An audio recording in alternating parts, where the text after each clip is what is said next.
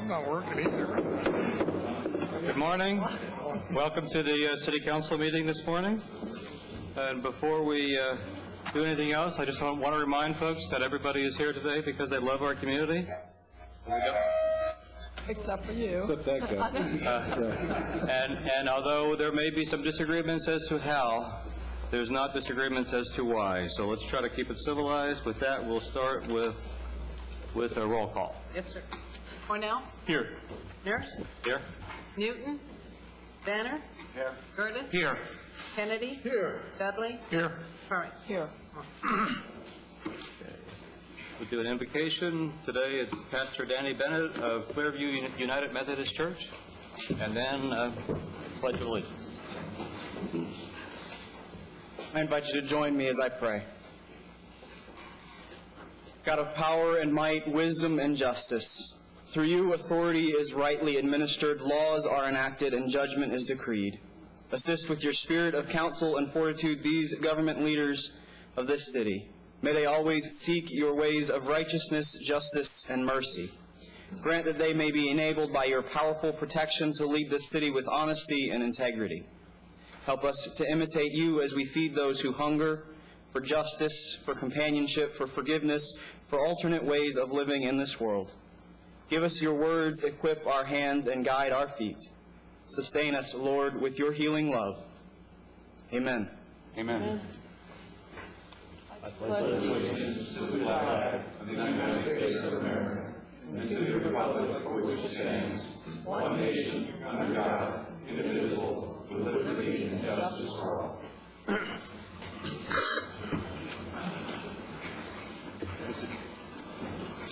We have an agenda with additions and deletions. Second. Roll call. Cornell? Yes. Nurse? Yes. Banner? Yes. Curtis? Yes. Kennedy? Yes. Dudley? Yes. Curran? Yes. Thank you. You're welcome. Could we take up, we're going to take up the consent agenda, and then we'll go to open forum. Could I have a motion on the consent agenda? Move approval. Second. Yes. Roll call? Cornell? Yes. Nurse? Yes. Banner? Yes. Curtis? Yes. Kennedy? Yes. Dudley? Yes. Curran? Yes. Thank Okay. Open forum. Do we have some cards there? you. Yes, we do. Willie Rudowski and Shirley O'Sullivan.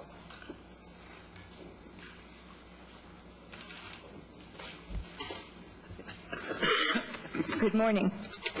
Council members, Mr. Mayor, thank you for allowing me to speak today. I'm Willie Radowski and I live downtown. I'm asking you to release additional funds for the new pier. There's a group that wants you to vote against additional funding on the design of the new pier because they have boxes full of signed petitions to allow citizens to stop the contract with Pier Architects from going forward. They say stop the funding now until this matter is settled at the voting booth. This is the wrong thing to do. As of today, the only thing the group has is boxes of signed signatures. They do not have their referendum question on the ballot yet. There is no guarantee that they even have enough valid signatures to get on the ballot. And there is no guarantee that their referendum question will win an election if they do get on the ballot. If you refuse to authorize funding prior to any public vote, you are telling those who support the process that brought us to this place in the first place that their participation in your process means nothing. The stop group will claim victory if you decide not to go forward with payments, and that alone is likely to have a chilling effect at the ballot box. A no vote today could give prospective investors pause when considering whether to bring new business downtown. Why would anyone willingly invest time, effort, and funds for a new project if the powers that guide the city do not stand by their own prior decisions? If council votes against continuing funding, it sends a message that you have lost faith in the future possibilities for this city. Councilperson Nurse was quoted in the Tampa Bay Times as saying, "It is critical that we catch this wave." He was referring to development on the 34th Street South Corridor, but that same wave is also washing over the downtown area. Withholding funds could easily jeopardize the growth that has already taken place. Stopping now will mean delays while things sort themselves out and will end up costing the city more money to either start again or start over. Those extra costs will also reduce the amount of funds available for construction. It will certainly tell any architect asked by the city to submit another design that their work could also be for naught. It will tell outsiders that you were so afraid of opposition that you will not do anything unless there's a public vote. This could go on for years if every design decision is challenged at the ballot box. That is precisely why the people were not asked to make the hard design decisions in the first place. If and when it does come to a vote, voters will need to know what the alternative to nothing is. The work that's funded in this next payment will provide that information. The STOP group must be afraid that that information will influence people to vote against it. Please vote to go forward with additional funding. Don't turn our downtown waterfront into a wasteland. Don't stop until voters tell you to do so. Signatures are not votes. Shirley O'Sullivan, and Weston and Ashton Willingham.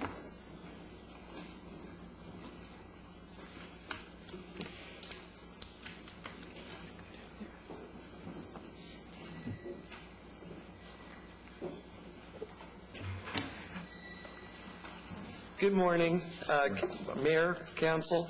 My name is Shirley O'Sullivan. I am a property owner in downtown St. Petersburg. Let's see here. The fact that the STOP group had to hire a company to collect signatures tells me they weren't able to get them on their own, and that there's a very good chance, if this should go to a vote, that the supporters of the new pier will prevail. Paid-for petition signatures have been considered to consider fraud in many states and therefore have been banned. Their petition carries very little weight with me. I personally saw people collecting signatures using false information, stating that it was to save the pier. We all know that's not a possibility. Two, please do not base this very important vote on a what if. Base it on the facts that you will be presented with. Please trust in our architects and engineers we have hired, just as I trust in all of you, our elected officials I voted for. Number three, I know I am not an architect or engineer and could not have comprehended most of the 400-page document you guys were handed.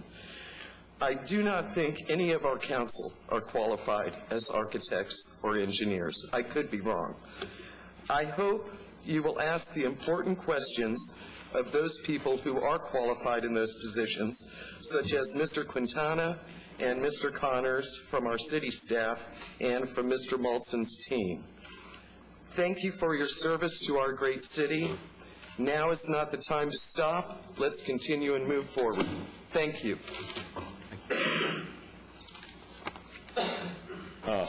Good morning. My name is Weston Willingham, and this is my younger brother, Ashton.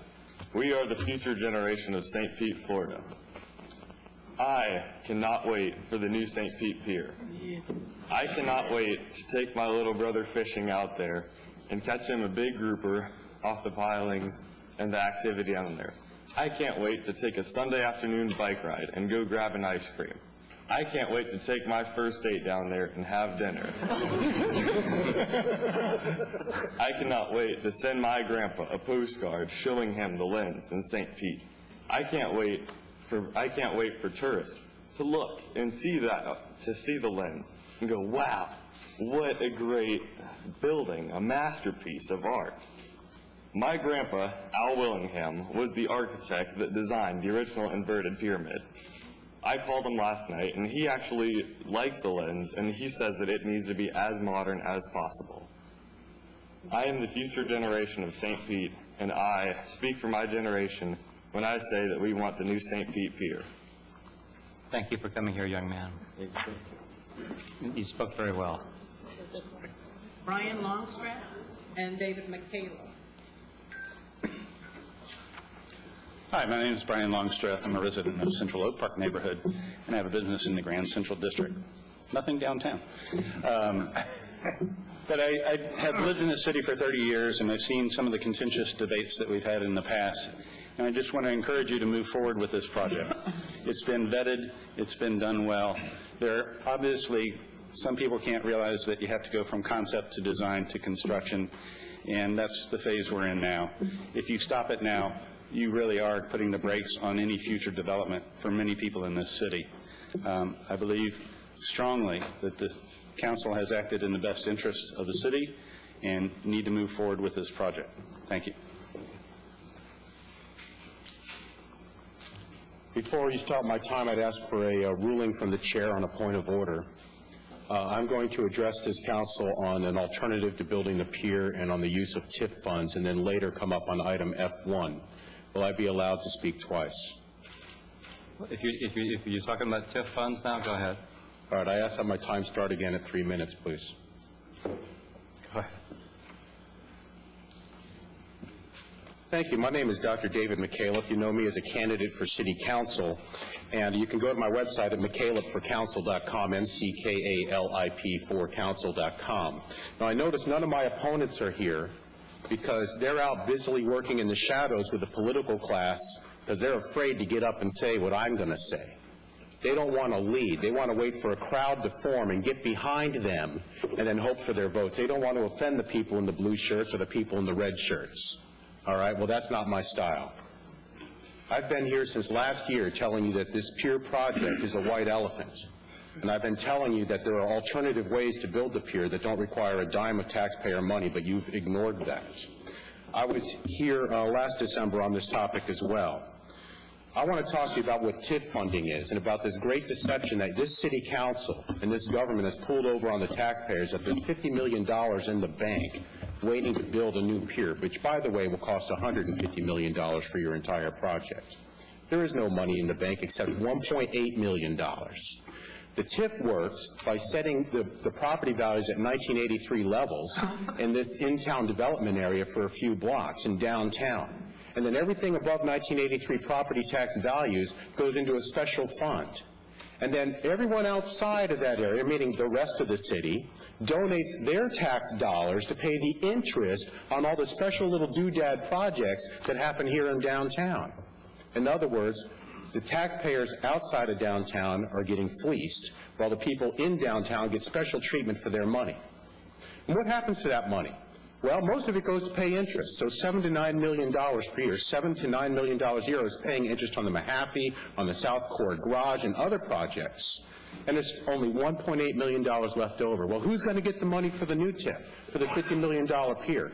Some shadowy bondholders that the city won't tell me who they are. Who are those people? Who are we going to pay the $5 million in interest to build the new pier? Who are they? Why won't you tell me when I ask the city to release those names? Who's getting the special deal off the donor taxpayers outside of downtown? I have a better solution for the pier, and it doesn't cost the taxpayers a dime. And it's happened in New York City and Manhattan. It's called the Chelsea Piers. Lease the site to a private developers. Let them build something the people really want, an entertainment complex, whatever the market will bear, on their dime. We don't give them tax subsidies of $1 million a year. We don't go in debt as taxpayers. My kids don't have to worry about paying taxes instead of paying for a date. And then they become taxpayers, not tax takers. And I've asked the city council to put this up for referendum, but the politics have continued as the members of the political class treat the voters like walking ATM machines to build this big art project on the waterfront. Rethink how you approach the taxpayers in this town. Thank you. Hugh Tulloch and Dan Harvey.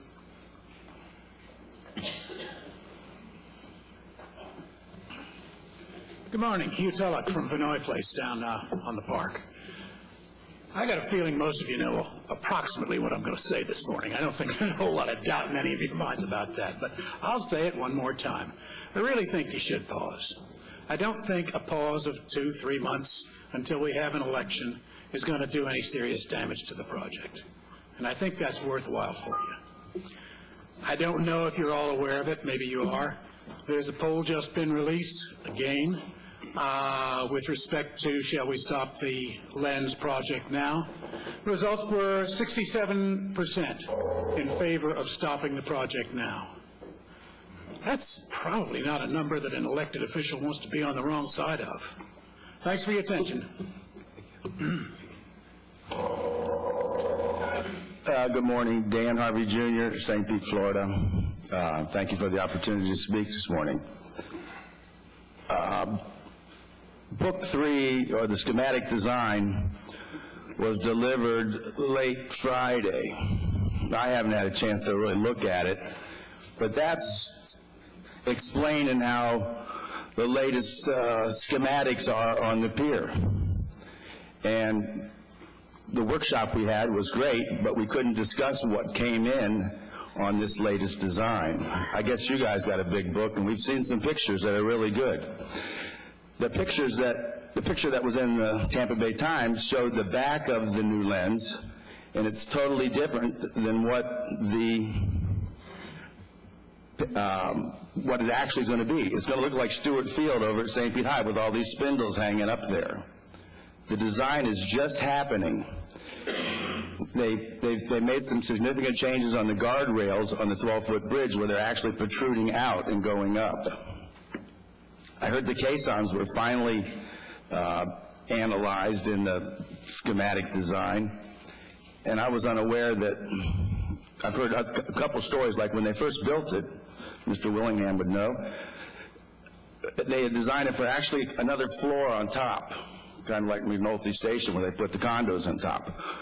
Well, what our engineer said is that, what the schematic design 3 says is that after they were diving around those pilings, they found that there may be 30% lifestyle, or 30% life left in them, which, if they were really strong, could hold up stuff as big as another floor. If you got 30% left, you can put something out there. But I wouldn't think you want to I wouldn't think you want to fix up the old pier. And we really never had those facts when we were trying to decide if we should save the old pier. But we could use those caissons for something else. But the point of the matter is, we haven't really discussed what the new designs are. Our engineer tells us also that they've skinnied the canopy down to 3 feet, and there's no crawl space in there to clean out anymore. So my question is, if we were to take a look, push this thing back till next week to consider, it would give us an option also to put the referendum on the primary ballot, which would save some money and give us all a chance to vote. The county is a partner in this deal. They've been active. Welch spoke up, and he was on the panel. But the county and the city worked together and changed the interlocal agreement. The interlocal agreement, when it changed, allowed the monies to be spent differently. And now we know the old pier can't hold up the pier. So let's go back to the drawing board. Thank you. Ed Montanari.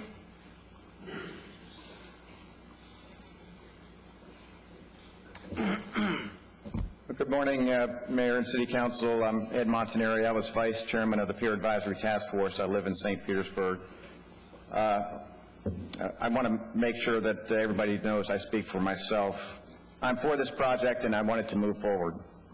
Our city's been debating, researching, and evaluating a thoughtful plan to replace the current pier for years. To pause this project now with the threat of a possible referendum would be a mistake. Sometimes being responsible means making people mad. Good leadership involves responsibility for the welfare of all citizens, which means some people are going to get angry at your actions and decisions. It's inevitable if you're honorable. Trying to make everybody to like you is a sign of mediocrity. You'll avoid the tough decisions, avoid confronting people that need to be confronted, and doing so will wind up angering the most creative, energetic, and productive people in our city.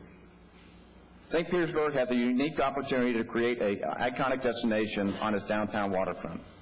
The new pier would be a natural extension of our city's front lawn, gracefully linking our waterfront park systems and the bay. Signature landmarks and public places that define cities are not designed by voter referendums. They're often criticized by people that dislike the design, the location, or the cost. I believe that it would be a mistake to give in to those that fear change, that long for the past, or cling to the status quo. We have reached a point after a long and thoughtful public process, with plenty of citizen input and thorough analysis, professional analysis, and scrutiny. Our community has had a say in this process, and those who don't agree can vote. We have elections every 2 years. I like the process. I want you to stay on the timeline and stay on budget. This should be an exciting time for our city. We should be optimistic that we're going to build a new pier for the future enjoyment of generations, for the future generations of St. Petersburg. Thank you. Okay, no more speakers. We're going to take care of some things before we get into what people are sitting here for. First, if we could take up F7, which is from the supplemental appropriation from the Police Department, Mike McDonald, and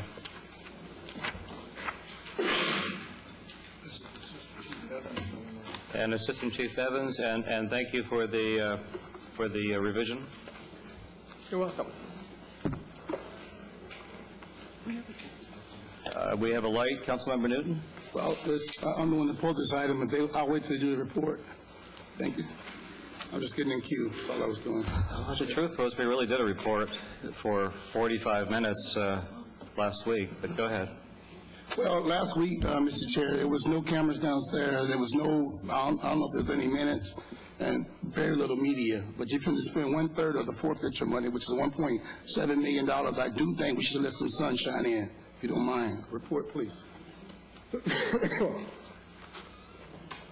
Is there a question within that, or? I have a question. The $177,000 for voice recognition software, does it work, and does the employees want it, and will they use it? The voice recognition software is currently under analysis by the department. We've pushed it out to 6 or 7 officers. It's still in the infancy stages. We're very confident. If you look at trends involving this software and the success of this software in corporate businesses, that it is something that might work. We reserve the right within this allocation of money if it winds up that right now everything we're doing is free. They've provided us free licenses, free instruction, free training. If it happens in the next month that it just doesn't seem like it's going to be appropriate for our use, we're not going to spend the money, and it's going to be returned to forfeiture funds. So I was asking, did it work? I don't know if you answered the question. Well, it most certainly works, absolutely. Everybody's pretty familiar with this type of device. You use it in your iPads, your phones, what have you. What we're trying to find is an application within policing. It's still fairly new in the policing realm, but it has found huge results in the business. So the reason I asked, I have an Apple, an iPhone, and it has Siri's on it. The assistant, and if I'm not in a quiet environment, it really is hard for it to pick it up. So I don't know where this software be used. I mean, are they going to be in a room using it after they've done their work, field work, or what environment are you going to be utilizing this software in? I'll let Mike McDonald, he's been the developer on this project. Okay. Yes, Councilmember Newton, members of council. We've been, as Assistant Chief Bevan has said, we've been field trialing this product for approximately 6 weeks. We had a presentation by the vendor approximately a week ago.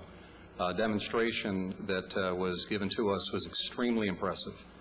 We have been given to understand over this trial period that they have service deployed in Milwaukee, Wisconsin, Miami-Dade, Phoenix, Arizona, and a number of larger agencies throughout the U.S. In answer to your question with regard to ambient noise and the ability to actually communicate effectively into the system, there are different devices that officers can use, ranging from a wireless headset to a handheld microphone type of device that they can speak into, all of which have noise suppression built into them so that the voice is picked up and the background noise is suppressed. It's a very impressive technology, and we're very excited about the prospects. So it comes with wireless headsets and voice suppression microphones and all that stuff? That's included in the overall request that we have before you. Now, since Chief Bevan just said that you were trying the software and you were going to go forth and purchase it, or you were saying you were going to test the software, and if it worked, you were going to purchase it. If it's not, you were going to put the money back. Can't we just approve the what's it, $170,000? How much is the software? The total request that you have before you is for the software itself, for licenses, for the entire organization, for the the headsets and the handsets and all of the other infrastructure that would be required. What has been said, or what needs to be said, is we're requesting authorization to utilize the funding should we in fact purpose to move forward with this acquisition. As we go through this test phase, it is possible that we would determine that it would not be in our best interests to deploy at this time, and if we choose not to do that, we most certainly will not spend the funds. How much is the software? The software itself, which you have before you, I believe, I'll have to find my notes here, if you'll bear with me for just a moment. I just need to know the cost of software and everything that you mentioned that you need to support it to make it work.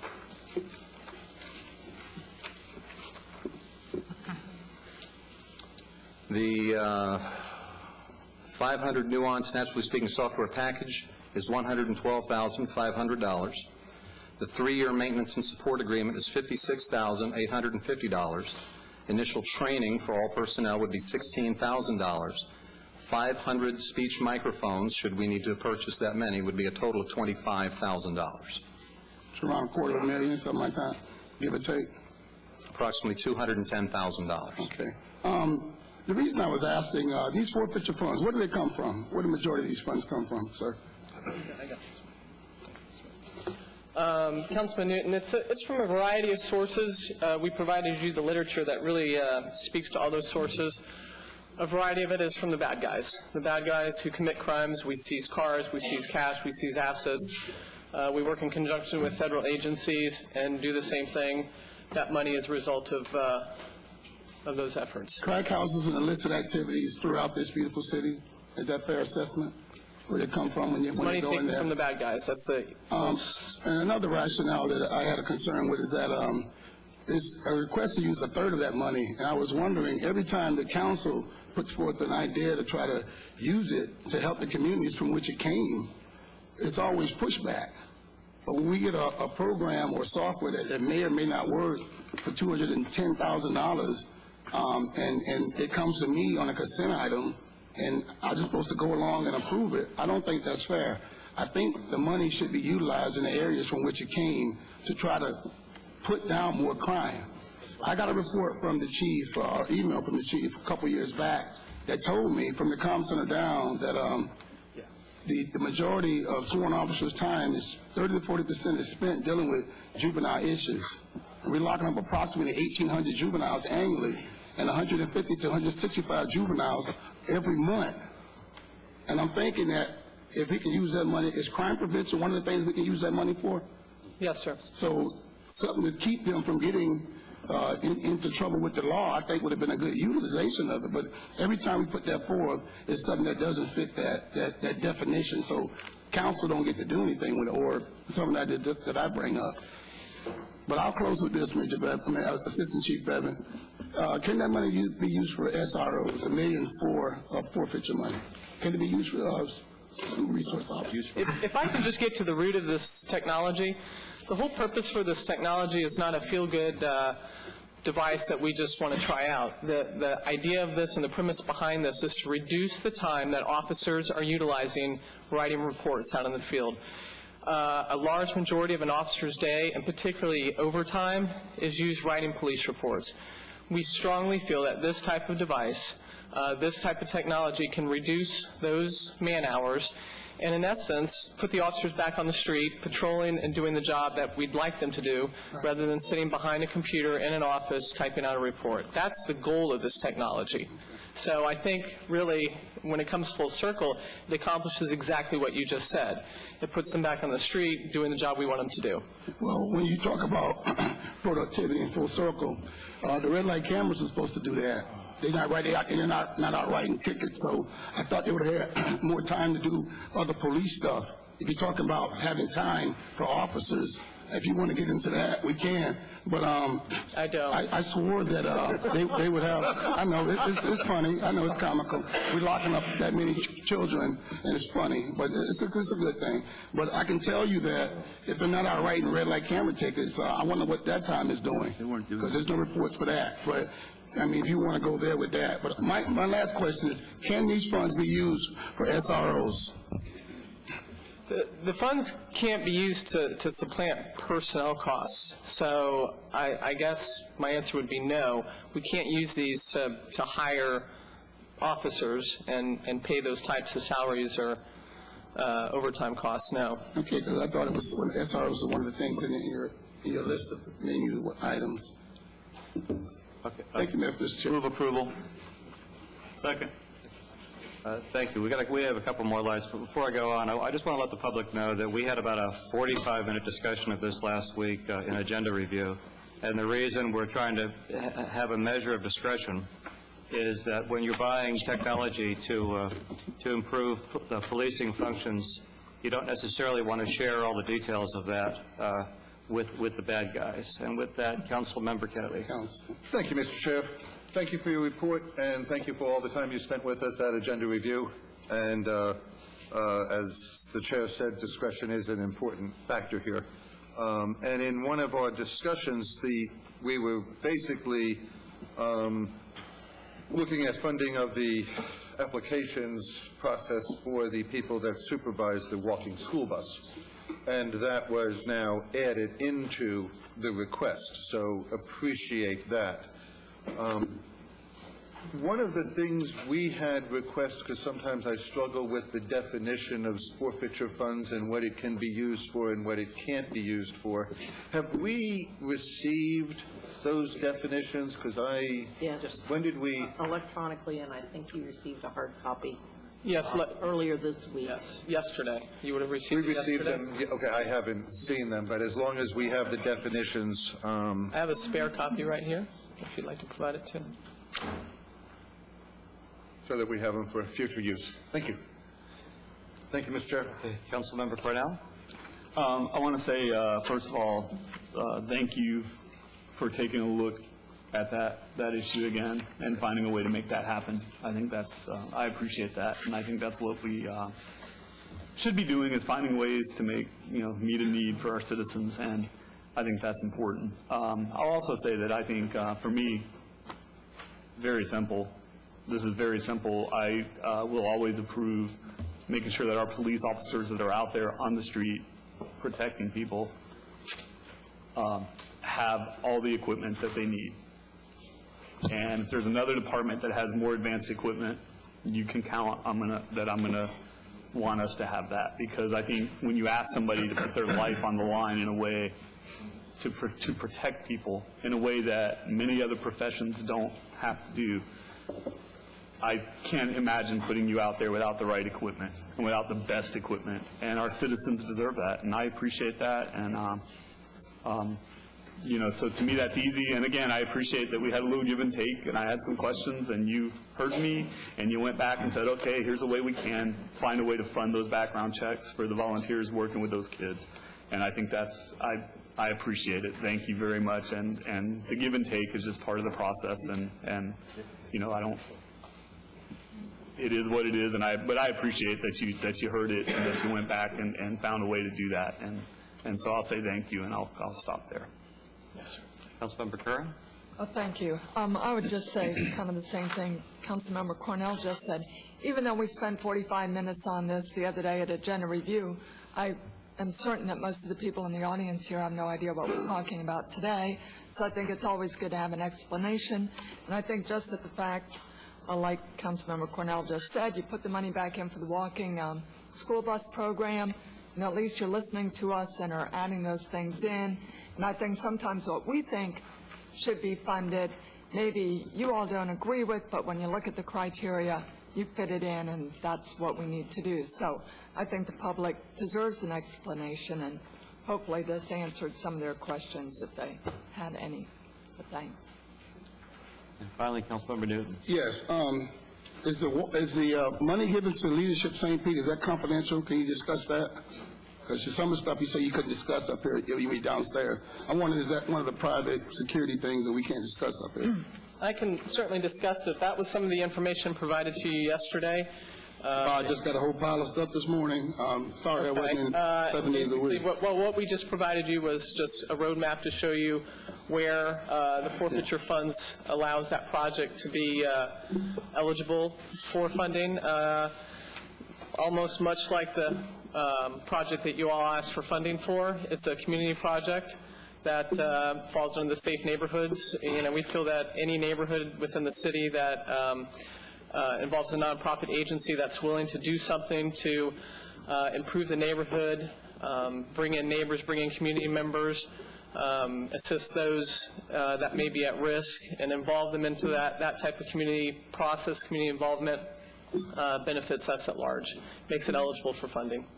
So you can give money to Leadership St. Pete for projects in neighborhoods.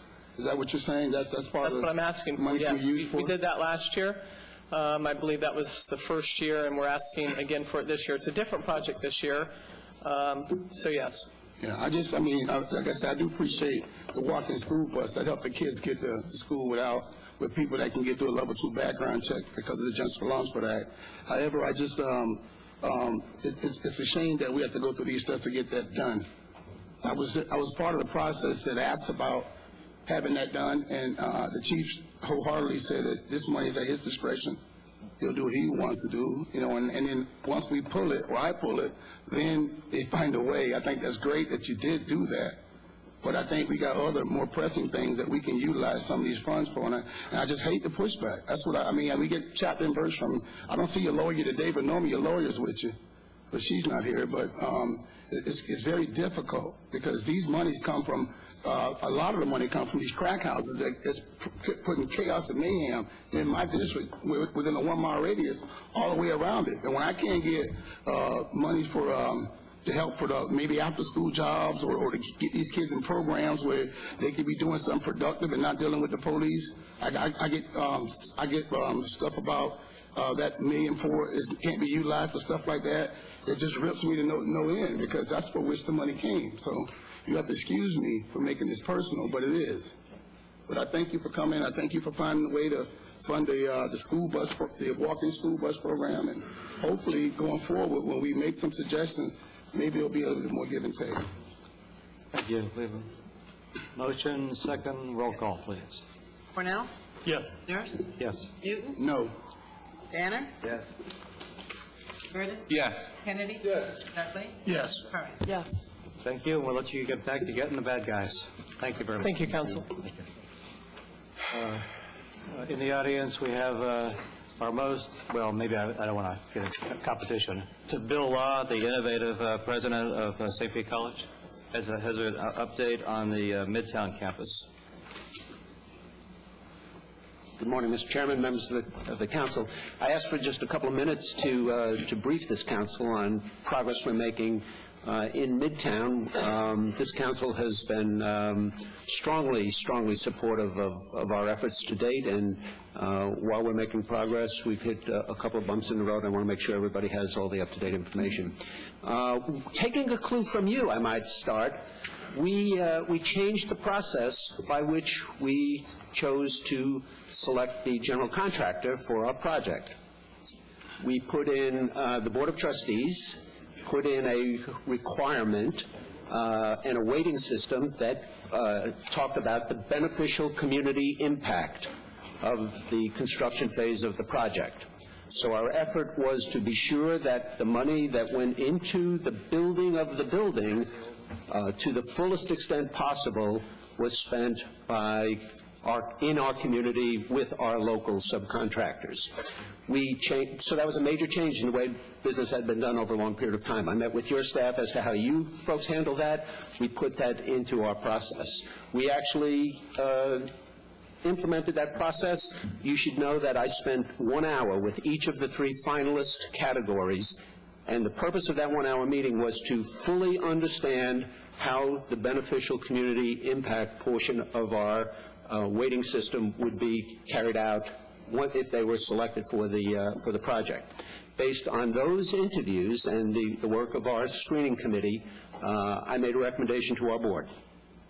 Very happy with the recommendation. I should tell you all three had good game plans. One had the best game plan, and that's my job to make that recommendation. We made the recommendation. We moved on. One of the bidders who was not successful filed suit to say I should not have been part of the process.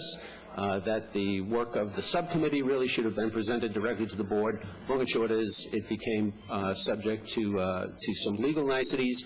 When we got into it, we found that we had, in fact, over and away from the things that were being alleged, we found that, quite frankly, those 3 one-hour meetings should have been publicly noticed and should have been open meetings. We did not do that. As a result, to make the fastest path to get everything back on track was to reject all the bids, start over. No more work for the proposed bidders. They can send us the very same thing they sent before. We're back on track, and we have since done that. I should tell you, we received notice that that will be contested by the unsuccessful bidder. So my purpose to come to tell you is, don't lose heart. We haven't lost heart. Pitching's a little faster in this league, and I need to swing a little harder at times. And I think I missed a couple of signals on how we might have avoided some of this. But the board is absolutely resolute with this project. I've had a chance to meet with so many of you during the course of this. The community wants it to happen tomorrow. They don't want it to happen any faster than I do. We're going to get it done. It's already changing the facts on the ground in the Midtown area. People are starting to look at this as a place to invest, a place to put their time and energy. We're seeing some things in both housing and in retail and in business. So we're going to get this done. Please do not let anyone tell you that this thing is, that somehow we're walking backwards. I just want to be sure that those of you who have stood with us from the very beginning of this project to today have the full story, and any help you can give me is worth it. Any guidance you can give me is worth it, but I want you to tell you we're going to keep moving forward, and we will do it as rapidly as we know how. We've already lost, we're not going to be able to open it next summer, so we've already lost 1 semester. In the big picture, getting the project done is more important than any 1 semester. But, you know, there's a point at which there are people who really need these services, and playing legal games about whether or not the president should. I mean, imagine the contestation that a recommendation for a $15 million construction project should go to our board without my recommendation, that I should be outside the recommendation process. I mean, it just doesn't make any sense to me. I get it that they didn't like my recommendation. I just don't get it that the recommendation was somehow flawed or otherwise inappropriate. So please, my only purpose today was to be sure that if you hear things other than that, pick up the phone and call me, but you have my absolute commitment to this project. Mr. Chairman, thank you very much for the courtesy of having me here this morning. Thank you. You've prompted some lights. Councilmember Newton. Thank you. Thank you, Mr. Law. I appreciate the work you're doing. I was at the one of your interviews before you came down from Tallahassee, and our beautiful pier up in the Columbia. Pier, I might say, yes. Yes, sir. I asked you about that football team. You told me, wait on it. So I know you're going to have setbacks. I can tell you the angst that I'm getting from my community, because half of that runs down through beautiful District 7, or now it's going to, oh yeah, beautiful District 7. And now with the closing of Sweet Bay, I'm losing a grocery store and over 73 jobs in that community. It's just, it couldn't be worse. You know what I'm saying? The only shining light we had left really was the new home development that Councilman Nurse is speaking about, and the impending opening of a new educational facility right there in that community, and now that's been pushed back. So you got to understand the frustration of the people who are living around, which now is a food desert because they don't have a grocery store. I know the problems that you're going through. Similar things happen with the Job Corps on the other end. It was scheduled to open, then it stopped, and the Department of Labor had to put the contract back out, and then subsequently they ended up with it, but it made it almost a year later, a year or 2 years later, and it's just a shame that the momentum that we had in that precious quarter is fizzling. You know, I was there when Mayor Briggs and them broke ground for the GT Federal Credit Union, and within a year, within actually 11 months, we had that door open and had a financial institution in that community. You have a post office. They had a grocery store. Now you have a major extension to a college. And a restaurant was also pending on the heels of that, and that got delayed a few years. So you got to understand the people down there, it's hard. But I mean, it's no burden on yours because you're coming with some solutions. It's just a little hard when you get excited. I was at the community sessions that you had. People were all excited. They couldn't wait. Now they don't have to wait. So you got to understand where they're coming from down there. But I appreciate your candor and coming in and try to clear it up. I did read some tidbits in the paper about what was going on. I mean, I guess it happens, you know, when you have a process and everybody wants to work. You know, they want to have a job, they to feed their family and pay their mortgages, so it's a dog-eat-dog world. So I appreciate all you do, sir. Thank you, I appreciate that. Mayor Foster? Thank you, Chair. And Dr. Law, thank you for coming in today. Dr. Law and I, we talk frequently, and he is committed. And he's committed to not only the Gibbs campus and the downtown campus, but he's absolutely, he and his Board of Trustees are committed to the Midtown campus. And yes, there are challenges, but we, as a partner of St. Pete College, will certainly rise above that. We're excited.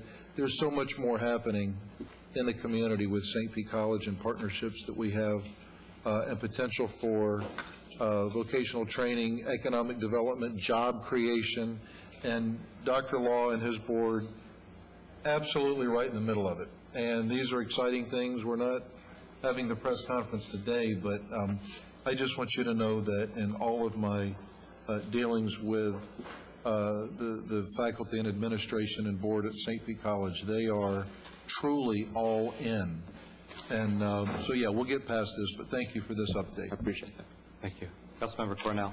Yes, thank you, Dr. Law, for being here today, and I think it's an important piece to realize. I knew there were problems with the bid. I didn't realize that part of it was the attempt that we all asked you to make and a lot of us support.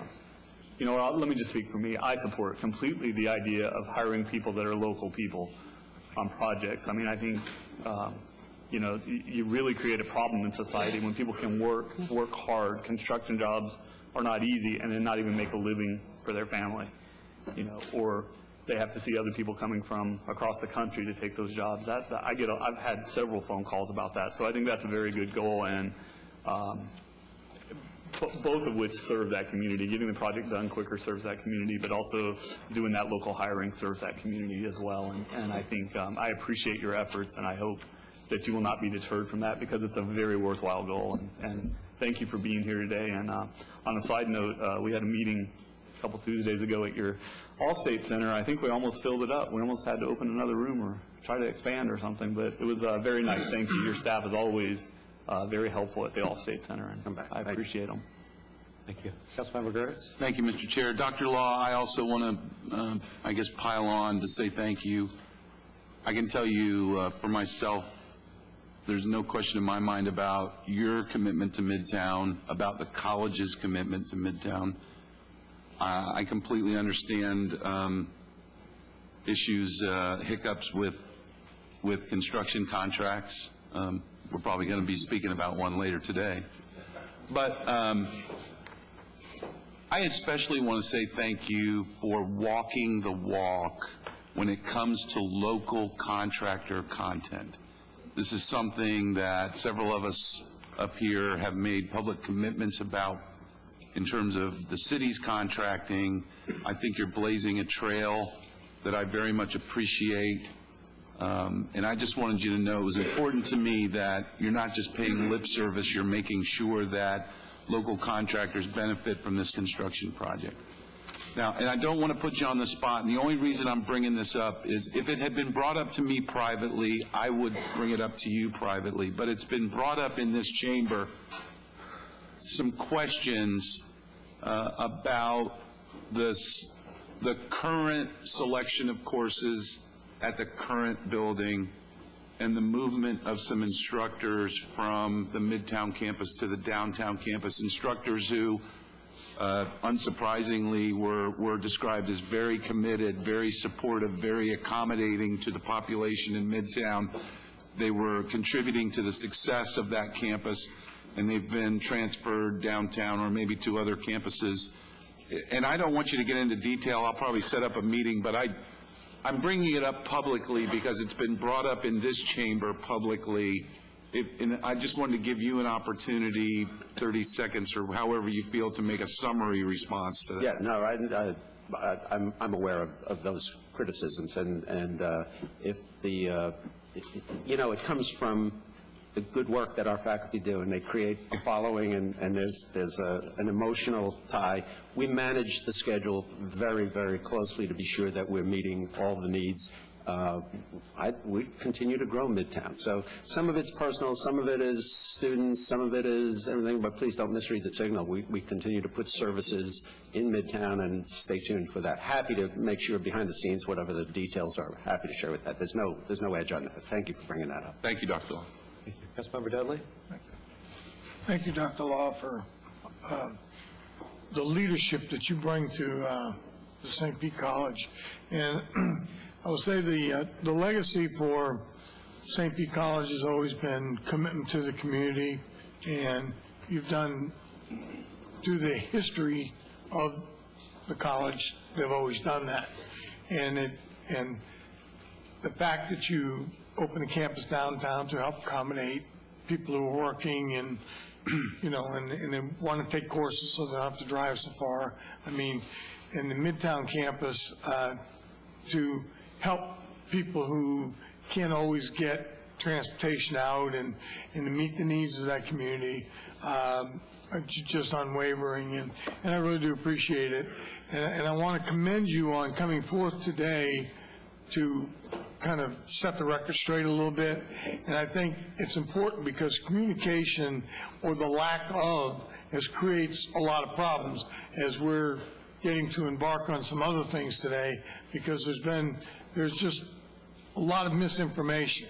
And I think it's important that we set the record straight, and by you coming here and telling us what the process was, admitted the mistake, okay, and it was done honestly, and I think that that speaks volumes, and I do appreciate all you've done, and you do get attached as an instructor, and I can understand, I was a high school teacher, but you do get attached to kids, and when that changes, you know, it's sometimes hard, and I understand that, but for whatever reason, sometimes it's just necessary. And again, just thank you very, very much, and appreciate it. Thank you. I'd like to thank President Law for the big rock you've thrown in the water. And let me just rattle off a few effects of that wave. Sylvia's breaks ground later on this month on 22nd Street. The Clay Center, which is sort of a spin-off of the longtime Clay business that we've had there, opened on 23rd Street on March 1st. We have 16 potters in there. They're 92% full in 60 days. The Brave Boy family purchased and are renovating what had been the two worst buildings on 22nd Street at 9th Avenue. The first building is ready for occupancy. The second building they're still working on. A coalition between the Juvenile Welfare Board, Mount Zion, and the college is working on bringing training for preschool teachers and a sort of a model daycare center into the neighborhood. The Deuces Business District is out, frankly, soliciting, neighbors, and the biggest part of it is knowing that y'all are going to, at least triple your folks, and as a result of that, they're talking to businesses that are going to locate around it. So the big rock in the water is causing waves, and thank you for pushing forward on this. Thank you, sir. We have an EMS item to take up, and thank you, Dr. Law. Keep up the good work. And thank you for the EMS and. Point of order, you're out of order. The citizens are here. You're out of order.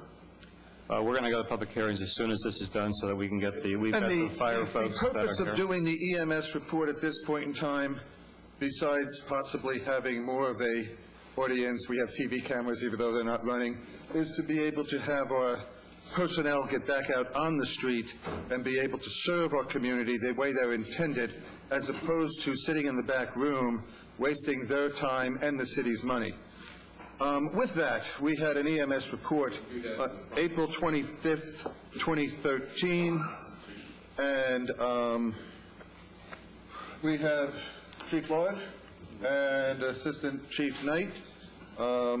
We have a resolution in front of us that Chief Knight will be referring to. I'd like to thank legal for the resolution.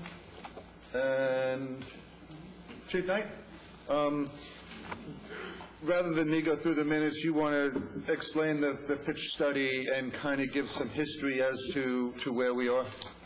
Sure, and I apologize, we were going to do a summary, but with your agenda today, we're going to move that till next week. Legal will go over the particulars of the resolution. It's very well developed and defined, so I'm going to leave that to them. I don't want to step on their territory. What I can do is update you on the situation of the EMS system as it is today.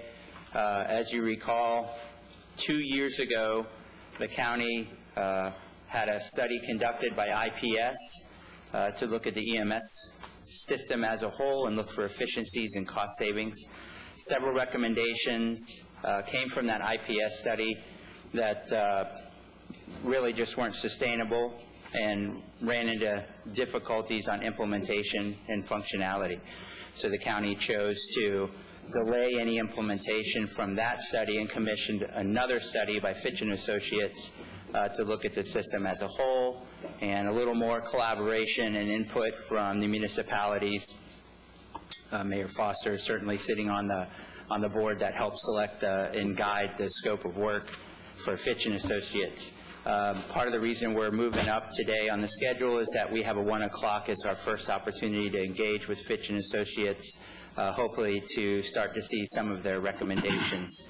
So we'll have three meetings in May over the next week and a half with Fitch & Associates, culminating on May 13th. So I am and continue to be hopeful that we'll have some quality recommendations moving forward for the countywide EMS system, and specifically how it relates to services provided in the city of St. Petersburg. Chief, can you speak briefly about the Phase 3 priority dispatch and how that affects, and because that's kind of the basis of our resolution? Sure. The priority dispatch is a concept of prioritizing resources based on risk. And priority dispatch is specifically at this time exclusive to the provision of EMS services or emergency medical services. So the idea behind it is that they would triage callers that, when a citizen calls 911, a dispatcher would go through a series of questions to triage and make a predeterminant, if you will, on the severity of the clinical problem at hand. What they'd like to do is change who provides service.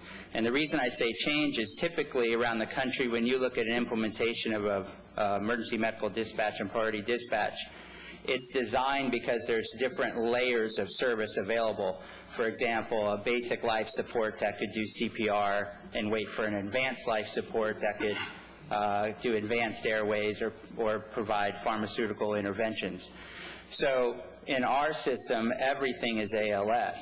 So priority dispatch probably loses some of its value when you talk about efficiencies and economic efficiencies as well, because everything's ALS. So in this particular instance, the county's really proposing to just choose whether or not to send a fire department unit or choose whether to send an ambulance unit.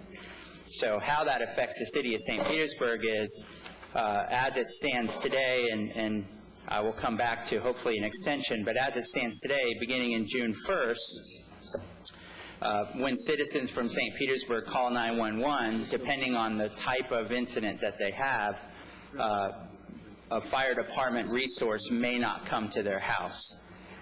And in fact, the fire department may not even be notified that one of our citizens called for assistance. And an ambulance would respond, and they would have up to 20 minutes to get there. So that is a shift in the service delivery of how we have done it for 25, 30 years in the city of St. Petersburg.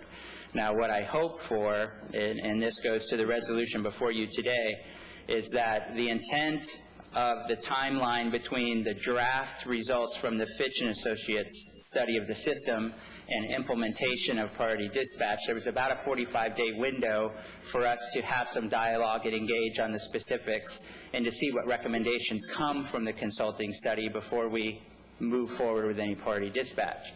The county has extended Fitch and Associates for 60 days before they provide their final report. So part of the resolution before you today is to ask that they reinstitute that 45-day window so that dialogue absolutely has an opportunity to occur. And I will add that I had a conversation, a meeting with the chairman of the Board of County Commission, Ken Welch, 2 days ago, and I brought this point up, and he said that there is something in the mail or something we should have received that that affirms the fact that there will be that 45-day window between the Fitch and Associate report being turned in and implementation of Phase 3 of priority dispatch. So I don't believe that will be an issue. I still would ask that you pass the resolution so everybody knows we're serious, but if we haven't received that, we are to receive something to that effect. Jeannie, would you like to take us through the resolutions? Sure. I don't think you want to go through the whole resolution. No, just, I mean, in theory, what we're doing, not word by word. But Most of the resolution is historical background, but there are a few key provisions that Jeannie can bring to your attention. Probably the last 3 points on the 6th page, the final whereas clause. And hopefully this reflects the discussion that we had at the EMS meeting last week. But basically, we are asking in the final whereas clause to be able to provide input on the Fitch study, but have restated our legal rights as we believe them to be should priority dispatch be implemented and infringe on our ability to respond to any calls, depending on how the priority dispatch is instituted. Basically, that last whereas just puts them on notice that we're not shy about taking whatever steps are appropriate, including legal action to enforce what's previously been established as what is necessary to fund the current level of service and to continue to provide the current level of service. And then go ahead. Oh, and I was going to say that the now wherefore, the first now wherefore covers the fact that we would support an extension of the Fitch study deadline in order for everyone to provide the input that we believe is necessary. And the final, be it further resolved, does indicate that we don't agree with priority dispatch Phase 3 as proposed at this time. And we are asking that they defer implementation until we've discussed it further and allow for us to have a review and evaluation of the Fitch study, in part in relation to priority dispatch, so that we can determine what, if any, changes are appropriate for the EMS system. Thank you. And with that, I would move approval of the resolution. Second. I've got 2 lights here. Councilmember Newton. Thank you, Mr. Chair. I'm a little bit confused. Chief, if you will, the fire chief. We approved the budget, FY13, for the fire department, the requested budget. Was that enough to do operations for the fire department? Excuse me? The FY13 budget we approved for the fire department, was that enough money for the employees and the people that run the fire department and provide the quality of service that the people of St. Pete have become accustomed to that we're talking about in this resolution? I'm confused at how you tie in our budget to the EMS issue. Okay. What I'm confused about is we're browning out trucks. And I don't know how many's browned out today. And we're talking about our ability to respond. And we're playing Russian roulette with the people that we respond to, not having enough people to do it. And I'm just curious at what level of service are we talking about? Yeah. So I'm asking you again, the money that we appropriated, was it enough? If it wasn't... Well, the budget that you approved had no overtime money in it, and that's why they're brownouts. And that goes back 2 years ago when I presented to you in room 100 the impact of no overtime money. This is not a new thing. This has been going on for 2 years since we presented this in the budget when we had to make cuts. So you did approve the budget with no overtime money in it. What I'm confused is you and the current leadership decided to park trucks to save money on overtime? Is that the logic? No.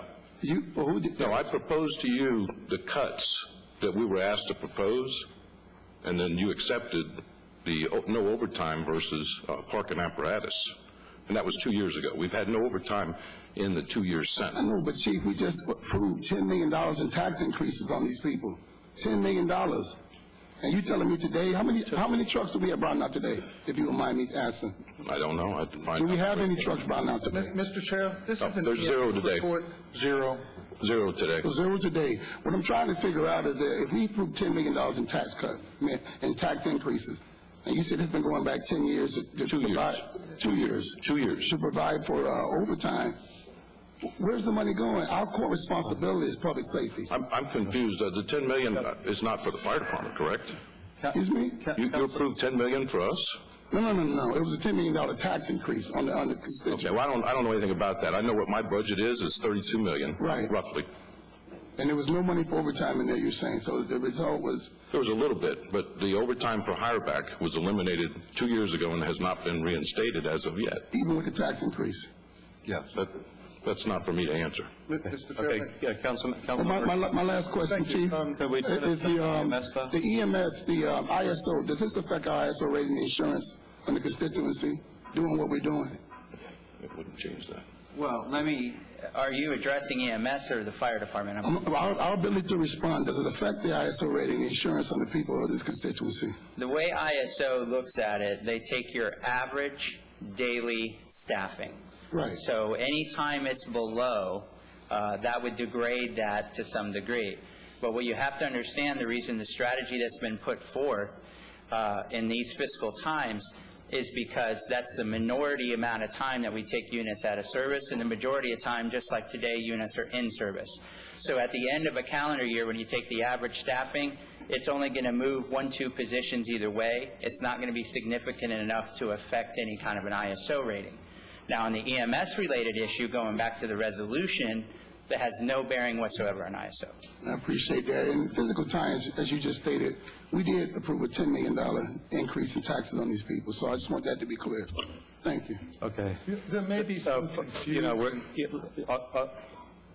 the EMS budget is not part of the fire department budget. This is an apples and oranges, and let's try to keep staying on the oranges, which is the EMS budget. Councilmember Gertis. Thank you, Mr. Chair. I just wanted to quickly thank legal for the comprehensive resolution. The committee asked that the resolution also act as a educational document. And since the committee meeting, it's obvious you've put in a lot of work into this. And I think the document serves the purpose that the committee communicated. So I just wanted to say thank you. Thank you. Thank you. Councilmember Kennedy's had a new light? I think the point was made that there's a different budget between EMS and the fire budget, so, because I didn't want to have confusion on that issue. Thanks. Councilmember Cornell? Yeah, I just want to weigh in a little bit because I think it's important for the members of the public to realize that what's happening here. And what is happening is there's this discussion about EMS, and they're saying, well, we just want to save money and we just want to have efficiencies, and and the way to do that is to go with the private company, which is the ambit of the Sunstar. And that sounds really good, but when you get down to it, when you dig into it a little bit, and you find out that the way they're saving the savings, where the savings is coming from, is pension and benefits for firefighters, for the actual people doing the work, then it sounds a lot less good to people. And so I want to make sure people realize that. That's what we're talking about. I mean, those savings are coming out of, at least a portion of the savings are not coming from efficiencies, buying supplies in bulk and all that kind of stuff. They're coming from cutting benefits to people who do the work, EMS workers and firefighters. And, you know, and that's a different discussion when you have that discussion with people. And, you know, the other issue that I want to make sure the public's aware of is if you question why would two government agencies sue each other, that was my question too. I was like, oh my goodness, that's the most ridiculous thing I've ever heard of. Until I read the court order from the judge in the first trial, and he actually said in that court order, well, first of all, let me go back real quick. Realize that the city of St. Petersburg was running its own EMS back in the 80s. And there was a problem, and the county asked us to come into that system. So, and then the judge, when we were forced to sue, the judge said it's a shame that the two bodies didn't work it out, but since I have to rule on this, every single count goes in favor of the city of St. Petersburg. So the judge was unequivocal about it. The judge didn't have doubts about that. He was very clear about that. And when they say priority dispatch, the point I want to make sure people understand about that, that's where you say if somebody has hiccups, you don't send an ambulance, and everybody says, oh, that makes perfect sense. Well, there's levels of calls, and the level at which there's hiccups does not save any money, so they have to keep moving down that list until you get to more serious calls. And, you know, if somebody's having, you get to a point where it could go either way, and I want to be very careful about that. So I want the public to understand that. When they say we're sending ambulances to calls for hiccups, well, who's going to be against not sending an ambulance because somebody has hiccups? The problem is that doesn't save any money. You have to keep going until it gets to more serious calls before you save money. So I think this is an extremely important issue. The city is not, I do not believe that the city is looking to have a lawsuit, but we do want to have some discussion. And the final thing I'll say is we had a joint meeting with the county commission, at which point I asked the gentleman from Sunstar how much turnover do they have in their workforce. 25% a year. So that means if it's 25% a year, that's in every 4 years you have 100% new staff.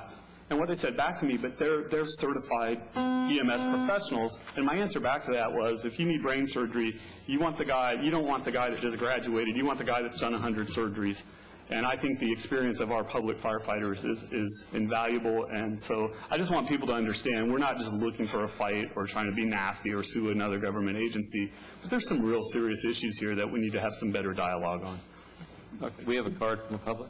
Yes, David McCaleb.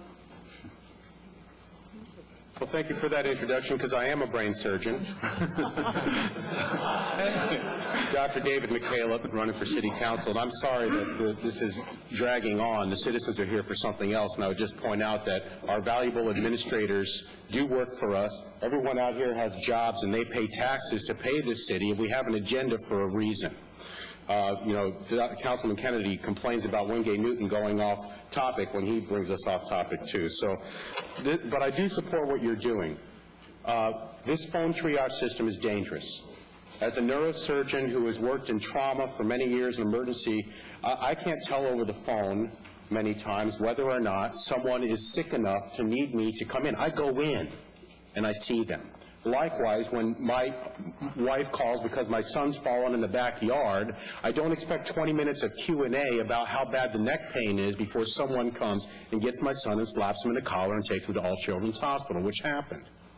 All right? But I will tell you this, we do need to save money. And you can save money. You need to stop the dual response, and I know a lot of that's out of your control, but it's ridiculous for an EMS unit and a Sunstar unit to show up. This city should do its own transport. And we've had this discussion before. You will break even. This is not a good payer mix in this town. You'll break even on it, but you won't lose money. But I will tell you, you do need to cut your costs in your fire department. And you complain about the turnover in EMS. There's the same turnover in the ICUs in our hospitals, and we have outstanding nurses, whether they change every 3 or 4 years or not, they're still outstanding, because there's a community of people and they get the job. All right? But what I am disappointed, and I love our brave firefighters in EMS, and they really are priority before piers and sidewalks and housing redevelopment and all the sorts of boondoggle things, rail projects. They should get the money first, okay? But what I do worry about is when I go to a neighborhood association meeting and I hear one of our folks from the fire department saying, well, you know, we may need to support raising taxes to pay our costs. I don't think that's a proper role for our fire department to do, to go to a neighborhood association and advocate raising taxes. I don't think that's their role. I know they're offering a perspective that people need to hear. I would suggest that you can meet your needs if you prioritize your spending to the core functions of this government: police, fire, roads, and parks, not to piers and street rebeautification and buying up empty lots in Midtown and losing money on them later in some shady deals. So I ask you to stop raising taxes, ask your wonderful fire folks to reconsider going out and asking for tax hikes in our community, and I ask you to focus money where it belongs, on those folks, not on the boondoggles. Thank you. Thank you. Councilmember Newton? Thank you, Mr. Chair. The EMS situation started way back.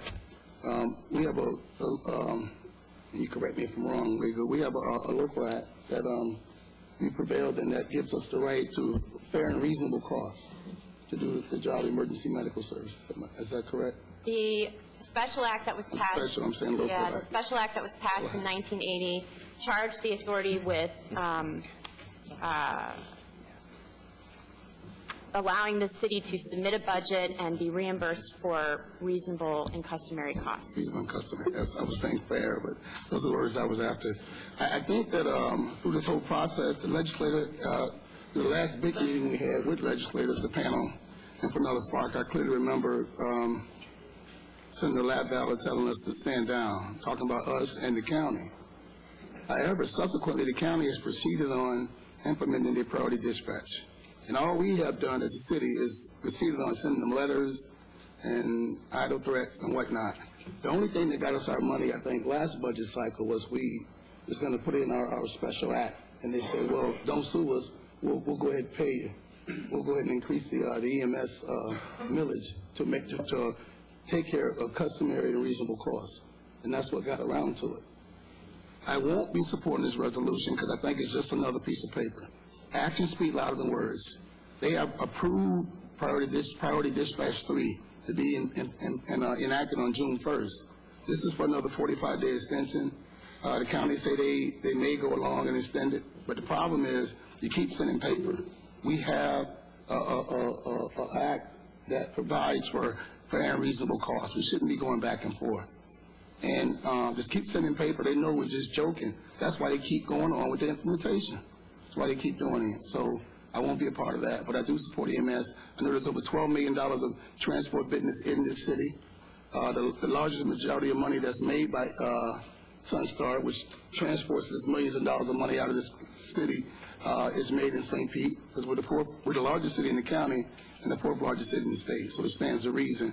All the major hospitals are here. So I know there's money here. We should be doing our own transport, but as long as we send threatening resolutions and letters back and forth, nothing's going to happen. Because we're sending letters, they're implementing priority dispatch.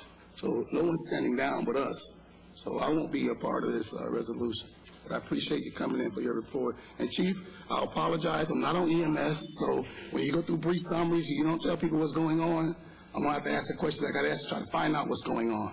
I didn't mean to commingle them, but the core responsibility of local elected officials is public safety. That's police, fire, EMT.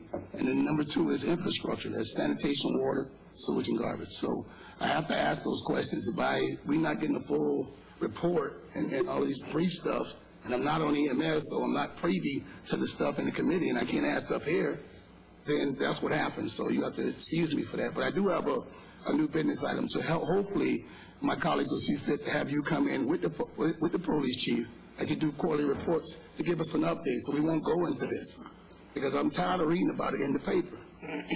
Thank you. Thank you. Councilmember Dudley. Thank you, Mr. Chair. I would like to say that the document that Legal worked on is terrific. I think, personally, I think this should be made available. Well, it is. I mean, I know they can get it, but we need to find a way that our community could look at this and pretty much concisely puts all those meetings and everything into perspective. And I want to point out just a couple of items and then move on. But the crux of the matter basically is that the city of St. Petersburg is the first responder and has been for Since 74. ever. And we respond to about 40,000 calls a year. The next closest to us is Clearwater with about 20, 22, something like that. So we're doing double the work, the workload. And Dr. McCabe, I'm going to say I do agree with you in some of what you said, particularly the dual response. And herein kind of is where the rub is, because, and I'll quote on page 4 of the document, the whereas once dispatched, the city responds to a call an average of 4 minutes and 30 seconds. With the priority dispatch, the county has told us that, Chief, is it 8 minutes is what they say? What's the national average? 7:30, 8 minutes to county? Well, that topic gets a little confusing. There is a standard for 8 minutes for advanced life support, but they still have the caveat of a 4-minute response time by the first responder. So it's a little confusing for the county's position to move it to 8, with the assumption that I guess they would shift costs for the continued 4-minute response to the municipalities. That really hasn't been discussed. I think what you are alluding to is that the county would like to move. There was an arbitrary performance measure that we had to be no worse than 7.5 minutes 90% of the time. We're at 4.5 on an average, so we're about 6.5 90% of the time. So in order for us to meet their low performance that we've always exceeded, we would have to get worse by a minute. Now, the reason that even becomes even more problematic for us is we're geographically based. There's no way to uniformly extend our response time from 6 minutes to 7 minutes, because what you'd have to do is close a neighborhood fire station. So one area would continue to get 4.5 minutes, and another area would get 8 minutes. So Basically, they're kind of playing with numbers. Yes. And I don't know about you, but if our number one priority is public safety, that just doesn't appeal to me. If you're the guy that happens to be laying on the ground and you're waiting for somebody to come, and let's see, we got 3 more minutes here, we just have to wait because we have to close that fire station to get some, that just doesn't work for me. But so anyway, that's kind of what the crux of all this is about. And we've all expressed our feelings, and I think the purpose of this document, and again, I know it's rhetoric, but we have been asked in good faith by Senator Latvala, who was put in charge of the committee to see if we can get some resolution. He asked everybody to stand down, which we are doing, and our friends in the county are seeing fit to do something different. And I think it's important that this pretty much spells out everything, and I think it's important that we send this, and under our signature and under our administration, to let them know that we're tired of playing. It's time. These are the facts, and there's no disputing. And so let's go ahead and we'll do it. And the next step, the ball's in your court, pretty much. So I'm very strongly in favor of approving this and moving it on. We each have our own reasons why or why not, but I think that we're doing everything we possibly can, and then there'll be no question where we stand. Thank you. Thank you. A motion and a second. Roll call. Cornell? Yes. Nurse? Yes. Newton? No. Banner? Yes. Gertis? Yes. Kennedy? Yes. Dudley? Yes. Torrance? Yes. Thank you, folks. Thank you. And, so I finish my committee report? Yes, sir. Chief, when we're talking about, Chief Knight, when we're talking about this year's budget, do you want to just briefly talk about the reduction that you're asking for? Oh, sure. I can update you on that. Since, Jeannie, correct me if I'm wrong, I think 2009 was our last contract, and since then we've had one-year extensions as this EMS issue has been a slow-moving train wreck, if you will. So the next year we have submitted for another one-year extension, our annual budget, and it is a 2.8% reduction over the previous years. However, none of that are personnel or service deliverables. They're capital and some of our pension costs that we passed on our reduction in pension costs to the county on that particular issue. So next year, if we happen to, if the system continues to look the same and we need some capital, you may see a 2% increase over this year's budget. But the moral of the story is that we have kept our EMS budget very flatline over the last 5 years as we've continued to work through this issue. Thank you. And I would move to receive and file the EMS report. Second. Roll call. Cornell? Yes. Nurse? Yes. Newton? Yes. Curtis? Yes. Kennedy? Yes. Dudley? Yes. Yes. Now that it's 9 o'clock, we've got a public hearing. Ordinance 72H, an ordinance of the City of St. Petersburg adding a new subsection to Section 2-237 and a new subsection to Section 2-241 of the St. Petersburg City Code, providing for an exception to the procurement code for the purchase of hardware and software that meets certain criteria, establishing the process for a design, build, project delivery method, and providing for an effective date. Move approval. Is there a second for approval? Second. Councilmember Newton? I'd like to report if you could. I didn't hear you, Councilmember. I thought it was going to be a report. I'm sorry. I had a question, but I was going to let you go first. Yes, I can provide you the report, or I can answer questions, whatever is the preference. You can do the report, and the questions be my preference, please. Okay. Good morning. My name is Louis Moore, and I'm the Director of Procurement and Supply Management. May I just mention that the administration is in the process of updating our procurement code, and we have some comprehensive changes that are being suggested, and they're currently being reviewed by legal, and we expect to be back before the council with a complete update sometime later this summer. In the meantime, we had a couple of urgent items that we needed to pull out of the other updates and bring them forward to you. And one is an exemption to computer hardware and software that meet the following criteria. One, that it's cost less than $250,000, that the hardware is completely integrated with the existing hardware and software currently being used by the city. It successfully tested, the methodology well documented, and it must be cost effective and approved by the CIO.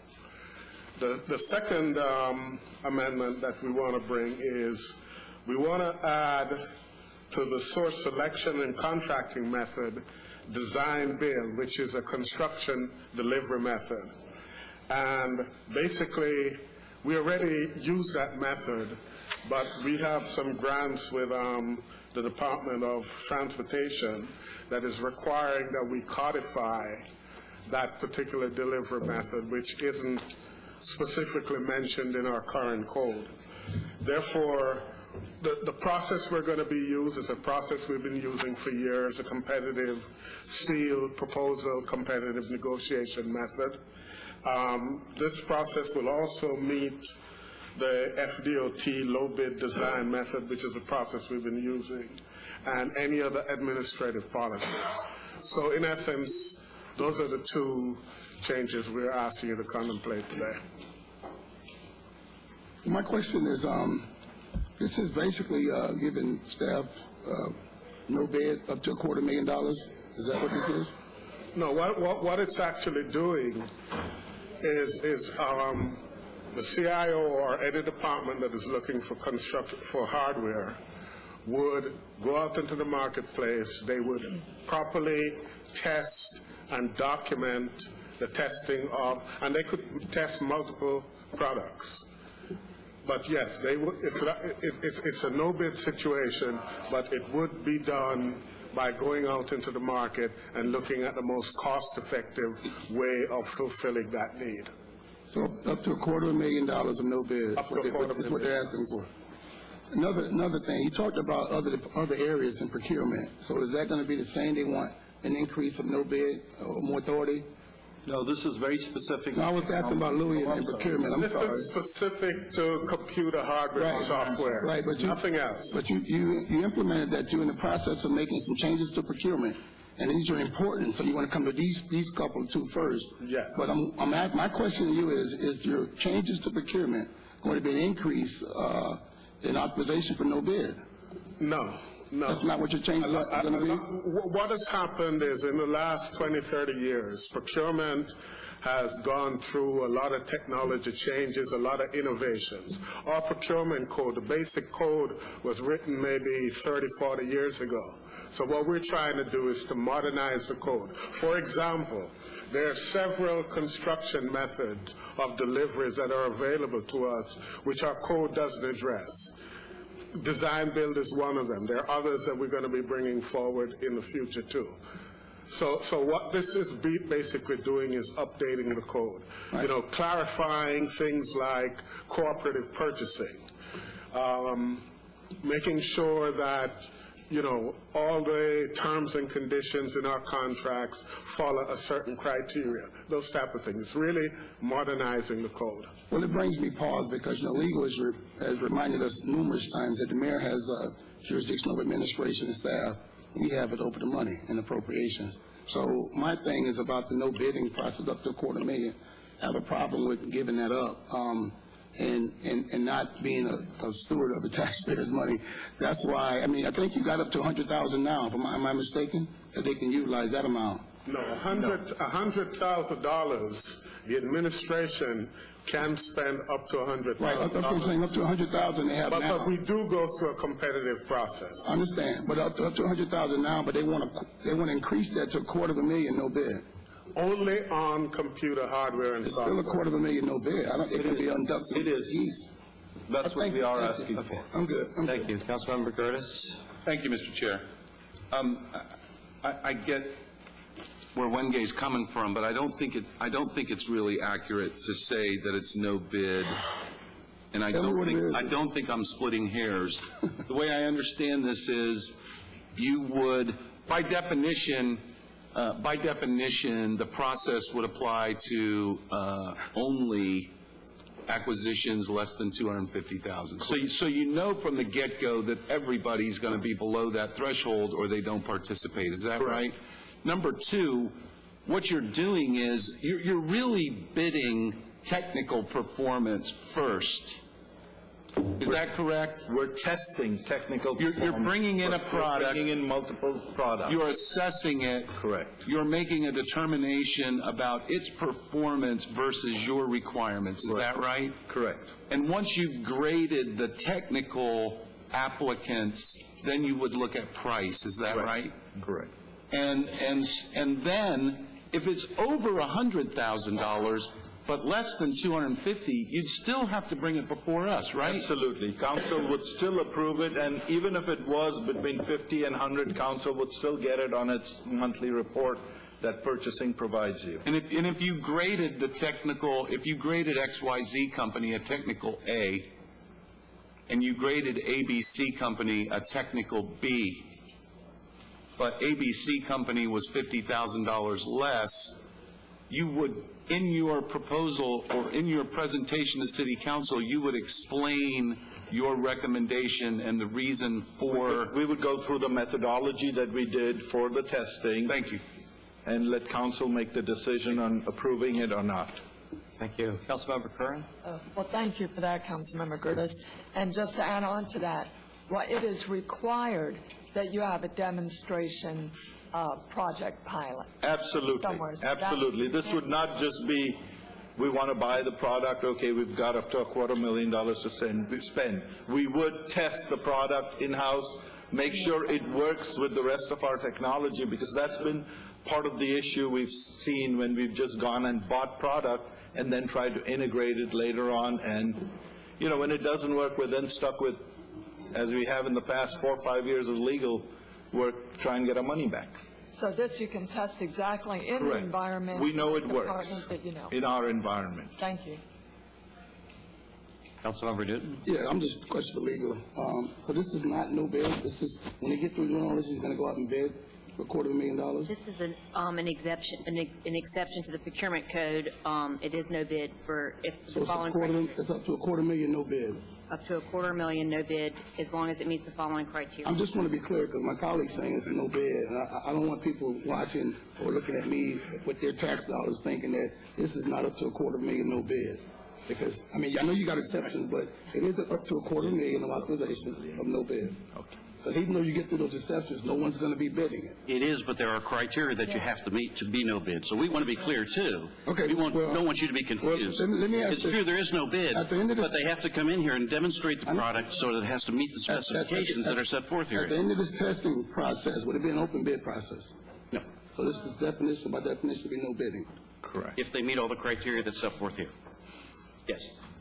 Okay. Roll call?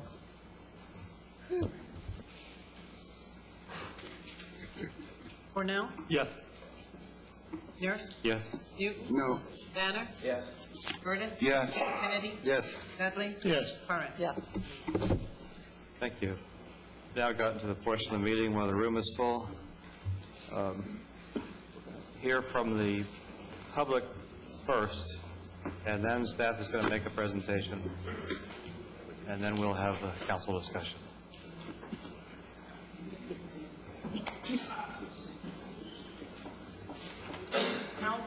Hal Friedman and Carol Liggett. Okay. She's 4. Howard Taylor.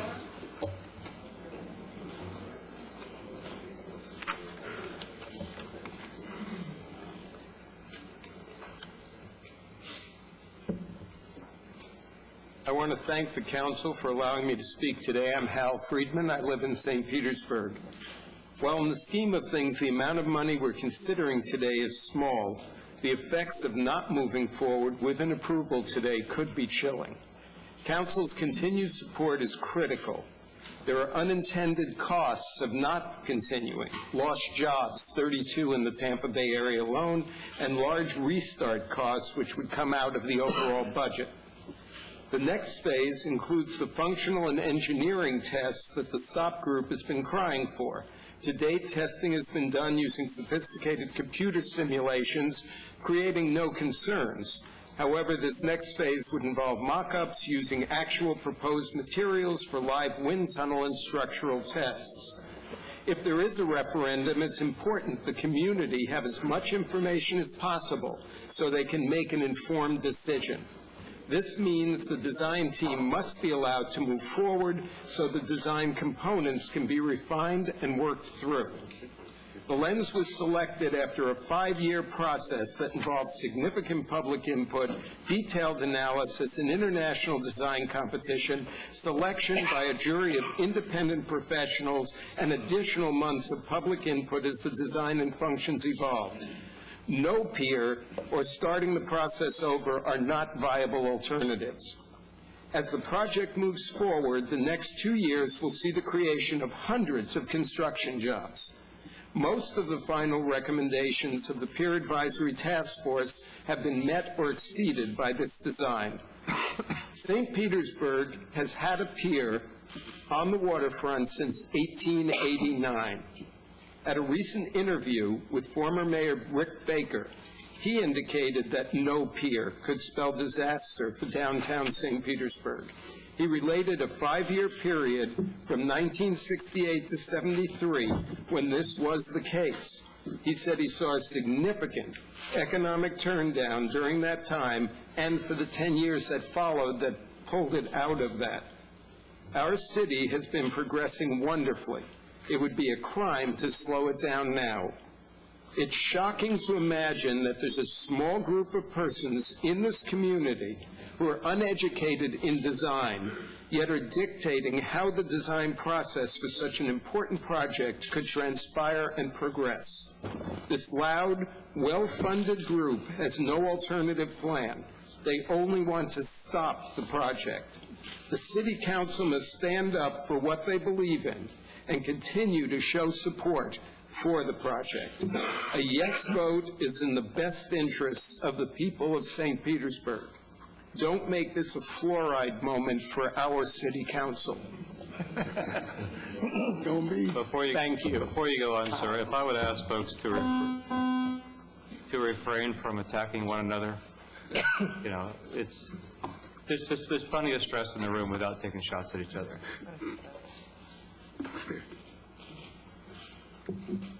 Can you get me up there?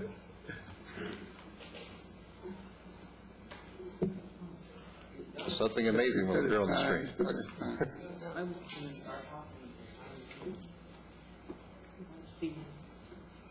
Need me to hit something?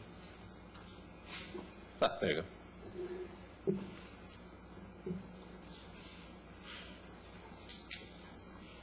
I hit my 3 minutes. Oh, great. Thank you.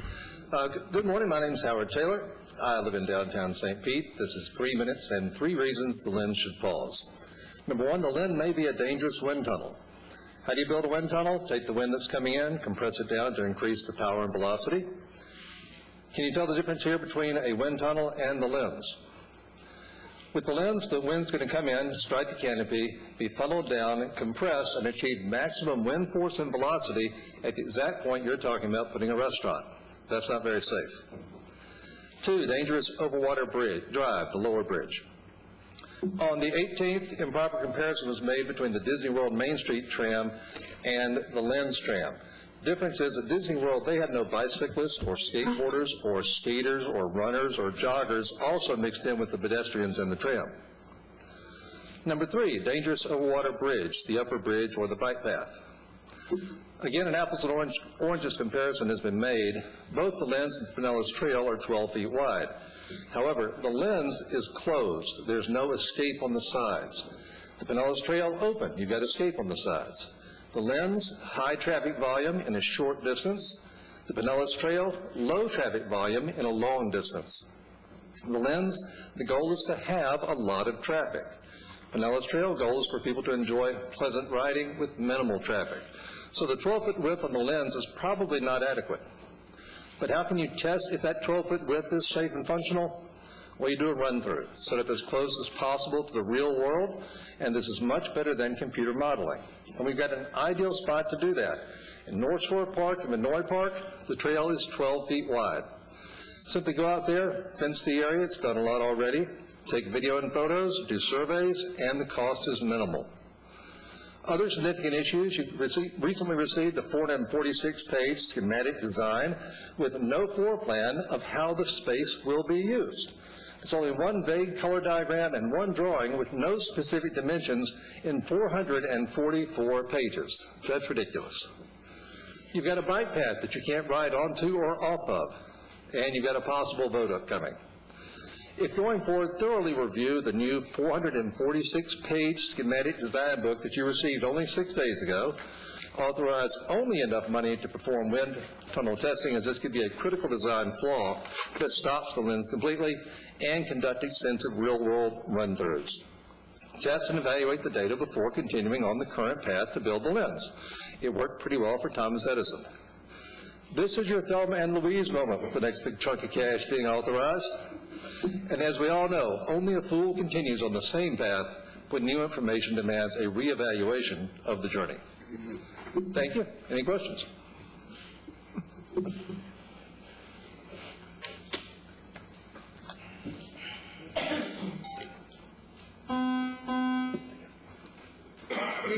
Nicholas Weathersby and Erica Poulsen.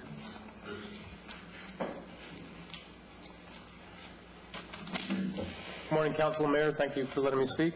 Nick Weathersby, St. Pete resident, supporter of a vote, and restoring our locally designed, iconic, structurally sound, and totally refurbishable landmark here in a green, sustainable, ecologically sound manner.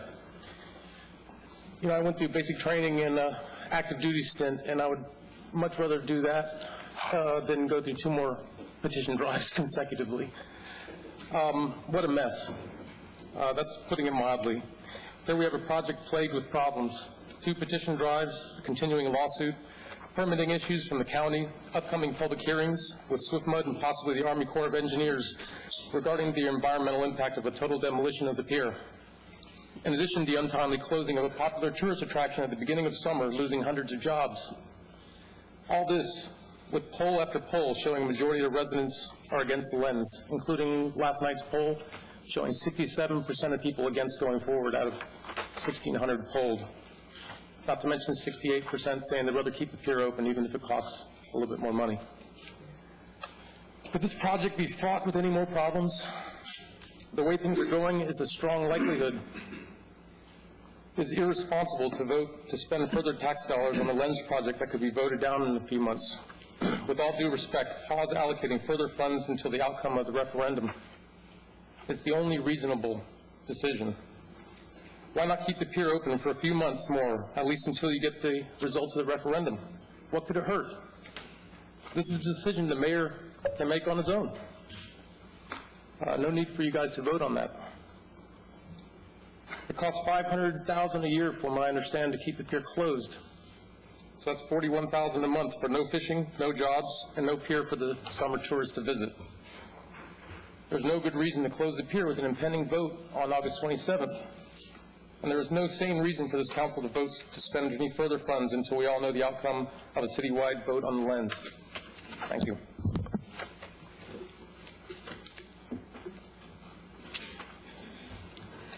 Good morning, everyone. I am a resident of St. Petersburg and have been for the last 10 years, at least.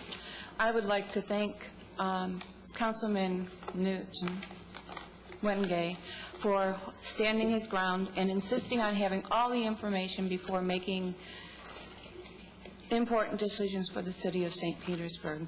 I know he's come under a lot of fire for that, so I'd like to thank him for that. I am here, though, to talk about our pier. And I am going to keep my comments short and to the point. As a citizen and taxpayer, I'd like to ask a question, and I think we've had the answer already, but how many of the city council members live in the city of St. Petersburg, if they could raise their hand? All of us have to. It's all but two. We have to. I mean, you have, Everybody. Okay. We're required Is to. there any dual residency? Yeah. I was under the impression that at some point there was dual residency. I got one more. How about members of the audience? Do I raise my hand? Everyone live in St. Pete? That's wonderful. I enjoyed listening to the young men who came up and spoke about the pier. What I don't think they had was all of the information. When he said that he'd like to take his first date to the pier, to the new pier, I would have liked to say to him, you'll be waiting a very long time to take your brother fishing and to take your first date to the pier, because with the aquatic life being the damage to aquatic life that this product would bring, it will take a long time for that to be recuperated. So fishing at the pier will not immediately take place. And in fact, I believe the studies show that it will take years and years for it to be recouped. The other thing I would like for him to say is, to this young man, is that there are many delays in any construction project. You cannot ever say that it's going to start here and end there, because there are delays. And finally, and foremost, the people of the city of St. Petersburg have spoken twice now and asked for the opportunity to vote on how our tax dollars will be spent. It is a right and a privilege to vote. We deserve that right, and I would ask this council to allow us to have that vote in August. And as for Mayor Foster, when we collected the last set of petitions, you said before we received the full amount, if you get the right amount of petitions, we will put it on the ballot. And that did not happen.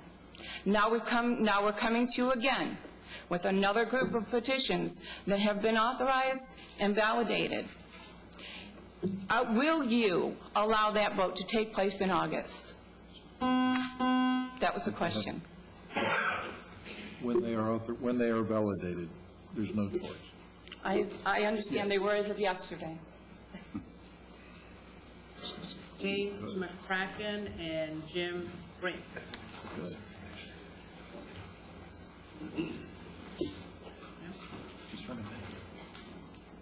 James McCracken, not here. He's for. Jim Brink, he's also for. Christine Lovett and Ani Mack. Good morning. My name is Chris Levitt. I live in Maximo Moorings. Today, the council will decide to either spend over $1 million more on the Lens project or hit the pause button. Our county commissioners have heard us, and they have suggested to the city of St. Petersburg that you hit that pause button until after the August 27th election. I ask the same thing. To spend more money now, knowing there will be a vote on the Lens, is fiscally irresponsible. I understand the mayor has the authority to keep our pier open, and I ask that he do so at least until August 27th, allowing the businesses to remain open and make money. I believe the majority of all the Pinellas County residents want to refurbish our existing pier, especially knowing that $25 million is from their tax money. When the votes are tallied, it will be clear there will be no Lens, so perhaps then the city could turn to the design team and have them redesign plans for the Lens to turn it to plans for refurbishing our pier. Thank you. My name is Hani Matta, architect, 40 years professional architect, and 30 years professional builder. I want to spread this, please, around here, so when I talk, I save some time. The picture on the left is the picture of the original drawings that we first saw it when the design came. What I notice about it, it's a pretty thin shell that tends to be poured concrete shell. The columns that you see there are extremely flimsy, and I have seen them on even closer picture, extremely flimsy. A column will fail either under a heavier load than it should have, or under buckling. Buckling, that means it will break on itself before it takes a load. And that's what I can see in the picture. I am expecting, if this happens, is that the columns will get much, much larger, that you will need columns closer to the edge of the shape, and you might even need bracing. I'm going to bet you on this. You look at the second picture, which is a picture I got from the computer yesterday, and you can see they made it like a box. It looks like much thicker than the original design. And I understand they did this because they want to turn it into metal construction. So the structure will be inside, and the skin is metal. The problem with that is that you will now have 4 surfaces to inspect. On the concrete, you can always inspect the top and the bottom. In the metal box, I don't know how you can inspect the inside surfaces. And now I'm going to talk about architecture. I'd like to spread those around. Can you do this? Spread all those? Okay. What you see in this picture are samples of great architecture. They all serve different purposes, whether the Church of Sagrada Familia, the Solomon Guggen Museum, this is what? This is the Shanghai, or this is China Stadium. Anyway, all of them look good, but they all serve a function. You can go inside those, and you can find safety, comfort in a controlled environment. Each one of them is a successful marriage between function and form. And that is the essence of architecture. What you are offering here is a form without function, a body without soul. So I suggest that you go back and cut your losses, stop the nonsense, prepare comprehensive, mature, detailed program guided by the citizens' need and input, then advertise Thank you, sir. for a real open competition between Florida and National Architects. Thank you. Please. Thank you. Lee Palmer and Carol Gray.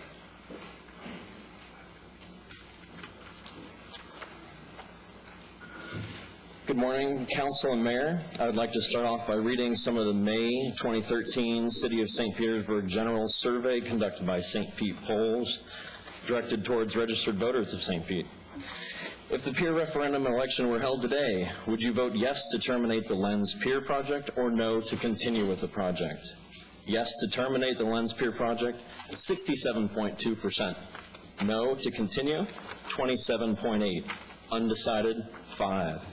Do you think that the current inverted pyramid should be kept open until the vote of the future pier can be held, even if it costs extra money to do so? Yes, 68.1%. No, 26.6%. Unsure, 5.3%. Do you approve of how City Council is doing their job? 66.5% say no. 33.6% say yes. There have been 15,652 verified petitions given to this council and mayor with a very clear intent of having a vote for the pier issue. Why does this council and mayor continually ignore the will of the people they're supposed to represent? As defined by Wikipedia, voter suppression is a strategy to influence the outcome of an election or by discouraging or preventing people from exercising their right to vote. Our current leadership has taken steps to prevent people from voting by hiding behind lawyers and technicalities, even though when the intent of this petition is absolutely clear. We want to vote for our waterfront. Why didn't the mayor or the city staff or even the Pier Advisory Task Force look into ways the pier could be refurbished? Why was there no request for proposal issued for refurbishment? Why couldn't the replacement approach to the pier be narrower to eliminate parked cars and only allow city-approved vehicles and delivery trucks in the new approach? Did any of you think of that? It is time to pump the brakes in regards to spending any additional money on the lens design, knowing full well that this issue will be put to the voters to decide its fate, and with the current poll numbers showing that this contract will be canceled. Spending this money is irresponsible use of our tax money. Mr. Mayor, the decision to keep the current pier open for business until the votes of the primary election are counted on August 27th falls on your plate. You can keep this open. You can keep hundreds of St. Pete residents employed. You can keep the iconic and one-of-a-kind landmark open. You can do this. These actions should be a no-brainer to you and City Council. Council members, it is time that you abide by your constituents and vote to delay the spending of our tax money. Mr. Mayor, please make the responsible decision and keep the pier open and save hundreds of jobs until the votes have been counted in August. Thank you for your time. My name is Carol Gray. I'm a merchant out at the pier and have been there for 25 years. There are so many points, you can't fit them in 3 minutes. But I'm hoping that you don't just hit the pause button, but you hit the stop button. And have some common sense. Give the people the right to vote, which they are going to get. The thing is, I just remember years ago, whenever a man came and wanted some of the land at Albert Whittard Airport, because the people had the right to vote, he didn't get it. Somehow, I'm beginning to think that this isn't necessarily over the pier or the lens, it's over the land at the end of the pier. The other day, someone was talking and telling me about the retail space that was going to be at the lens, and I thought, where? Where? And they said, well, it's there, 6,000 square feet. And I'm trying to think of where. I mean, this thing's only 12 feet wide and 22 feet wide at its widest point. And they said, well, on the land, there's probably going to be a space where you can have a cart or maybe a kiosk. and they were calling that retail space. And I just want you to know, it is not the same as a store. It's just like a hot dog cart on the end of a corner is not a restaurant. It's not fine dining. The people of St. Petersburg deserve more than this lens. If we are going to lose this pier, we deserve more than what this lens has to offer. It's a sidewalk. It doesn't offer anything. You will lose your tourism. Tourism is what gives Florida money. It gives it business. It makes everything thrive. And the thing is, you are throwing it away. Myself, personally, I think you should refurbish the pier, which was the intent of this TIF money. It's what was planned years ago. They built that pier so strong, and there is so many good things about its construction, its design. In all 25 years, all the hurricanes that have gone by, we have never gotten one drop of water inside. I have sat on the corner of that as a hurricane passed by, and the waves were going way up, and they were going way down. And I was standing there trying to figure out, how in the world is this happening? Because the water is not coming over. There are so many good things about the construction of that building. I hope you reconsider, because this lens, this design, is, for one, not what the people want. It's not economically good for the city, and you guys need to rethink what you're doing. Thank you. Thank you. Risha, I'm sorry, but I can't read the last name at all. Oh.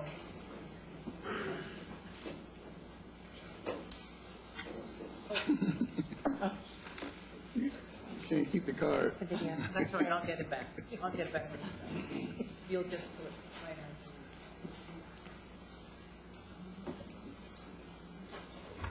Go ahead, ma'am. My name is Alicia Gazowski, and I'm giving my time today to Anthony Sullivan. He extends his apologies as he cannot be here in person. He's in a business meeting. I believe you have a video that we pre-recorded. You do that, Lee? She's not giving her time. She's playing a video during her time, which she can do. And I am a resident of St. Pete, 24 years. Basically, my adult life has been here. Also a landlord with 5 properties. Members of Council, Mr. Mayor, if you're there, ladies and gentlemen, thank you for allowing me time to speak on this matter. My name is Anthony Sullivan, and these are exciting times for St. Petersburg.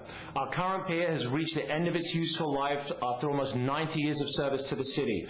With great foresight, the city of St. Petersburg has dedicated time, money, and hard work to ensure that we have a new pier that fits our waterfront. The new pier is a bold, iconic structure that will, just like the Dali Museum, have a positive impact on our city. The design team is listening to the public and making modifications to ensure that the needs of the people are met. The fact that the new design is controversial is not good. It's great. People are talking about it, it's a hot topic, and follows in the footsteps of nearly every great iconic landmark, from the Eiffel Tower to the St. Louis Arch. The A&E firms, the planning and permitting team, need to be held to the highest standards. There are questions about wind testing, engineering, environmental impact, and other issues. The city needs to study these issues and present answers to the public. These studies cost money. That's why it's important to allocate the funds necessary to keep this project moving forward. We cannot lose momentum. There are moments of hitting a pause button with regard to this project. I would ask council members to think very carefully of the cost of the project and the community associated with hitting this proverbial pause button. There are local people working on this right now. Many others are waiting in the wings. There are businesses open and opening who depend on a vibrant waterfront that attracts people to St. Petersburg. We cannot afford to have a boarded up, dilapidated, rusting, vacant, dead building anchoring our waterfront, or no pier at all. The new pier will provide jobs, attract people. Even those that don't like it will probably bring their friends to see it. St. Petersburg is flourishing, and the new pier will provide the kind of draw that will continue to make this city thrive. As a business owner, chairman of WOW St. Pete, and a resident, I strongly recommend that we keep this train on its track and not derail years of hard work. A vocal minority have used the spread of misinformation to push their agenda and offered no viable alternative for the future. Stopping, in my opinion, is a precursor to stagnation, and stagnation is not a strategy for prosperity. If there's a vote, we will win by communicating accurate information to the people of St. Petersburg. They will vote for the most iconic, most economically viable, and environmentally friendly option for our city, the new St. Petersburg Pier. Thank you for your time.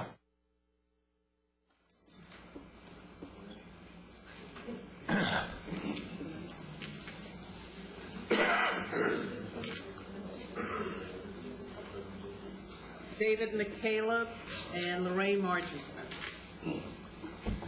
Hello, my name is Dr. David McCaleb. As you know, I'm a candidate for St. Petersburg City Council. And, you know, I want to know where the opponents are. My opponents are on this. They're working in the shadows of the political class. They're afraid to speak up, as I've done for over a year now on this issue. And, you know, I'm running because I want the citizens of this town to take back their city from the political class, because they don't feel like it's their city, and this Lens project proves it. They know that there's a small group of rich, powerful, special interests roaming the halls, making deals to get this project through, and that's why we have this nonsense before us right now. So I have a message for the voters. It's your city, and it's time to take it back. A vote on the pier is needed, and that's the first step in taking it back. It was never allowed. There's been many opportunities. You all could have put it on the referendum many times. They wanted to vote on the stadium. That never happened either. Don't you discount that important factor. Now, I don't believe necessarily in hometown democracy where every issue comes before the ballot. I believe in representative government, but on big issues like this, we must have a vote. And I'm surprised to see many of my friends on the other side of this issue saying we don't need a vote, when I've seen them also advocate for hometown democracy. So again, this Lens project is another example of the rich and powerful special interests in charge of this city, and it's time to return controls. And the first step to return control is to hit the pause button. Don't spend any more money on this. I came here on December 6th, and I asked you to stop spending money. You were about to spend $5.5 million. Thankfully, you only spent $1.5 million like it's milk money, all right? And every single one of you, except the courageous Wenge Newton, voted for that $1.5 million. A couple, you're going to switch your votes today. What made you change? Was it the finger in the wind of politics? That's what I think. So we're going to hear the siren song of move forward. Move forward. You know what that is? That's the bleeding sound of the powerful political class who don't want any opposition. Okay? Don't be like lemming politicians and march into the bay as you move forward with our money in our city and our future. Stop wasting the people's money. Don't spend $1.5 million in our tax money to give to an architectural project that probably is never going to be built. And don't worry 1 second about what the architectural community thinks, the arts community think, the city of blankety blank and whatever state thinks. You know who you should care about? What the taxpayers of this city think. That's all you should care about. Don't worry about a black eye from the elite. Worry about serving the voters of this town. So don't prove to the taxpayers yet again that this city belongs to a rich, powerful group of special interests in the political class.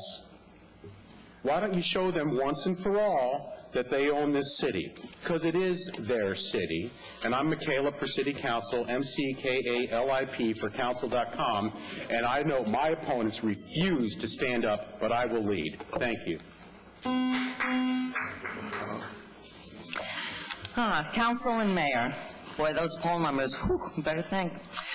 There are multiple permitting hurdles facing the Lens. After checking with county permit regulators, the new project can only be permitted if the new project fits into the current exact footprint of, or smaller, of the current pier. But that is not the case. The current pier is 78 foot high and the Lens is 104 foot. The current pier head is 426 foot long by 295 foot wide. The Lens canopy is 662 by 349. This does not fit in the current footprint a variance will be required. And the county commission can call for any permit to go before a public hearing comment session, and the county commission can say no.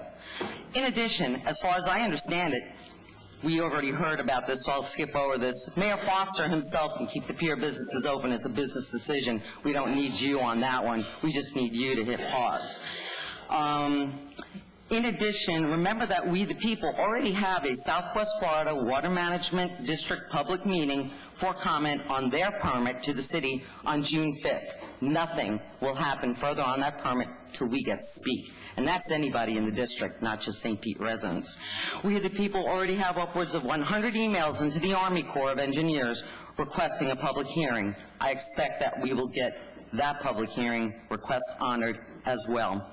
One more thing, how will the project afford the addition of feet of material both to the Overwater Drive to the tune of 4 feet added width, and the Overwater Bridge structure to the tune of 2 feet of added width in the BOD3? Not to mention all of those ugly new support struts that have been added in the revised canopy design. That must be a massive amount of added cost in this new iteration of the plans from BOD3. And your canopy that you've been advertising does not look like the pretty pictures in its current schematic form. There is every reason for the City Council to hit the pause button and every reason for Mayor Bill Foster to keep the pier open until we vote. Please do it for the sake of your city and our city. Thanks for your time. Bert Klein and Cindy Miller.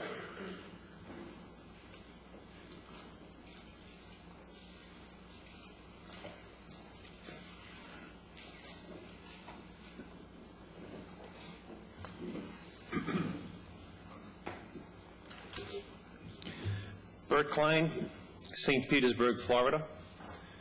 Welcome to Florida, home of voter suppression. At one point, Mayor Foster promised us the opportunity to vote on the pier, and then he rescinded it after he turned to our council and said, "Do I really have to?" And council said, "Well, morally it's your problem, but legally," well, I'm paraphrasing, "legally you really don't have to. It's up to you." You are our leaders, and are you really leaders if you don't have followers? You're like the drum major out there pumping that baton away, having a gay old time, the band marching down the street, and he turns around and there's no band behind him. That doesn't make sense to us. There's only 2 reasons that you folks have no followers. Either there's nobody in this group that knows how to sell anything at all, which I tend to doubt because you got quite a team behind you, or you got a lousy product and nobody wants to buy it. You guys decide what that is.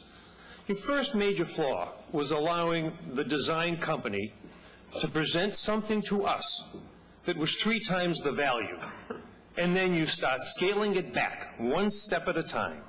Shame on you.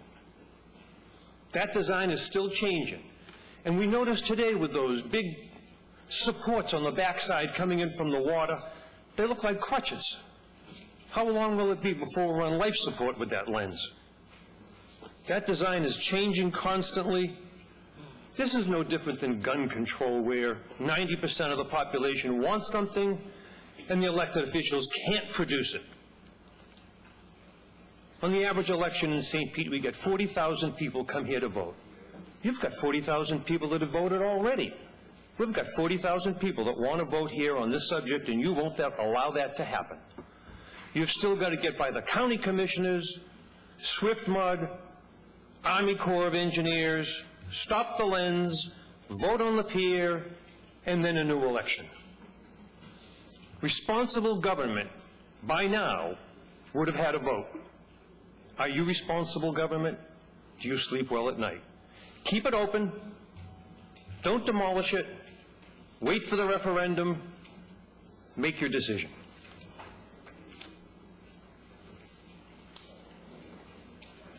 Hello, my name is Cindy Miller. I'm a resident of the city of St. Pete. I also was born in the city of St. Pete.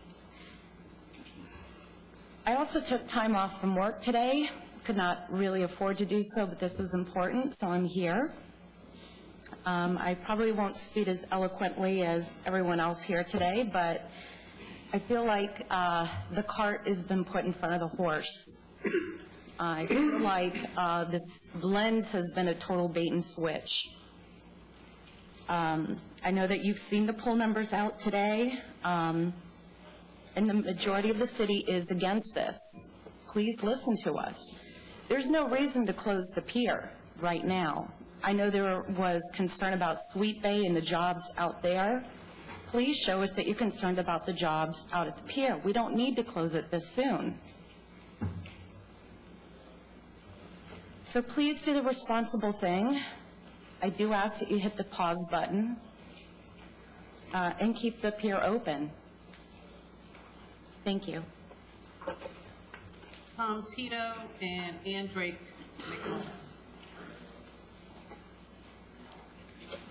Hi, I'm Tom Tito. I'm here to ask you to hit the pause button. Please don't vote to spend any more money on the pier. And please keep it open so that hundreds of working people can support their families and that the pier can support the downtown economy for a few more months. I've been taking these petitions around, and I do find some people who won't sign it. There's about 10% of people who want to tear down the pier. And I listen to them. I ask them, why do you have that opinion? One of my friends told me he was at the Azalea Neighborhood Association meeting, and the city gave a presentation and told him the pier was falling apart and it had to come down. You just heard Anthony Sullivan say our current pier has reached the end of its useful life. If this were true, it would be a good reason to tear down the pier. It's not a reason to build a lens. I don't believe it's true. You have a budget of $4.3 million to refurbish the pier. I believe that would bring it up to code. You could add a few $1 million to build a sidewalk, as you have with the lens, out to the pier. Say for about $10 million, you have something with all or even more of the functions of the lens. You have an iconic structure, you have a place for people to enjoy the view, and you've saved $40 million. I'd like to talk about the environmental mitigation. Let me go back to that other point, though. This was in the newspaper yesterday. It's about the Pier Task Force and why they want to tear down the pier. I'll read a quote. The city's aging pier, some of which sits on pilings and beams more than 85 years old. That's in the first sentence. This tells you it has to be torn down. The aging structure is the approach and the pier deck. The pier, it needs some paint, needs some work. It's only 40 years old. There's some confusion in the wording that the city officials are giving to the public. I think that 10 or 15% might be a lot less if people had the facts. It was part of the People's Budget Review. We found that 15% of the people want to spend money to build a new pier. That's a tiny minority, and that's a minority that thinks the pier is beyond repair. My last point, you have a pretty good idea, $1.5 million for environmental mitigation. I don't think it's well thought out, but it's a great idea. I like to clean the water. I like the idea of a lens where we can see an underwater garden, where we can see the bay bottom. I hope it happens in my lifetime. I hope my granddaughter gets to see it. I think this $1.5 million could be better spent. And I'd welcome you to visit the Bartlett Park neighborhood or Roser Park. We have Salt Creek, we have Booker Creek, we have Bayboro Harbor. There are a lot of low-cost opportunities where $1.5 million could improve the environment. Removing Brazilian peppers from Salt Creek, planting on the vacant areas the bare dirt that causes erosion, two low-cost ways to improve water quality. Thank you. Thank you, sir. Is Andrew McMullen here? Beverly Hicks? But she's for again. And Bud Risser. She's for.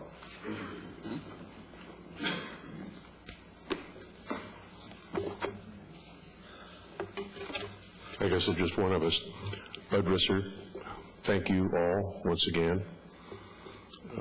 I'm going to try to give some objective information here for you just as a counterpoint to some of the misleading things that have been said earlier in this session.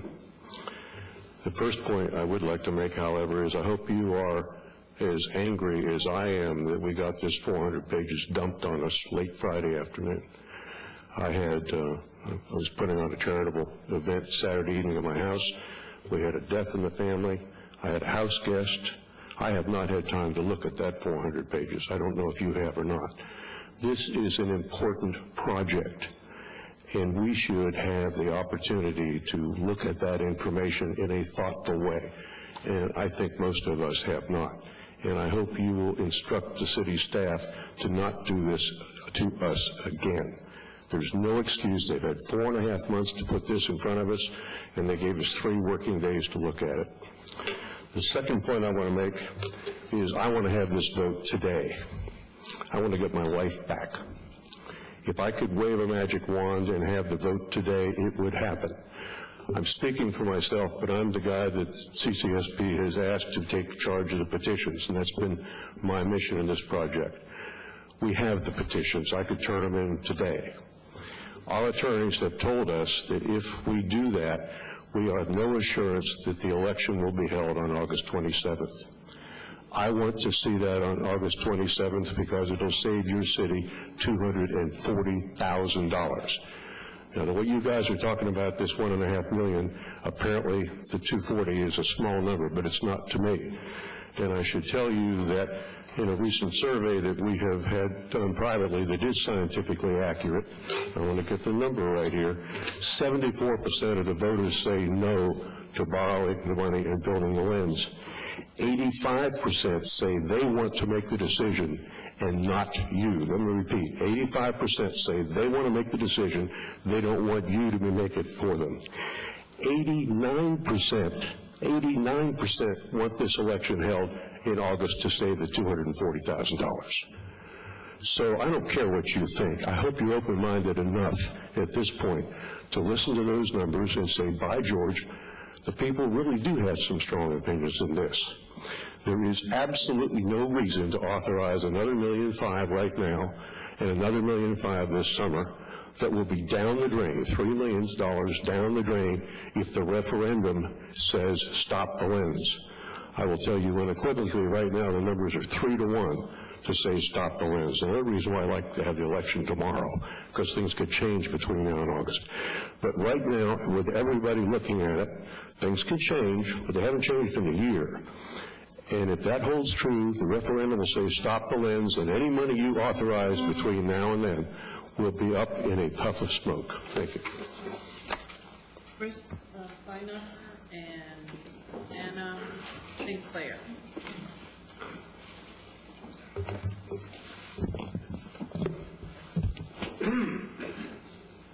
Good morning, Chairman Nurse, council members, mayor. Thank you all for your time and energy. Golly, my heart hurts today, and it has for a while. This is crazy. This is sad. It's not good for anybody, but I am here representing the St. Petersburg Area Chamber of Commerce. Our board has met again, and we still ask you to follow what we had been asking all along. Is there are 3 elements that we have always looked at: process, timeline, and budget. We ask you to continue on with those. While we hear wonderful discussions about a referendum, and we understand that there will be a referendum, the resources needed to conduct a fair educational process is going to require that you all spend the money that you need to spend to get the information out. If we're going to debate wind and materials and all the things that want to be debated, and they're all fair debates, it's only fair to have that information. You can't put people to vote with misinformation, and that's what we're dealing with right now. Why we ask to continue on with the process is we really believe, and even Mr. Risser just mentioned, is information will come out that will help us all understand differently what's going on. We all have a lot of information to hear about today, and Mr. Chair, I'm just disappointed that we're taking this out of order. I really think we needed to hear from the folks, because we're just talking to ourselves again. This is the same conversation we've had every time when there is 460 pages to be discussed, and we could have spent the whole time learning more about it, rather than continuously on with all the propaganda from both sides that are involved in this thing. This is about making sure we all have the right information for this forced referendum. That's why we are asking for the process to continue to go We honor a referendum. We're prepared for that. But we do ask for you to continue on asking the hard questions, honoring everybody's opinion, but continuing on with a timeline. That's why we appreciate closing the pier. We understand jobs, and we're disappointed we're going to lose jobs, but we understand the uptick of jobs that will be created once we're complete. So we do want the pier to be closed on deadline, and we want a process that continues to provide us the information for an educated electorate when we get to that point. We appreciate your time, and I look forward to hearing from the experts about the real facts involved in this, and that's going to be where we all need to make our decisions. Thank you very much. Anna Sinclair, she's 4, proceeding with Glenn, Paul Carter, and Neil Irwin. Just if I could just say one thing before Paul speaks, I should clarify that staff requested to speak after the public. Go ahead, Paul. I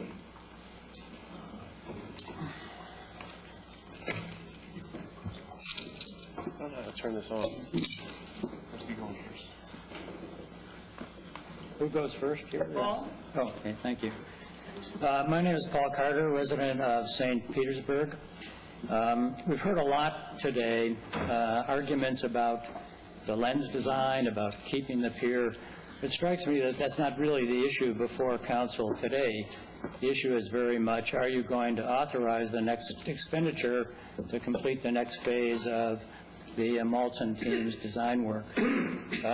I'd also, I'll give Bud his due and expect that there will be a referendum, assuming that the petition signatures are in fact valid. But it seems to me that if we want to have a fair and open referendum with an informed electorate, it's really important that a number of the questions that Bud and his group have raised actually are answered, so that when we do go to vote, assuming there is one, we'll have complete information on very serious issues that have been raised. So I would urge you strongly to authorize the next tranche in the contract in order to provide us with the information that will be necessary to make informed decisions, assuming that there is in fact a referendum to occur. Thank you so much. Somebody left their notes here as well. They're not mine. It says something not on budget, polls, etc. I don't think I really want to have anything to do with these. Thank you. Anyway, thank you. Is this on, or can someone help me turn it on? I don't. Can you turn it on?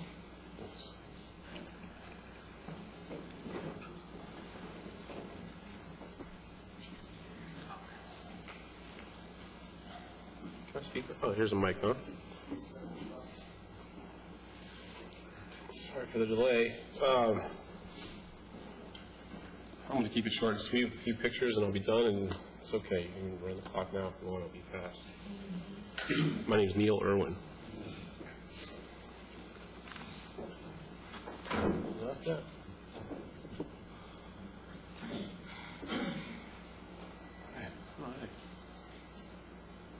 All right.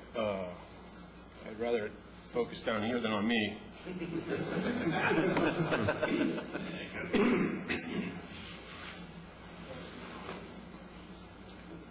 Can that happen, or do I need to put this somewhere? Wait, give it time.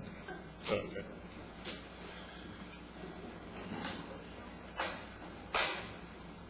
Well, I'll just say, I mean, this is a pretty awesome process. There you go. Cool. The whole pier. I'm 40 years, almost 40 years old, about the same age as the pier, and I think this pier gave us the existing waterfront. So we have a nice row of condos that are filled in and residents living and enjoying a nice waterfront experience. And it took us 40 years with this pier to do it. So now this pier's, from what I understand, not serviceable. It'd be too much to renovate it. So everybody seems to like this building. Every time I travel someplace, somebody reminds me of this building. But it's all over Florida. It's all over the east and west coast. It's not really iconic. And I think is what the task force wanted us to do, is have something brilliant and iconic that creates a flyby experience. And anytime there's a sporting event in Florida, They might show that flyby of that new iconic pier. I don't think we'll ever get it if you made the coolest pier ever, but if you did Mediterranean Revival, you won't get that kind of a wow effect, and use the wow effect. So that said, I walked here today. Here's the pier. Let's see. Okay, so I walked here. I've been walking all over downtown the last few days, and I walked through Williams Park, and someone called me a nasty name, and it wasn't that way 5 years ago, and so we got a problem, as we know, right? Williams Park. And so here's City Hall, City Hall's on 2nd. And so this is our main corridor downtown. We've got one layer filled in thanks to this pier. But now we got to fill this in. And when I walk around here, it's quiet. And so are we going to will this new pier help fill this in and create the proper urban density? I believe so.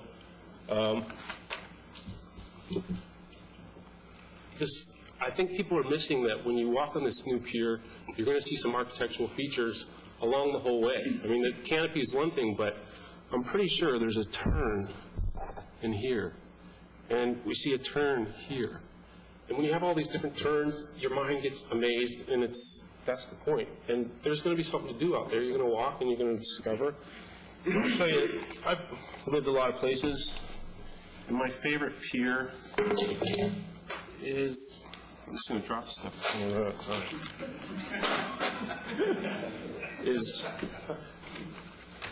Imagine if we were building this today. Imagine the engineering and comments that would be coming out of building this. I mean, there's a wind tunnel, there's problems. So we chose what probably is an easier build that is iconic. I mean, this is definitely iconic. This will get you flybys. This will fill in that density in downtown. But I don't want to build that. That looks scary. The Glens, not so scary to me. Thank you. Thank you, sir. John McBennett and Jacqueline Morris. Thank you. Good morning. My name is John McBennett, and I'd like to really thank you guys for your vision for the future of St. Petersburg. I think that the current pier, to echo that gentleman's sentiment, will bring in economic impacts that will be felt throughout our city, and I'm excited for that. We're a city of arts, and we're a city of culture, and I really think that the lens is a piece of art. You want to talk about functionality, it's a piece of art that's going to look great on a postcard, that's going to bring people here, that's going to put people in restaurants. It fits what the downtown waterfront master plan's trying to work on.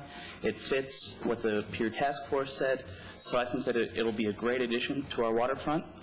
If I did have a criticism, it would be that I don't think that you guys did a good enough job getting information out at the beginning. And now there's a lot of confusion about what the pier's going to be and how why it's needed.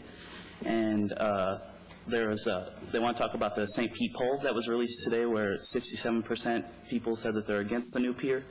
But there was a poll in February through St. Pete Piers where 45% of the people said that they didn't even think there was anything wrong with the approach.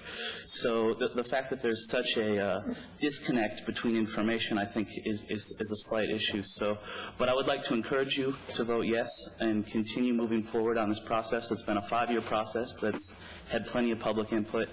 And I'd encourage you not to press the pause button on St. Petersburg. Thank you. Thank you. Hi, I'm Jacqueline Morris. I'm just a resident of the community. I'm here to support the building of the new pier. I think it will be a great change for our community. It will not only enhance the job market, which we desperately need right now, it will also increase our tourism. I visited the pier quite often recently, and of course there's no one down there. And I grew up here, born and raised here. I've seen the transition of the pier, of people attending the pier, taking part in visiting there, and it truly has diminished. And I think this is a wonderful design. It's going to bring increased interest, and I think it would be a wonderful asset to our community. So please vote yes for the building of the new pier. Thank you. Thank you. Alberta Costin.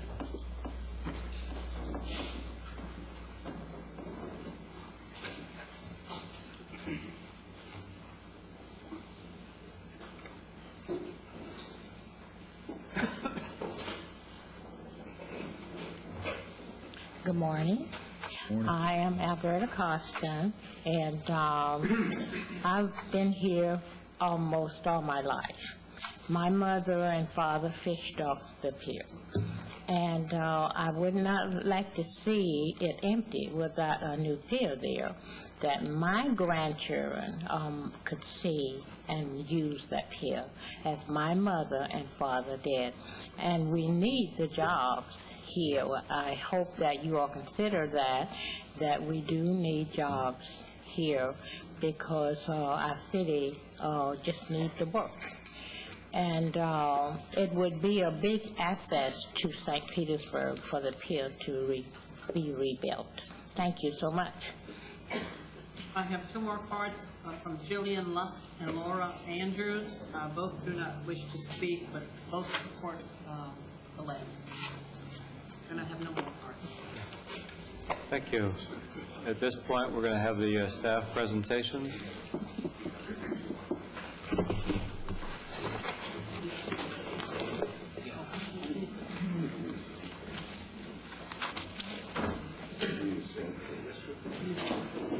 I'll tell you what, why don't we take 5 minutes, and then we'll go with the staff presentation. Recess.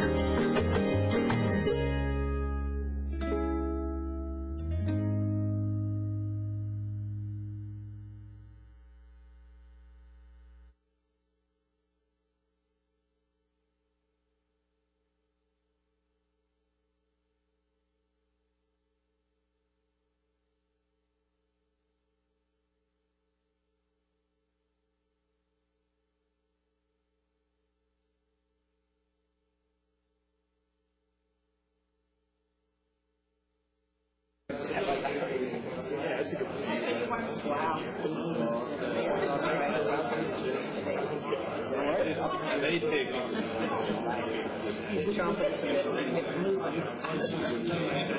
you guys really bad. What have you been doing the last And our daughter was home and got everything together. We turned out the peacock tree at the Fine Arts Museum. Can you give me one more? It's coming.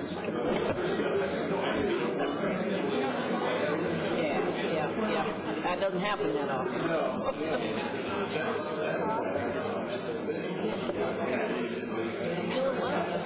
Yeah, something busy. I guess that's a good thing.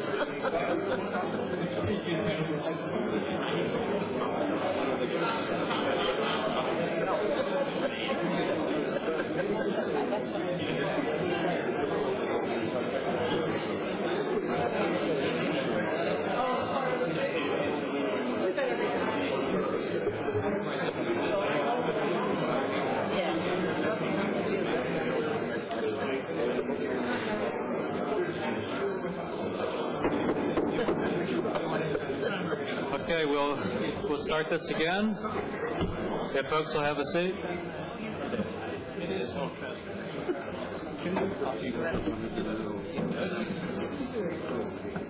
Okay, we're back. And if the staff, when the staff's ready to do their presentation, ready to it. Well, it's about time. Ask for the PowerPoint to be turned on, please.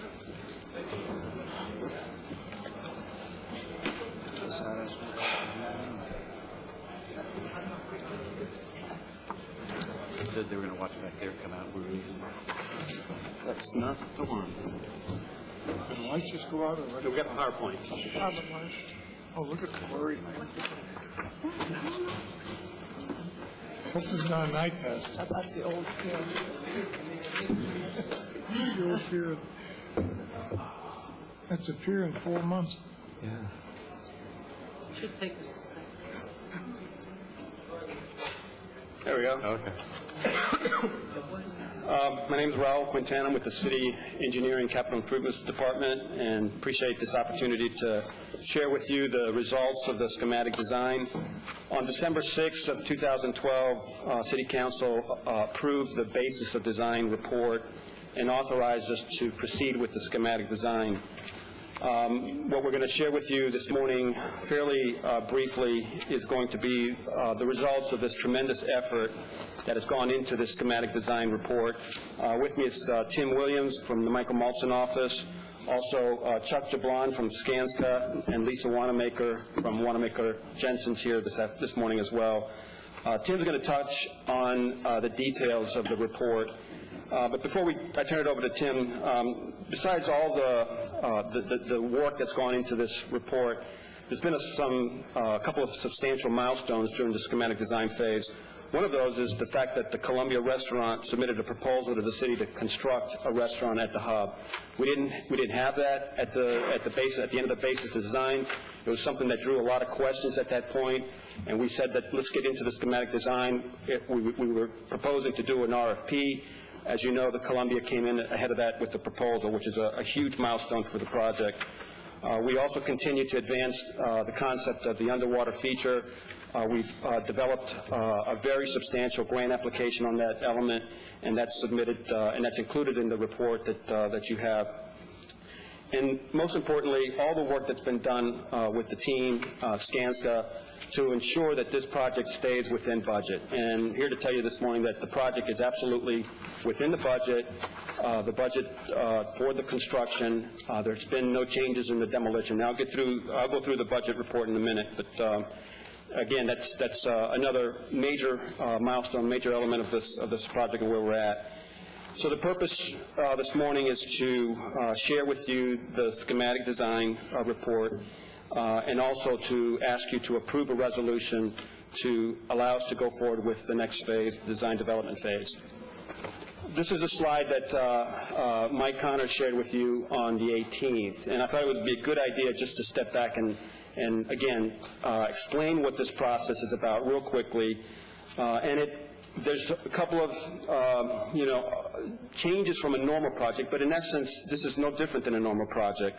In the competition, we selected a consultant. That was the purpose of the competition. We do that on every project of its kind. Not the competition portion exactly, but the selection of the most qualified firm to lead us. Then we had a basis of design phase, which was essentially to refine that concept and to get it to a concept that could be done within the budget. The schematic design phase, which we're in, is the actual commencement of the design and all the work that's gone into this. And the work that's been presented to you in the report is a highlight, a fraction of all the work that's been done. In addition to the drawings that are in the report, there's over 100 sheets of drawings during the schematic design phase that are going to be submitted to the city. We'll be reviewing those in detail. Those drawings essentially form the complete package of the schematic design submission. The next two phases are critical to this project. In those phases, we're going to continue to resolve design issues. We're going to continue to refine the design based on technical studies and further testing that's required. So there's a substantial amount of work left to be done to get through the design development. And finally, the construction document phase, which is the phase that we essentially bid out and construct from. And again, a good number of work left to be done. So with that, I'm going to turn it over to Tim to go through the results of the schematic design. Tim? Thanks, Council. Again, my name is Tim Williams. I am the project manager for the design team, the technical team. I've led that group over the last 4 months in producing the schematic design document. As we said at the end of basis of design, one of the main components of this phase was to go back and do the research and tests to justify the design that we proposed, basis of design. And I'll walk you through, So the slide shows the tests that we've completed in schematic design. I'll walk you through it. Canopy Metals report done by Diet Nortis Veritas, a metallurgist who reviewed the assembly of metals that we've proposed for the canopy. Canopy performance report by Weiss Janey Elsnor, or WJE as we call him. A geotechnical report by Terracon. They're a local subcontractor, subconsultant. They've actually produced a lot of the geotechnical reports in St. Pete. Code report, Borough Happold worked hand in hand with St. Pete Building Department to identify the code, applicable codes, and developed strategies to meet them.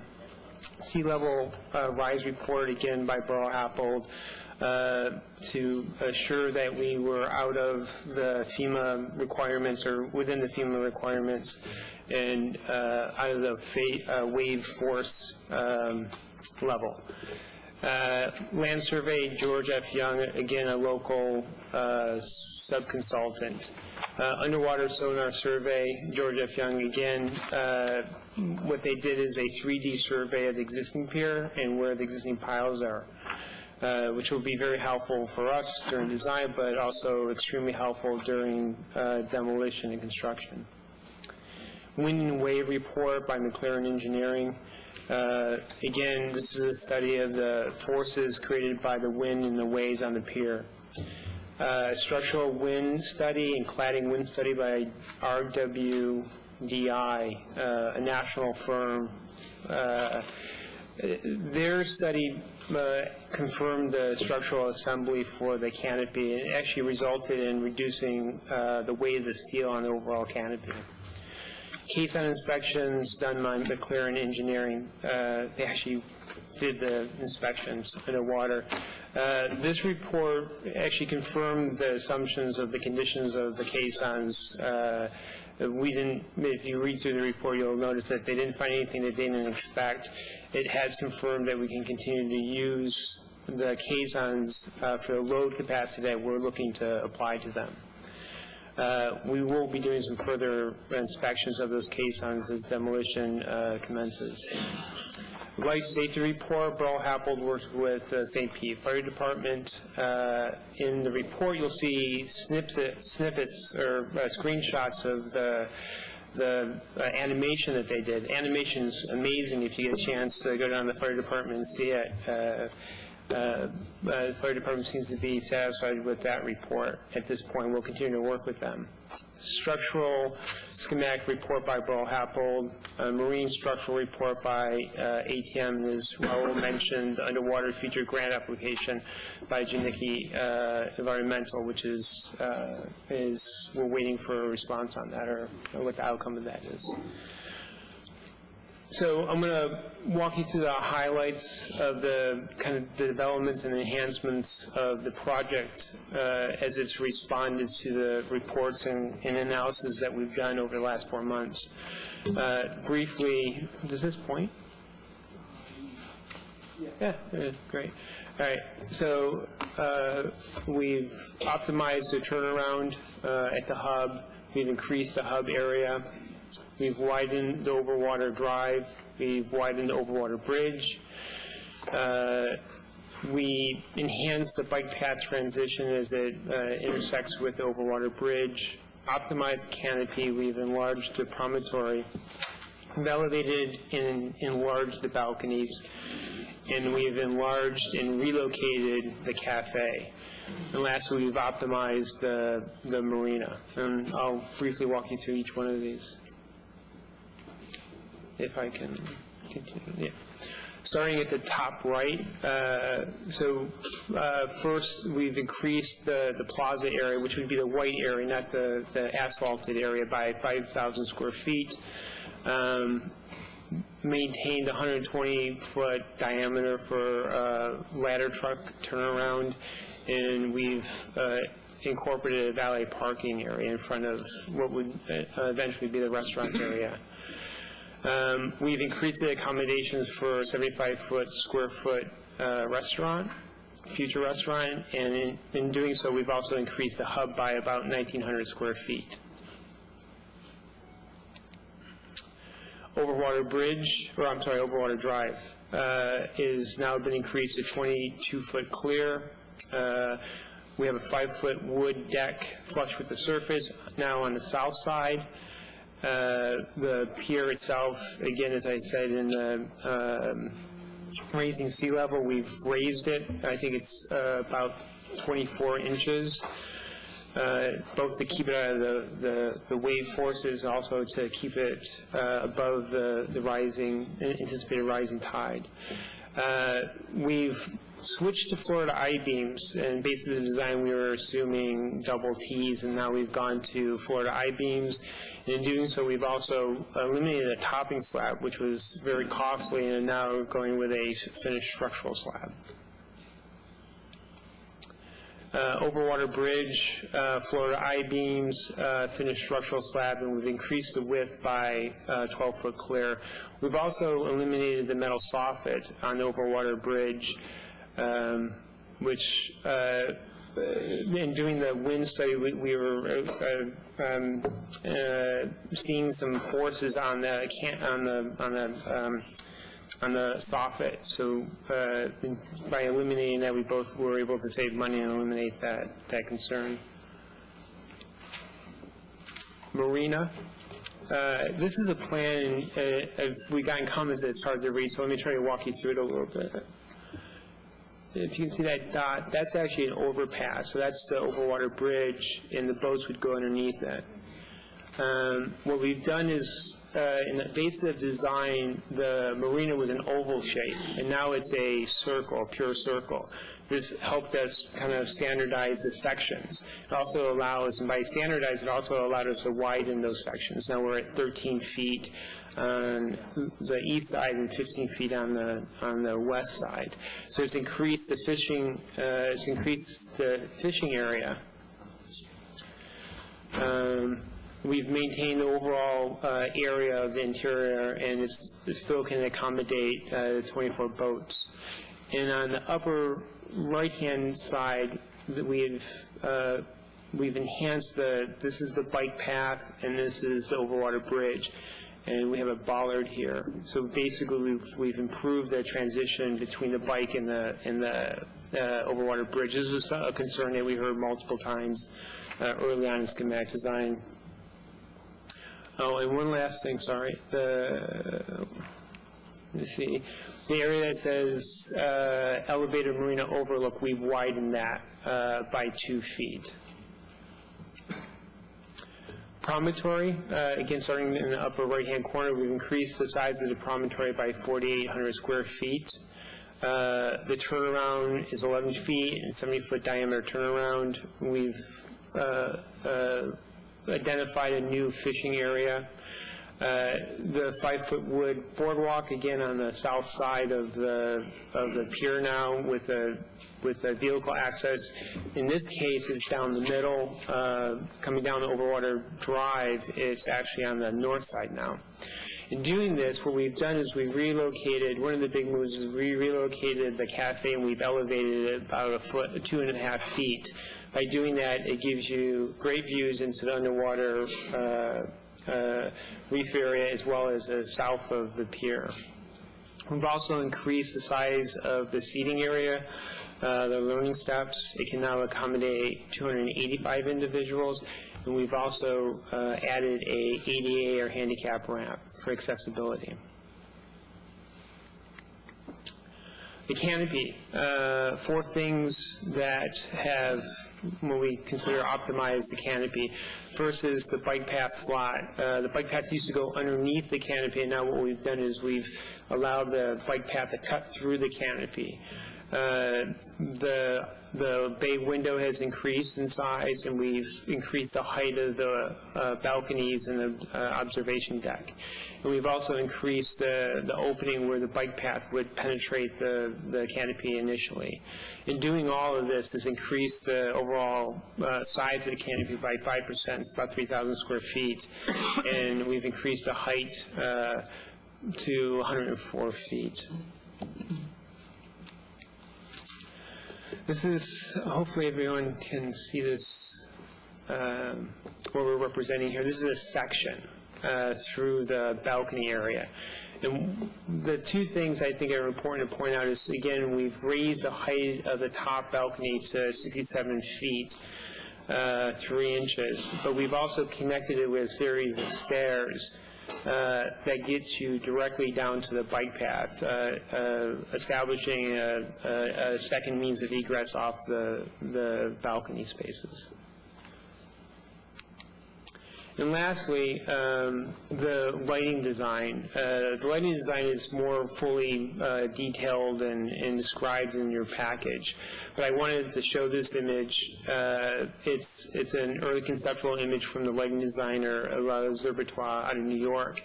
And the reason why I wanted to show this is that early on in the basis of the design, we spoke about underwater lights. And here we're showing more, and they've really animated the underwater reef area as well as the marina area. But the thing I wanted to point out is that the light fixture that's being specified here is a local manufacturer out of St. Pete.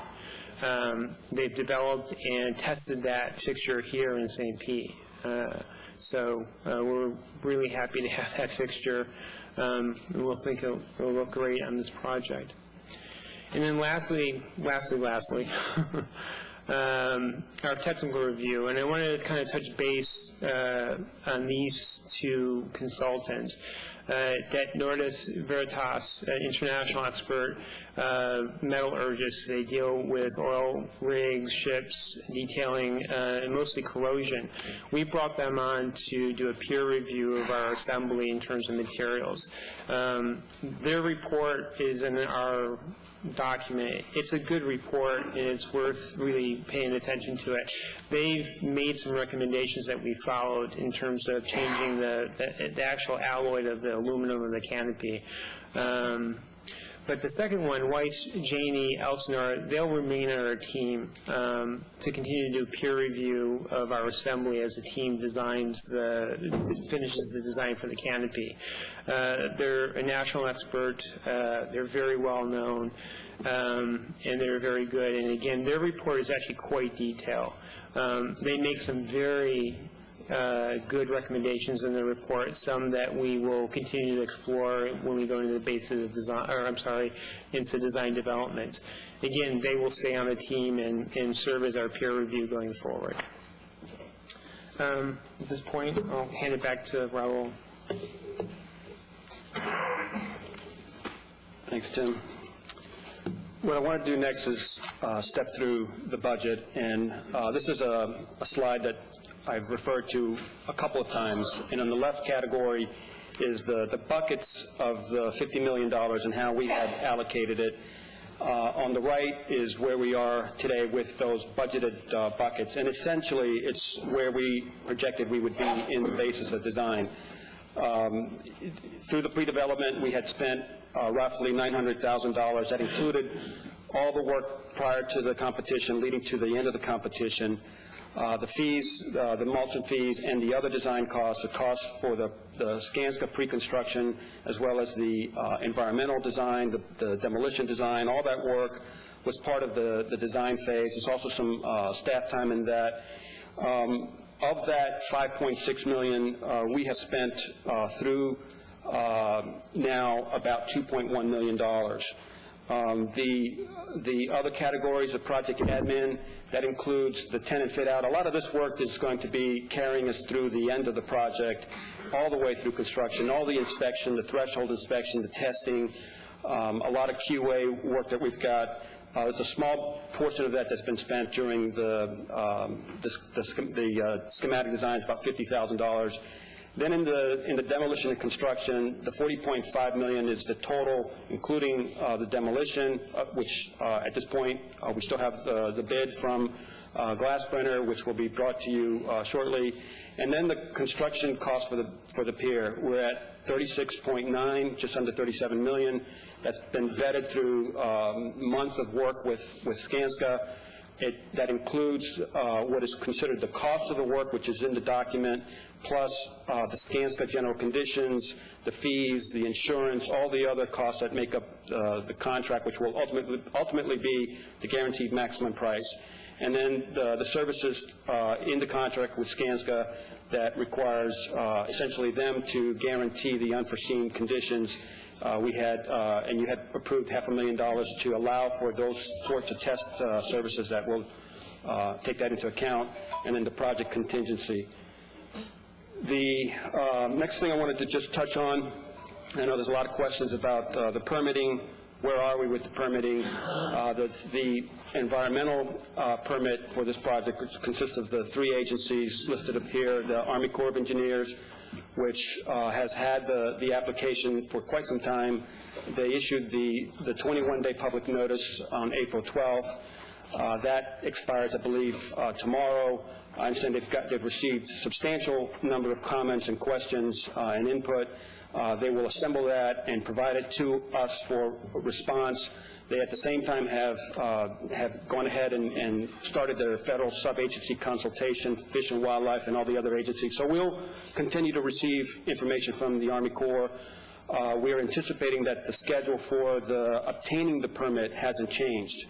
So we're not, at this point, receiving anything from them that would lead us to believe that it's going to deviate from that. SwiftMud, we're in the process now of replying to their third request for additional information. Essentially, that consists of additional detail that they asked for relative to the upland portion of the project. So based on the level of work that that portion of the project is at, we've advanced the upland design and essentially the grades and the drainage and all of that aspect of it, and are prepared to submit it to SwiftMud. I understand that SwiftMud has scheduled a public information meeting, I believe for June 5th, and based on anything that results from that meeting that would fall under their purview, they could potentially come back to us with some additional questions. The third item is the Pinellas County Water Navigation Authority. We submitted the application to Pinellas County on February 19th.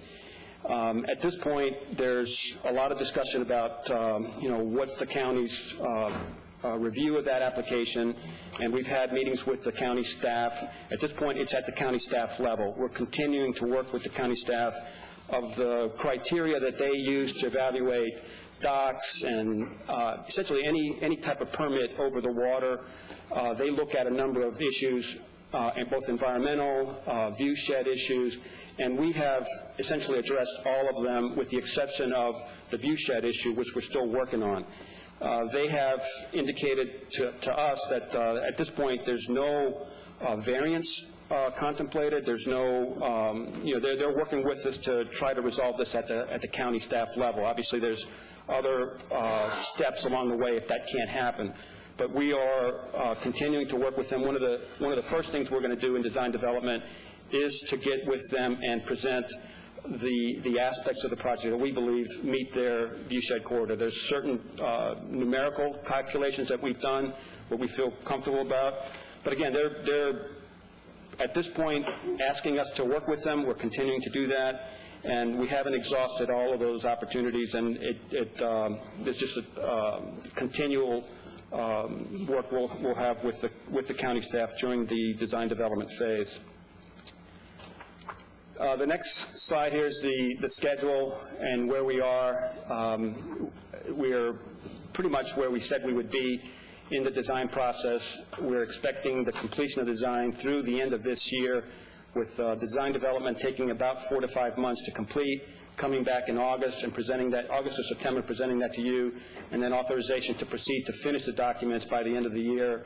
The environmental permitting we anticipate having completed, again, by the late summer, which would allow us to continue with the demolition in the September timeframe, August-September timeframe, and then the final permitting we'll have with the city and the local agencies. So the whole anticipation here is that we will be able to start the construction of the new pier right around the first quarter of 2014, allowing for the demolition. And it's a 17-month construction, so by the middle of 2015, we believe that we're still on target for that. So what we're asking for this morning is the approval to proceed into the design development phase. We're asking that you acknowledge the receipt of the schematic design report, and that you authorize us to authorize Michael Malson to proceed with design development. At the same time, we're going to authorize Skanska to continue their pre-construction phase. We're also asking for a first amendment to the CMAR agreement with Skanska in the amount of $75,000. The purpose for that is to advance some of the technical engineering shop drawings that are going to need to be done essentially by some very pertinent subcontractors in order to better inform the design. It's typically work that's done by a subcontractor at the construction phase. Because we have a construction manager on board, and because that work is allowing us to make sure that this project stays within budget and informing that design, we're needing to have that work done. That also includes some of the mock-ups that have been requested. So we're going to get a little bit more hands-on with the project during the design development with subcontractors, some key subcontractors. And then the funds that we're asking to have transferred, the Phase 3 design development fees to Michael Malson, $1,225,000. The Skanska portion of their pre-construction plus the $75,000, and then the balance being our city inspection and project management and contingency. And just to wrap up, and I'll turn it over to questions, just moving forward with the design development, what are some of the key steps? And it's going to be a phase that one of the first things we're going to do is sit down with Skanska and Malson and the entire team in the city and really do a very thorough QA engineering review of the documents. We're not going to jump into the project and start to, there's going to be a process involved. It's going to be a number of sequential steps, and one of the key steps, as I mentioned, is going to be getting with the county, making sure that we've resolved their concerns. There's also additional testing that we're going to do. We've talked about the wind tunnel test. That's going to be done early on. So there's a number of issues and work that we're going to do probably within the first 30 days or so to really get our feet on the ground, and then forward for the last 3 or so months of the design development phase is when the balance of the work is going to be done. So this is a very meticulous, very well-planned process. There's a lot of people involved in the design development, and it's a lot of detailed work that's going to continue to happen during this phase. And with that, I'd like to turn it over to council for any questions, and Mr. Connors and Chris and the team are here to address any questions that you have. We've got a few lights. Let me start with Councilmember Cornell. Yeah, thank you for the report. This was great reading, nothing like a weekend reading this book. I learned a lot. Thank goodness for the internet, because I learned about fixed points and EVA's extreme event analysis and the pile driving analysis method versus the static load method of evaluating piles. And but I have to start with, I have one question. The WJE engineering report was really obviously well done. And the question I have is on page 54, 2-54, they list a few things, and then they say, to ensure that these objectives are realized, third-party peer review is encouraged throughout the design process, which was encouraging, because in December, I talked about peer review if we needed to have that. And can you tell me, though, what steps we're going to take to ensure that we do that going forward? Because what I saw in there was that, and they didn't say it's a bad design, what they said was there's a lot of little pieces to it. And you need to make sure all those little pieces are exactly constructed exactly right. So can you tell me how we're going to do that and what kind of peer review process we'll be going forward? I'll fill in the blank here, but essentially WJE was brought on to the team to perform this third-party independent peer review, so to speak, internally. And they reviewed not only the work that Malson has done independently, but also the DNV reports and some other reports to provide the team a critical review of the design, to provide them information that could lead them to improve the design. That's the first level of this peer review, quality review portion. We also have, obviously, the construction side of the equation, and they are reviewing everything critically. Skanska's sub-consultants and their subcontractors are looking at not only what is delivered to them by Skanska, but also all the various reports and informing the design. So they're internally to the team, there's a tremendous amount of oversight and critical review of the process. Externally, within our department, we have engineers that are reviewing it.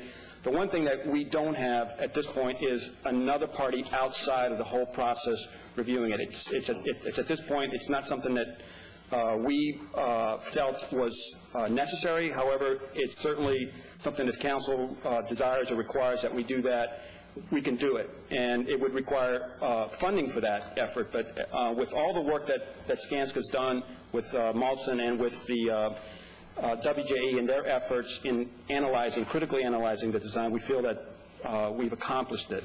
Well, then what do they mean by, why do they say that then? I guess is my question. I think they mean them. I think they mean them as the third-party review. Continuing to be the third-party review. Could we, I have two concerns there then. Could we clarify that with them? Could we get that in writing, a letter from them? And two, could we get a list? I'd like a list of inspections that will happen. Like one of the things, and I'll tell you exactly what I mean by that.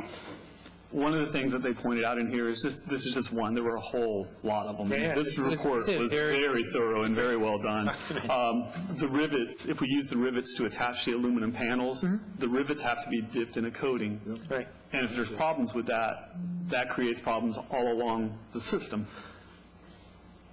Obviously, that would be an inspection point, that you'd want somebody checking those rivets. And could we just get a list of while it's being constructed, the inspections that it will go through to ensure that all these small pieces are being done correctly? Oh, sure, absolutely. There's two things to that. The part of the drawing set, Raul talked about, there's over 100-sheet drawing set that's being submitted.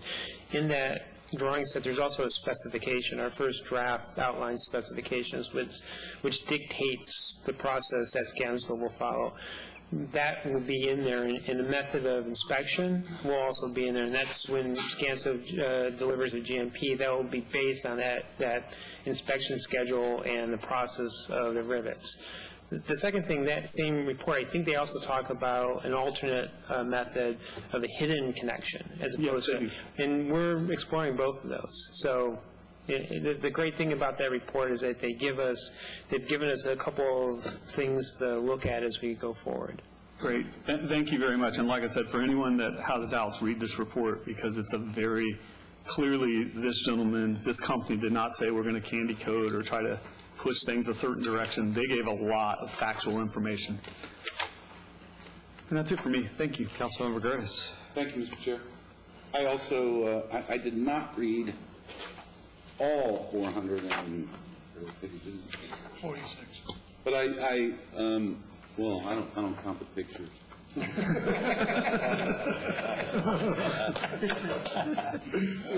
did look at the pictures. I'm talking about the text.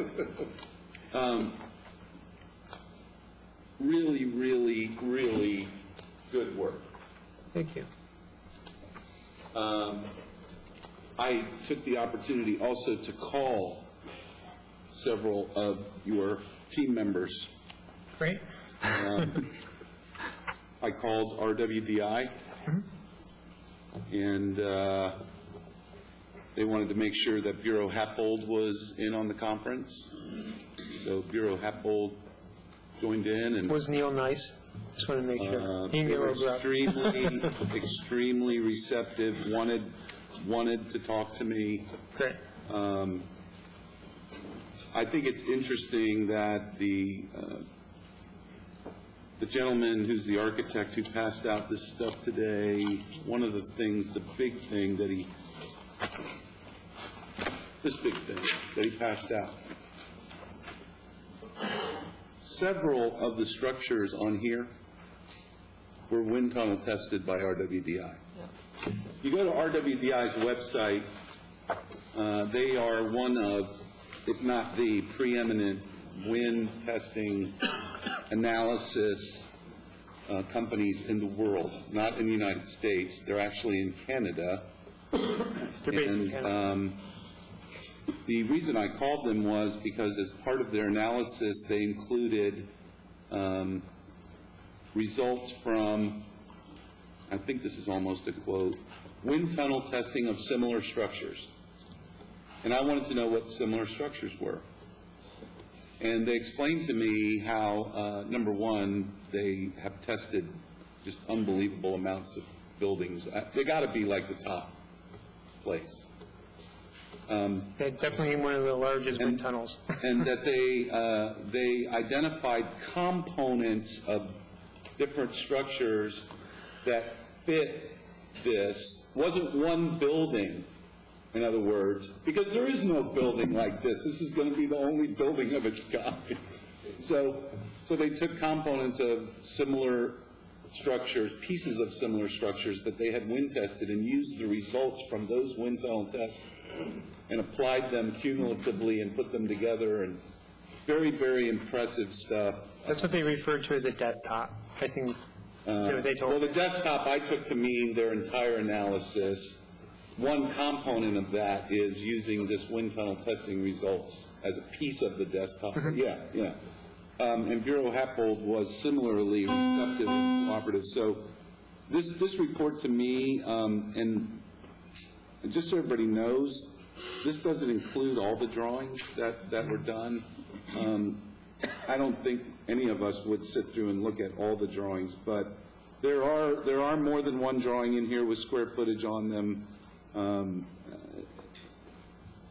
I wrote down in my notes the page numbers, but just really, really impressive work. To me, cemented the fact that we have a world-class team. So I want to thank you for that. Thank you. Now, I need to know if the costs that you're asking for today to go forward are connected to or have any effect on the demolition budget. Can the demolition go forward given the current state of Maltzen and the design team's work, is the demolition independent enough to go Entirely forward independent. without that? It's entirely independent. The dollars that we're requesting have nothing to do with the demolition. Well, I know the dollars you're requesting today have nothing to do with it. I just didn't know if any more of the work needed to be completed before the demolition could be done. I want to make sure you're understanding my question. Yeah, I don't believe this. Does any of the design work that needs to be completed have anything to do with the demolition? Yes, and to the extent that we need permits from both the Corps and SwiftMud to proceed with demolition and the county. And some of the work that our consultant needs to have done in order to get those permits is going to be provided by the Maltzen team.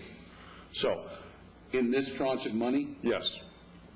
We estimate perhaps as much as $100,000 of work may be necessary by Maltzen and their subs in order to obtain those permits.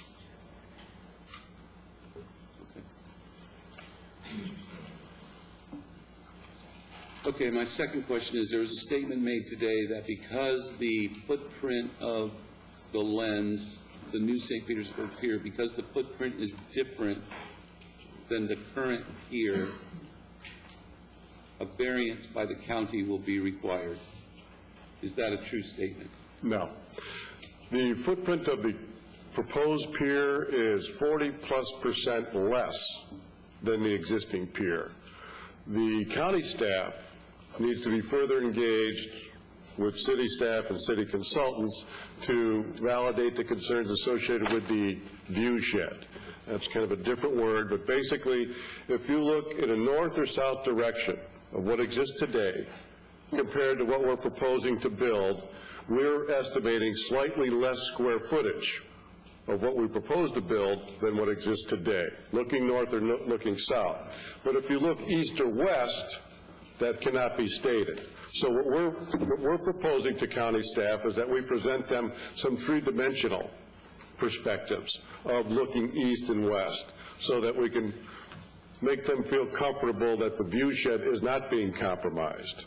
So our footprint's going to be smaller, looking north's going to be smaller, looking south's going to be smaller. Now we have to show in a three-dimensional format, looking east and west is not going to be detrimental to the natural beauty of the bay, because that's what their code says. That's the words, detrimental to the beauty? Detrimental to the beauty. So that somewhat subjective criteria has been manifested quantitatively by these view sheds in terms of square footage. Oh, okay. Yeah. All right, thank you. And my last question is, the way I read, one of the most helpful things to me in this report was the caisson inspection. It's the first physical inspection of the caissons that has been done. The Pier Advisory Task Force identified the caissons as a structural issue, but said no physical inspection's been done. The expected life of a marine structure like this is 50 years. The 50 years ends in 2020, which means there's 7 more years of expected life to those caissons based upon the Pier Advisory Task Force analysis, no physical inspection. The physical inspection in the report identifies the caissons as fair to poor, with some really unexpected holes and corrosion and abscesses in the concrete. So my question is, number one, I know you just indicated that for the purposes of the load bearing with the new pier, the caisson report shows that they're adequate. Is that what you just said? Yeah. And I think that's because it's much less load, the caissons have much less load-bearing responsibility in the new pier than they do in the current pier. Is that right? That's the most operative view or look at the situation. Yes, okay. And so if you built a new approach and pier head, the expected life of the new approach and pier head would be what? 75 years. And the expected life of the existing caissons, given their structural responsibility for the inverted pyramid, would be what? That same 50 years starting from 1973. No, well, starting from 1973, they'd be 2020. Yeah. So you'd have a 75-year approach and head around a 7-year. Yeah. absent any improvements or corrective action or major maintenance to those caissons, which in all probability would take place before we would It'd be completely demo and put back. irresponsible not to do that. Exactly, yeah. What that may entail, And we the don't peer know. advisory task force says the rough order magnitude estimate, which to me becomes more credible based upon the physical report, the physical inspection of the caissons. The peer advisory task force says rough order magnitude 87 million to do that project. Substantial. Thank you. Before we go on, Mike, if you stay there for just 1 second to clarify something for me, will you walk through the demolition and new pier from a permitting perspective? Don't we have to essentially have the new design, not detailed out to the last T, but isn't the demolition and the new design tied together? I mean, you really can't demolish one without knowing what you're doing on the other, right? Yeah, the strong preference of all the regulatory agencies is to submit what you intend to put back as part of what you intend to demolish, you know, a package, so to speak. In the case of the SWIFT and Corps of Engineers, when we get those permits, they're in effect for 5 years. We are authorized to demolish the existing structure. And we're authorized to also place certain materials along the shoreline of the north-south Al-Wooded runway. If the lens does not go forward due to a vote or other action, we would then be compelled to put a permit modification to Swift Mud and the Corps of Engineers as to what we propose to build in lieu of the lens. But we are still entitled to demolish it. In the case of the county, we would do the same thing. We would submit a permit modification or an amended permit request to extract any of the replacement features of that permit application. So, to make a long story short, when we get these permits, we're entitled to demo. If we don't build the lens, we're then compelled to submit what we intend to build and seek out an amendment and an approval to that amendment from the regulatory agencies. Thank you. Councilmember Dudley? Thank you. Well, I too want to congratulate him on a great detail. It has been consuming, to say the least, but a lot of cool information on it. I want to focus in on the canopy, if I could. Questions have come up about, you know, and in the reading they were saying how important that the, you know, after they get through telling them what 54 aluminum, whatever it is, you know, is the best and all, and then the report on the life expectancy and how important it was for the coatings and the right fasteners and all like that. So my question is this, and we have to keep them flushed out. They were talking about putting weep holes in the bottom so the water can drain out. My question is this now, as part of the regular maintenance,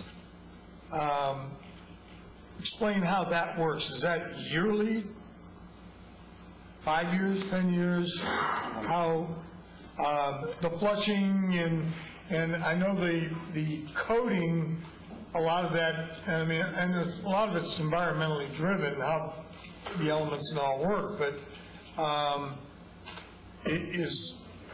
there's an expectancy unless something damages, something hits it, cracks it or whatever, obviously. But what is kind of the maintenance on that? Is it going to be annually flushed out? Am I making sense? Yeah, we're going to have annual, we haven't developed the actual maintenance plan yet, but there will be annual inspections of the structure. The actual cleaning methodology on the finish, we'll have to work with the manufacturer to determine whether it's every 6 months or once a year. But in addition to the aesthetic view of it and the cleaning in order to allow the finish and the coating to last as long as it should. There's going to be structural inspections. There will be a planned process to do all that. The specifics of that, I don't know, Tim, if you had a chance to... Well, no, what I was going to say is one of WJE's responsibilities on a team will be, as the assembly is finalized and specified, they will help us put together a recommended maintenance program. Okay, so they're basically involved in the design and construction of it. WJE, they'll be reviewing our design as we go along, and then they will make... So, they're going to give, if I'm hearing you right, then the maintenance program, whatever, is going to be through them. I mean, they're going to tell us what it needs to be done. They'll make a recommendation, right? And as Raul was saying, is a lot of it will be based on manufacturers. So, for instance, the coating, they'll consult with the coating manufacturer and make the proper recommendations. And the cost of that, that's going to be part of our responsibility then as a general maintenance? That's correct. Okay, now, has that been factored into what it's going to cost us on a yearly maintenance thing? Is that? Yeah, there's a couple things. Chris Palestra, City Development. Within the annual maintenance budget, we have normal, as we do today, annual inspections through the engineering department to look at both the underside and above grade components of the inverted pyramid. We'll go through the same program today, along with, as WJE recommends to the design team, adding in inspections, whether they're biannual, whenever they come up, and there's a factor in the budget to provide for them. We don't know the exact number at this time. It's still pending. But we've provided some inspection monies along with some capital replacement monies along those lines. Is that something that the city could do, or would we have to hire? It's a great question. We would hope that the city can do it. That being said, we want to make sure that there's no question as to the maintenance schedule. So we'll await WJE's recommendations to the design team on if it's a third-party inspection or if it can be done internally. Obviously, the design of the entire facility, that's going to be the thing that's going to require the most maintenance because it sticks up in the air, and it's going to be, you got hurricanes, you got tropical storms, you got lightning strikes, you got, all those kinds of things, that's going to require, a maintenance schedule. And that's why I'm kind of, I was reading all this stuff and it kind of solidified what I already figured, but because you're putting a material stuck up in the air, and their report even said this is one of the harshest environments anywhere. And so I'm just kind of curious because I know we had set a figure aside for maintenance, and if that's was figured into it. But as to that, and what's above the water line is actually easier to observe, maintain than what's below the water line. And the majority of this project is below the water line. So again, there's a substantial maintenance required, like there would be with any pier. Right. And I think that's key. It's the same thing we're doing now, and it's the same thing we do every year at Tropicana Field. And that's a different environment. There's a lot of exposure. It was the first of its kind. And every year, it's thoroughly inspected and maintained. Okay. And we've gotten great usefulness out of that particular facility as far as the top. My last question is I wanted to ask about the testing. It said in there that you'd been using robots and whatever to. Did I misread it? No, I was making. I'm sorry. They had robots that were working on models that. On testing the crown? Oh, no, Burrow Happel, Burrow Happel, worldwide engineering firm, does stadiums all over the world. It has done many of the Olympic stadiums. They've developed a software. It's for crowd control.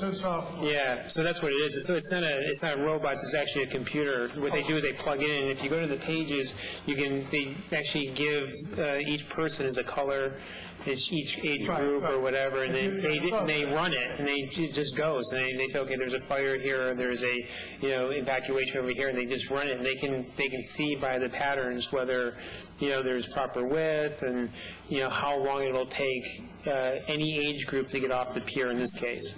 But right now, the canopy itself,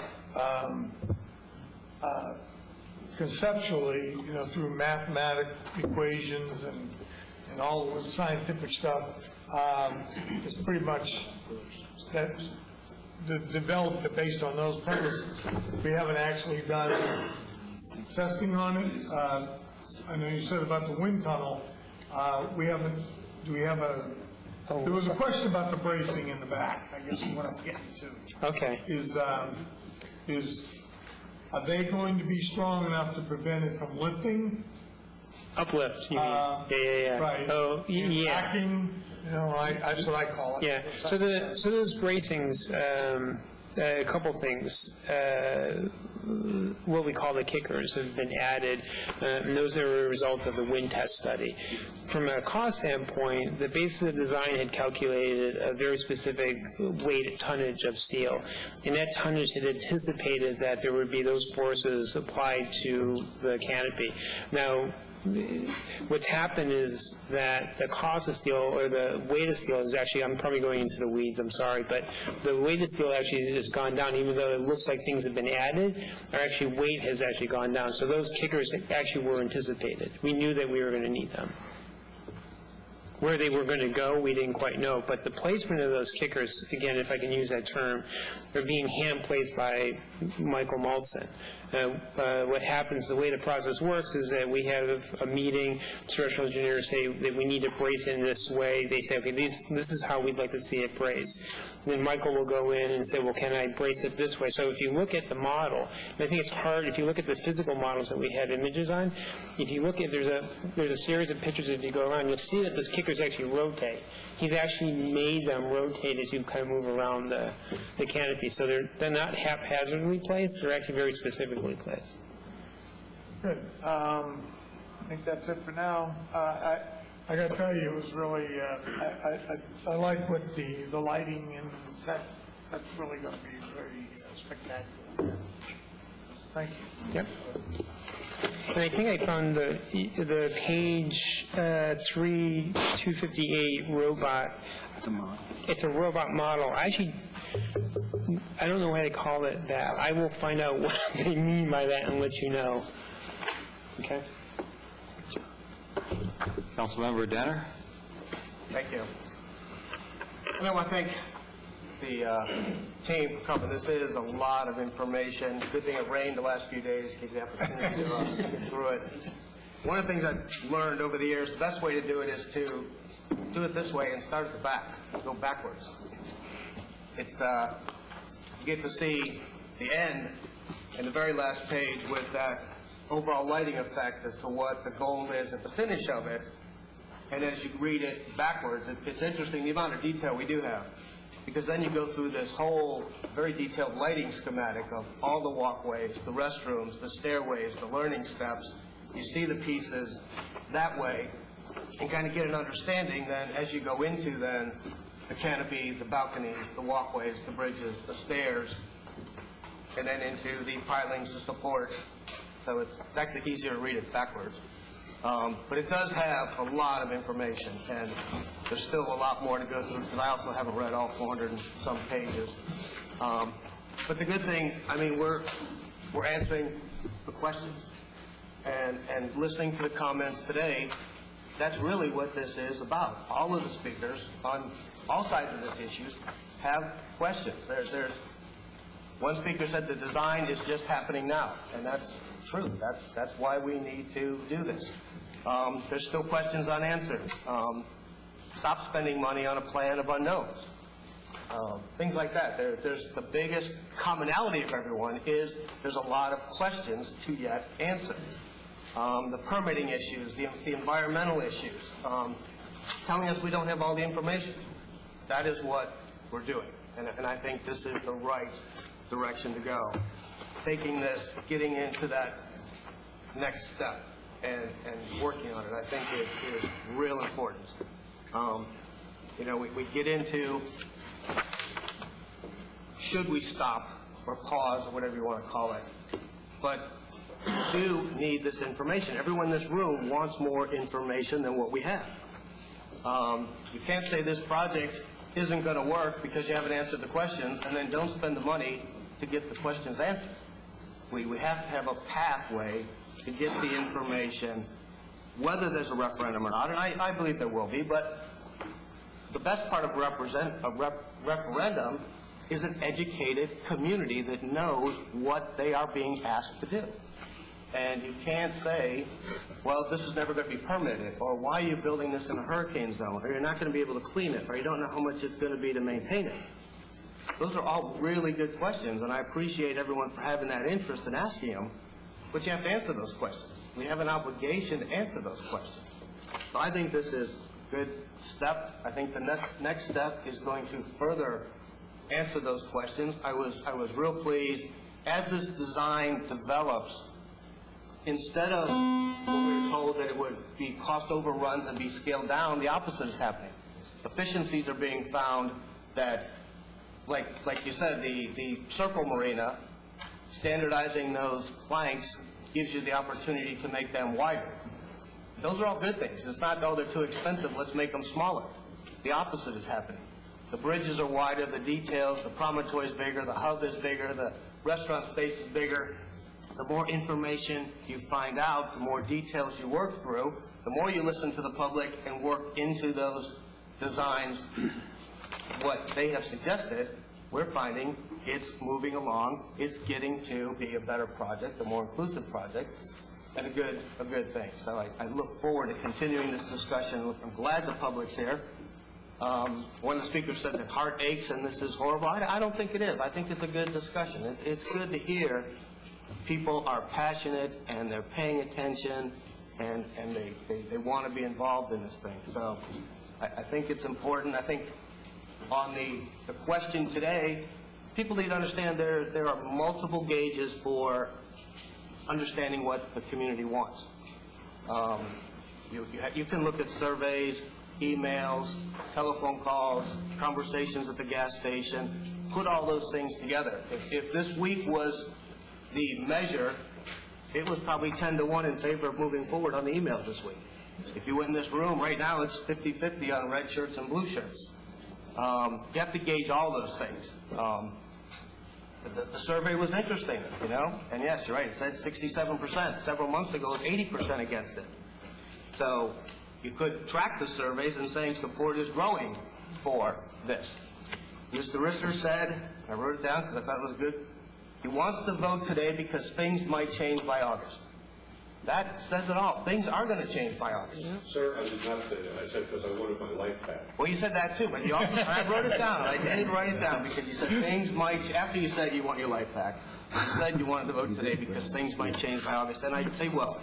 More information will give people more opportunities, more chances to weigh in, a more refined design, moving now from concept into design, into final design, really gets to what this project is going to be. So I think this is a good step. I think we do need to move forward and continue answering the questions so that the public's informed on what is going on, what is the cost, what is the maintenance, what is all these issues. I think that's the right thing to do. Councilmember Kennedy. Thank you, Mr. Chair. And first, I'd like to thank the public, those that were here very early on, and those that may be getting to the party at a little later bit of time. But the involvement is key. The two other observations I would make relating to public statements in here and everywhere is the first thing that concerns me is the amount of misinformation that seems to be out there, and I almost feel as if there's more misinformation than accurate information, and part of that is obviously our fault for not getting it out there, but that's something that I think everybody needs to take into account. And I would also ask everyone to doubt their own positions a little bit. Because if you think you've got a 100% crystal clear opinion on this, then the only thing that would leave me to believe is that you're probably not correct. Because, yeah, if you don't have any doubt in where you're going, and everything in here is 100% to what you're thinking, I would question that thought process. But I appreciate the involvement. From staff and our consultants, this is definitely a world-class report.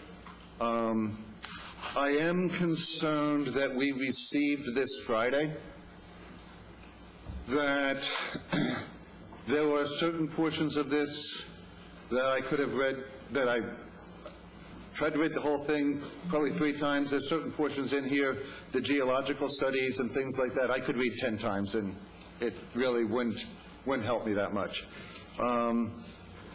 The portions that I found most helpful and somewhat most disturbing was the WJE report. And I've got a list of about a dozen different places in here where they talked about maintenance and where they talked about, well, it would be a 75-year life, but we have to recode it every 20 years, or we have to do this every so often. I would like to have some understanding of what the anticipated expenses of that maintenance would be. Can you help me? And I realize we're in phases, and as you go by, you'll get to know more. But if this has to be recoded in 20 years, what expense is the city going to incur at that point in time? And there's, I don't want to go down each page, but there's at least a dozen of those references in WJE.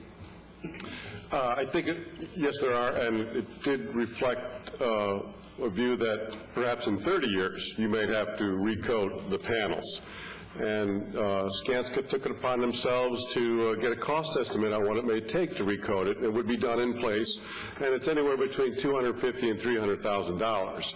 Now, I'd like to also add, in the context of that money being spent over a 30-year time frame, or at the end of a 30-year time frame, keep in mind the trop and the roof of the trop, and the fact that two to 3 years ago we spent $180,000 just retensioning the cables associated with the fabric roof. We spent $105,000 2 or 3 years prior to that repairing the cupola, which is the centroid of the fabric roof from a waterproofing standpoint. So we have over 100 tons of air conditioning out at the inverted pyramid today. That has a 15-year lifespan. That's $2 million of expense associated with this AC system. So although the $250,000 to $300,000 may appear to be somewhat large relative to other structures and other features of other structures, it's a very acceptable number in that context. And does this information exist? Would you be able to go through this report and every place that they say you'll have to do this in 30 years or you'll have to do this in whatever time period, and give us estimates of what you think that will cost when we get to that point? The report does not include that. I don't expect the detailed design nor the construction documents to include it. But I can indicate the following. We have a canopy that has been given significant amount of attention in terms of its detailed design, in terms of warranties we expect to get to improve upon its longevity or rely upon its longevity, and in terms of maintenance that we are going to get in a detailed design segment of this project going forward. The balance of the structure is essentially a bridge, and it consists of piles, pile caps, decking, I-beams, and rails. Now we know that railings are going to have to, the lighting within the railing is going to have to be maintained and replaced within a 75-year lifespan. We know that we're going to have to do concrete repairs. I can tell you in the context of the existing pier, we developed a structural maintenance program that recommended $250,000 a year be set aside to structurally maintain the existing pier. back in the mid-'90s. That was after 70 years of age. So this is a very similar structure, however, it has considerably less piles, considerably less pile caps, and almost 60% less deck square footage. And I understand the farther out we get, the harder it is to estimate as to what the cost of something would be. But is there a way that you could go through this in every place that WJE puts, you know, because my book is full of question marks, cost, when, and how much, that you could give us some type of maintenance schedule that it's going to cost this in 30 years, it's going to cost this per year for lights, and I would anticipate that the first-year maintenance is much less than the 15-year maintenance, and the 25-year maintenance is less than that. So is there a way you can quantify that a little better, knowing that it is a estimate and time and money and everything like that is, you know, asterisks? The answer is yes, and we will do so. What type of time frame would it take you to provide that to us? At the end of the DD phase, August. Can I get a little warmer, fuzzier feeling? Because I don't want to have something that's maintenance and, you know, the cost of the maintenance is more than the cost of the construction. I mean, is there a method of getting something in the near future so that we have a feel for that, those expenses down the line and what we're going to be asking our citizens to pay for in the future? We could provide you a thumbnail of what you're asking for a comfort level standpoint, but bear in mind, we have a 30-year warranty that we expect to get on the aluminum panels, which is extraordinary, by the way, and a 30-year warranty on the coating of said panels. And then express to you a $300,000 cost to possibly recoat it at the end of 30 years. That should give you some relativity to the most concerning aspect of this project, i.e. canopy and its respective lifespan. The rest of it is concrete. We do have a wood decking, we have railing, and those will probably have less than 75-year lifespans. And so we could break down these various classes of assets, assign what their depreciation limits are, and then get back to you with a more finite quantitative answer. But generally speaking, $300,000 to recoat after 30 years, the most concerning aspect of the project's infrastructure. Could you provide that information for us, like in 2 weeks? We'll give you the best information we can provide in 2 weeks if that's what you so desire. It would give me a comfort level, because I feel as if I understand what the report's saying, but I don't have any understanding of what those future costs are. The other thing that I would like to be able to understand and break down is the 1.5 million that you're asking for now. The last time we did an appropriation, we were able to say, okay, we'll break it up, because it was an ask for 5 million, and then we said, okay, we can break it up into this section, and this section, without slowing down going forward, but still being able to, and you may call it micromanaging, but it's kind of keeping a pulse of it. I understand that there's a need for $100,000 to go with the demo. I understand there's a need for wind tunnel testing. But could you break this 1.5 down for us as to what's needed this month, what's needed next month, and that scenario without slowing your progress? It's pretty linear, $300K per month from now till August. The most pressing issues in terms of the expense side would be continuity with permit, getting those permits, number one. Number two, once we get the permits, and we'll particularly with the county involved, we'll do the wind tunnel test. So permits are 100, wind tunnel 60. The next thing, we want to continue with testing the caisson. It's important, and it's a critical path item that we feel we've developed a greater level of comfort on the reusability of those caissons for the significantly less live and dead load that the lens design provides for. That's probably another 30 to 40. Would you be able to help us quantify that in, I'll use the same 2-week time period, as to the steps in moving along and when the money is needed for each step?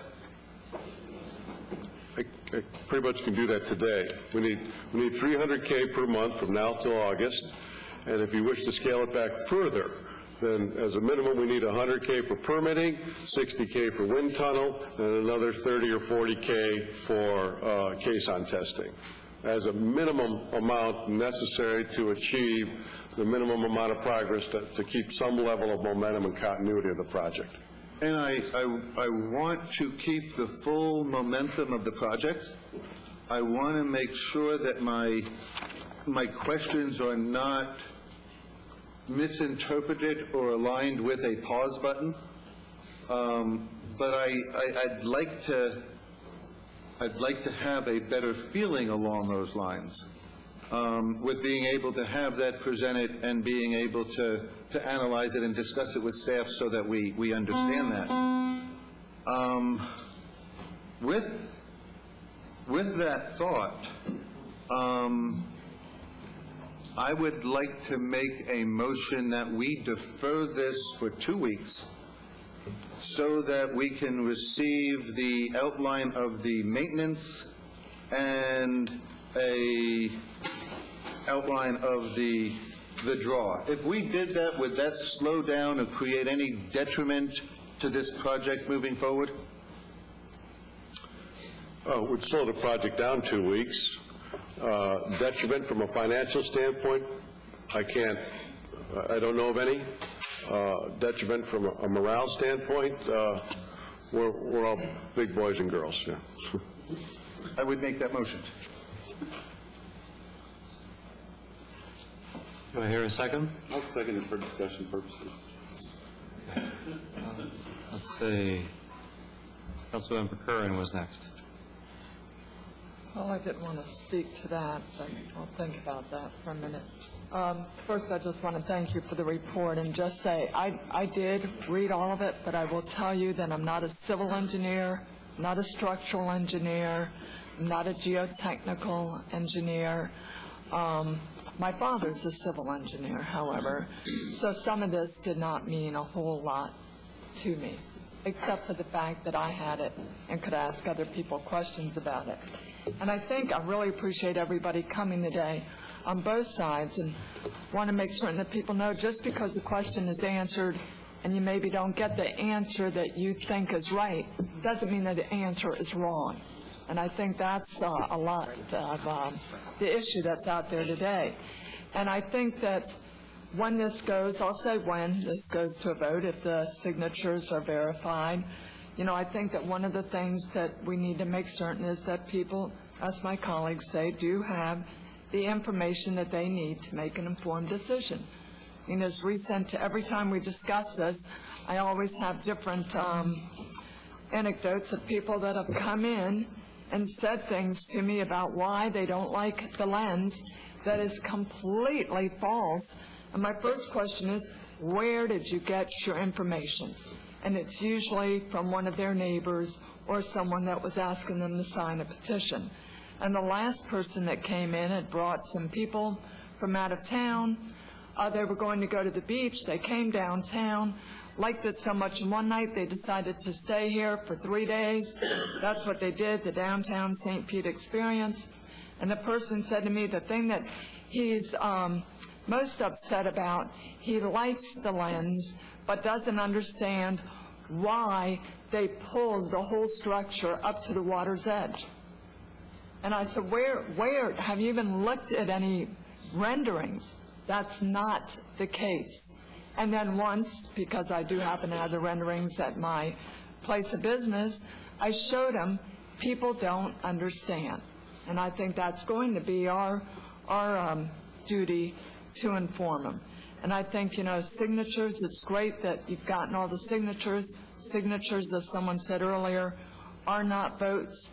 And I do think that a lot of these questions, when I looked at that, the WGE report, that, just reading in there over and over, it was stated, make certain that you have a third party. make certain that your maintenance issues are addressed. And I think, as Mike just said, with the trop, what I would really like to see us do is to rebuild the pier so that we don't have any maintenance, ever. No cost. So if you can do that, that would be fabulous. But I have a feeling, and I'm not a structural engineer or anything, I have a feeling that can't be done. So things are going to change. The prices they put forward now for maintenance, repair, and all that are always going to be estimates. We deal with that in all of our projects, whether it's things from the Wiki Wachi Fund that has maintenance put in it to public arts projects that have maintenance for repair, upkeep. So I think that's something that we do need to consider, but I think that we need to move forward and get all those answers that we need to. So, thank you. Councilmember Gross. Thank you, Mr. Chair.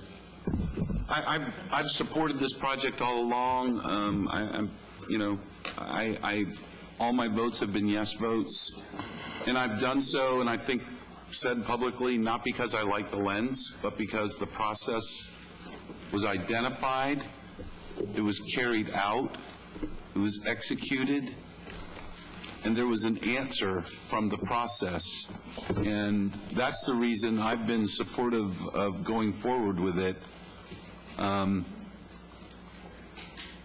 Yes, there's a poll that says 67% of people don't want to build the lens. And I get that. The reason I get that is because that 67% is not a galvanized position against the lens. That 67% is made up of people who want to save the inverted pyramid, people who don't want the lens but don't want the inverted pyramid, they want something else, people who want to build a Mediterranean revival $1 million pier again, people who want no pier. So while we know that 67% of the people don't want the lens, I think when you look beyond what happens when you have a referendum and there's a vote to stop the lens, there's no longer going to be a galvanized 67%. There's going to be 18% of people who want to do this. There's going to be 22% of people who want to do that. And there's going to be no consensus at all. And I think part of the problem is not voter suppression. Part of the problem is when you have a situation like that, that's what leaders have to do. Leaders have to say, there's no consensus, we have to come up with a consensus. Now, I can look myself in the mirror every day. I'm going to vote on because what I think is right, not because 67% of the people say this or because 15,500 signatures. I've told this body before, I got elected because I wanted to represent the people, but I also took an oath to uphold the law. The law is that when you get the petition signed and it's a legal, valid question, it goes to the ballot. We have that now. That's going to happen. It is a certainty. I can't, because I think it's the wrong thing to do, vote to spend money in the face of an election. I think the right thing to do now in the face of an election is to turn our efforts to education, and I plan to have at least 2 town hall meetings on the west side to do just that. But I could vote to spend some portion of money to continue towards the demolition of the pier. The pier has to be demolished, and that's a fact. I don't think that's an arguable issue. If there's some component of money that could be spent to get the permits to do that, I would vote for that. That's the reason I second your motion. But I just can't vote to spend the $1.5 million until we know what's going to happen. Councilmember Newton. Thank you, Mr. Chair. I thank all you guys for coming out to speak. I know it's a long day, and I appreciate you giving up your time and your job and and coming out here to try to reinforce the people you voted for and put up here. Voting is an amazing thing. I got a question for staff, if they can answer for me, anybody. How much money was spent during the Save Applewood Airport petition to vote? I don't know. Nobody knows. It was an Applewood project that was being proposed, condos and all that. How much money was spent in developing all that and before the people actually got to vote and that went down? Councilman, I don't have that number with me right now. Happy to get it to you today. Because everybody's putting up how much we spent, how much it cost to, we went too far, we spent too much money. And I'm just wondering, because that leadership and that mayor and this mayor was on that council that let them people vote, I'm just curious how much money was spent before they got to vote. That's all. If you can get that, I guess that'd be great. I wish you would have had it, because you brought everything else. We weren't here to talk about Applewood Airport, so I'm sorry I don't have that information. We wasn't here to talk about about the airport, well, another referendum that actually the people got to vote. Yeah, but that was to save the airport. That wasn't a redevelopment You're running my plan. time while he's answering the question. I'm going to run out of time and they're going to stop me. I hope it's not on purpose. Go ahead, I'm sorry. They're different subjects, so. This is a specific project. to Right, build right, here. but the argument keeps coming up about the amount of money that we spent. And we should not keep spending it before we let these people vote. I want to know, when they came up with the Applewood Park, condos and parks and all that, drawings, renderings, or whatever, how much money was spent before they let the people vote, when the people got the petition? Well, we'll find out, but Applewood Park wasn't a part of, that wasn't the referendum. Well, we're talking about voting and referendum. Happy to sit down and talk with you at length about that. You can get that for me, I'd appreciate it. Happy to. Also, I like the book that was dropped off late Friday. I like the fact they keep going with the green water, what's actually out there. But I don't know who keep getting blue water and lights. I'm a little confused. Unless they got blue lights that are going to turn the green water green. I don't know. I mean, people are all excited about these lights, and that water is still looking like this. So unless there's some magic those lights going to do locally, they come from a local vendor, I don't know how we're going to change that water on those lights. So I'm just curious as to, the switcheroo. And this is, but I'm used to this. We always get things a couple of days before, and then the sky's falling and we got to vote on them. This is normal. Since I've been on council, this is the way it works. You get it late Friday, you're supposed to spend all your weekend looking over it, looking through it, and then come in and make a vote on it.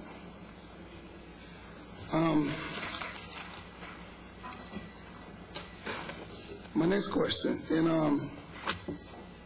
2005, we had a consultant study that we went to the county commission and got them to approve $50 million to renovate the inverted pyramid, actually $4.6 million, another $22.2 million for demolition and replacement of pier approach, $6.1 million for pier head retail, $4.3 for inverted pyramid restoration. But there was no, the county commission wasn't asked to vote in 2005 on demolition of the pier. No one ever asked them that. And I'm wondering, when we paid this consultant, did they go in the water and inspect the pylons at that time? Because this one has a time frame of, the scoping process was 2008 to 2010. It had preliminary design 2011. It had detailed permitting was 12 to 13, and construction was 2014 to 2015. So we had a time frame and a scope and a process. People keep talking about process. But I submit to you what has happened. The process is, when you got an iconic structure that belongs to the people of this city, you have to let those people vote first, just like the previous Mayor Baker did with Applewood Airport. This does not belong to us. It belongs to the people and the taxpayers of the city of St. Pete. And the reason we're here today is because in August 18th actually, 2010, there was a straw vote taken downstairs, 5-3. Councilmember Kennedy, Councilmember Dudley, and myself was in dissent about destroying this pier in 2010. But oh, how far we've come. Because today, we sit here, well, not we, the council sits here and have spent, what is the, oh, it's a question for you, Mr. Buster. What's the total amount of money spent today on this project? There's about 3.1 million, about $1 million through task force and competition. What's and the about total? I think the total. 3.1. 3.1. Now, when we got That's this... that's over the last 5 years. I understand. Complete. Well, I don't think that's accurate, because when we got this August 2010, all we had spent was money on consultants. And I remember the following week after this straw poll, I made a motion that we put this on a referendum and that we let the people vote. And that died for like of a second. And at that point, we only had spent, I think, $160,000 on a consultant. You can look at this document and probably look at dates. So we haven't spent that much money over 5 years. That's incorrect, because I was here. If you did, you must have found some additional money, you must have been hiding it. In 2010, we were halfway through the peer advisory task force process. And Get me, if you would, sir, because I don't want to... we'll get you a full accounting. Get me accounting for Wednesday, August 18th, 2010 at 8:30 a.m. I want to know the dollar amount to that point, if you will. Lastly, I want to talk about some of the stuff that people has been saying. He talked about a poll. This poll was 76%. Registered St. Pete voters. We all run polls. Every politician up here ran a poll. Don't let them fool you. They want to know what they're up against. Also, the polls go out to what we call super voters. These are the people that vote. All they do is vote. That's what we poll. We don't poll anybody. Also, we spoke about I heard Mr. Freeman talk about 32 lost jobs if we stop. But we're going to get ready to this council with eyes wide open, put 400 to 500 people on the street and put them out of work. But they want to go out to Bank of America for foreclosures. Well, I talked to Bank of America, and they told me if I show up with my money, because I got a job and pay my mortgage, they'll never foreclose on me.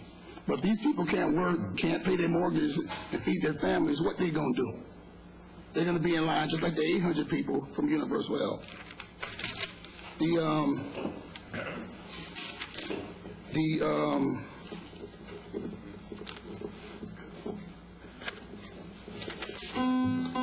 Another one here. I got a minute, Mr. Chair. I'm trying to run through these. Yep. I'm sorry. No, go ahead. I thought you was stopping me. Can you get that one for me? And one of the speakers stated that the activity at the pier had truly diminished. That has nothing to do with the pier or the tourists or the people out there. Our past council chair was talking about how the tourism is flourishing and people are still coming to the pier. That is strictly on the shoulders of leadership and marketing. We have been, by design, taking that place down, decreasing the budgets and everything. Johnny Reno, probably single-handedly on his back, has been doing everything out there to try to keep that place afloat. So that's one of our assets that we've been letting go down. Just like this crosswalks in front of Tropicana Field. When you drive down 16th Street, the crosswalks are all patchy and washed out in front of an asset that we have a major league team playing in front of. So that's us. That's not the people working at the pier. And I got another question. This is for staff. If the lens fit, why do we need a variance? Can someone speak to that? Because someone said it fits. If it fits, why do we need a variance? We haven't been told we need a variance at this time. So we don't need a variance? We don't know. There's still a discussion going on with the county administration, county staff. So that's happening as we speak in real time right now, but we've not been told we need a variance at this time. I read from the actual chair of county commission, which the mayor said he's been speaking with, and it was in yesterday's paper that when they say, why is the county interfering, he said the county still has the power because the city will need a variance. Now, if they don't need a variance, then this is point mute. We shouldn't even be having a problem with the county. Councilmember Newton. Councilmember Danner. Chris, on the motion, when the last time we broke up the allocation to get us to today, what was that amount, and how were we going to break it up? What was the timeline on those pieces that we broke up last time?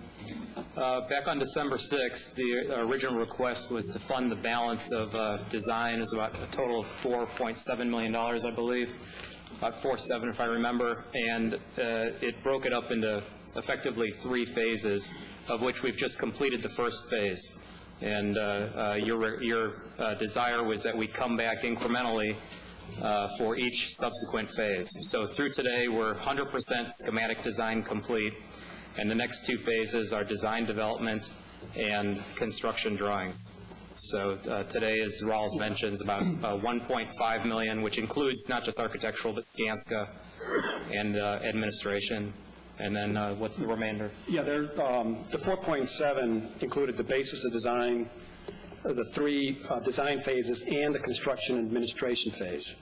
And I believe what we were asking for in December was schematic through construction administration, plus the Skanska level, plus the project. So I think it was more than the 4.6, but I don't remember exactly what it was. It was really to get us, it was to appropriate the entire amount of the Skanska, but we're at this point bringing you back just the amount. So 4.7, today's 1.5. What was the next? The next one is going to be 1.2 for the Skanska part, and then there's, I'm sorry, 1.2 for Malton, and there's another 100,000 for Skanska. Actually, hold on a second. You're asking for the construction document phase, the one after the. When we broke the 4.7 down, today's the first piece of that.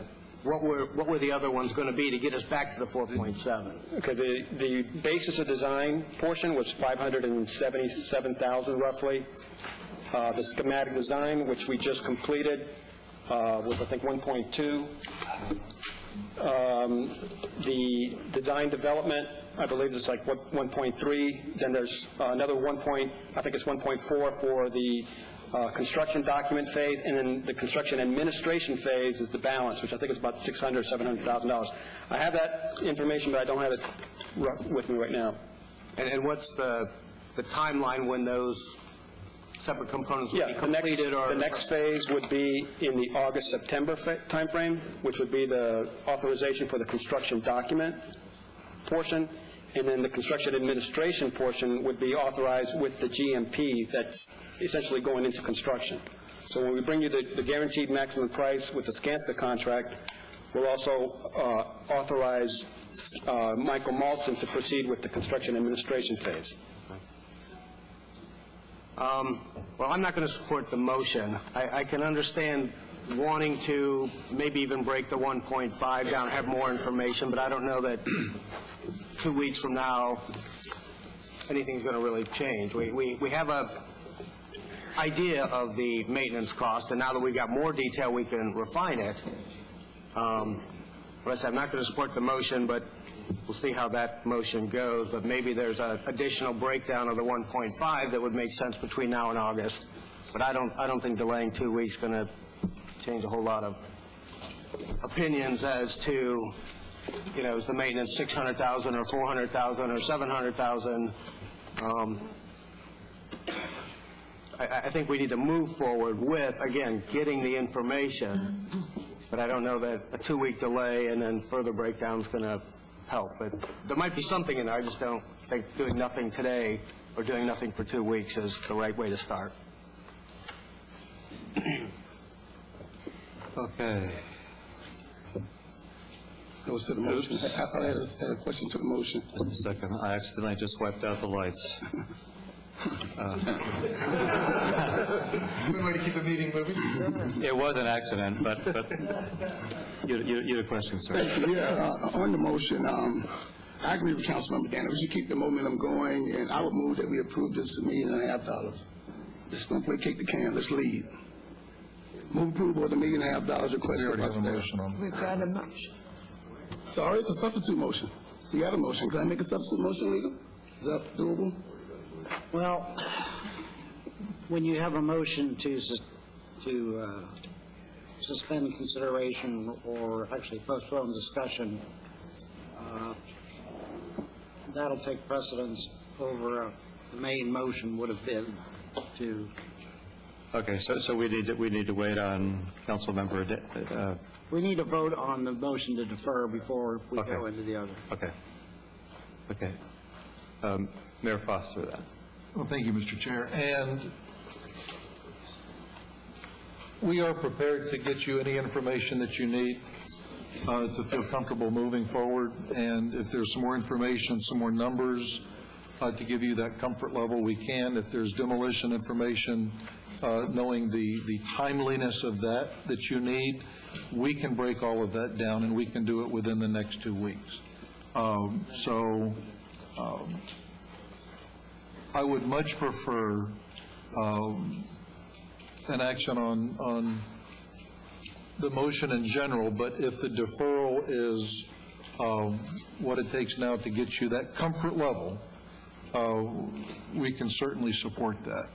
This is, I'm not going to assume that the signatures exist.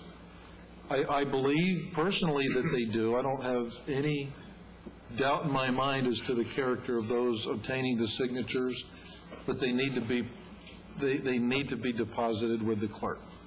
And I understand it's all about timing and the 90 days, the charter, the supervisor, whether or not she is unable to support we get all that. And I know timing is an issue. But at this point, the signatures haven't been deposited, and I do think that we need to move forward within the next 2 weeks. There might be clarity on numbers, there might be clarity on signatures. I know that we need this information for demolition. I know there's a lot of information being sought on engineering and wind tunnel and all of that, but when you peel it all down, metal, aluminum with magnesium on steel, wind tunnel, all of this, I think if we could just all be honest, from the blue shirts to the red shirts, you either like it or you don't. And you can throw all of these design red herrings, and if we all loved it, we would find a way to build it and get the permits and make sure that the engineering is in, and we would win tunnel testing. But some people don't. So it's all coming down to the aesthetics, and you either like it or you don't. And that's, so I'm not sure all of the numbers in engineering and wind tunnel, I don't know if any of that's going to make a hill of beans between now and August, but I want to make sure that you, City Council, have all of the numbers and all of the you know, from maintenance schedules to coatings. We have all of that with all of the other buildings. We can get you that, and we can get you that in 2 weeks. I know in my discussions with the Malton team on Monday that regardless of our pause button, they're going to continue to work. They believe in this project. They believe in the city of St. Petersburg. They believe in this iconic new St. Petersburg Pier, and you know what? They're not going to stop. Skanska's not going to stop. This team behind me is not going to stop. We're going to continue to move forward. But when it comes to the dropping of the money, that is up to the City Council, and if a deferral is what it takes before you all have a comfort with that, then we can certainly support that. But again, it's our jobs to make sure you have all the facts, and that as you go out and talk and extol the virtues of one thing or another, that you can adequately convey the facts to the people that you represent. So I wanted to make sure you had that information before you proceeded. Councilmember Kennedy. Thank you, Mr. Chair. And my motion is not related to the petitions. It's not related to aesthetics. My wife and children have taught me that I don't have much in the way of aesthetic taste.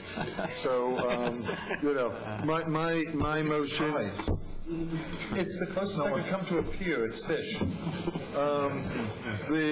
My motion is mainly based on getting this on Friday and not having the opportunity to ask staff the follow-up questions relating to maintenance and how this can be broken down.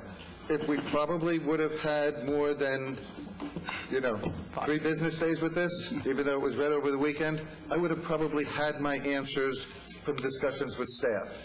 But because I haven't been able to do that in the time frame that we have the material, that's what's generating my motion, not a desire to stop it, not a desire to have a petition, but a desire to feel like I fully understand as best as I can the economic ramifications of our decision. Thank you. Let me ask Legals press to light. Do you need this now, or do you want to wait? I just want to, and Mayor, if you'd stay in for a second.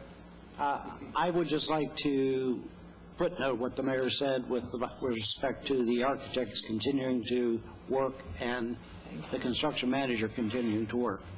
With our knowledge of that, I don't want us to be liable for their continuing efforts. Now, if they are free to do that if they wish, but we need to make it clear that there's no, it's at their risk, not ours.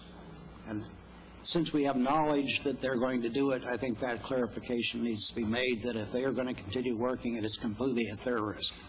That's all. We'll get you that. Their correspondence was, we will continue to move forward through the summer, remain engaged and follow through with a well-vetted process. We'll make sure that, depending upon the decision of the city council, that they understand at the end of the day it may be uncompensable.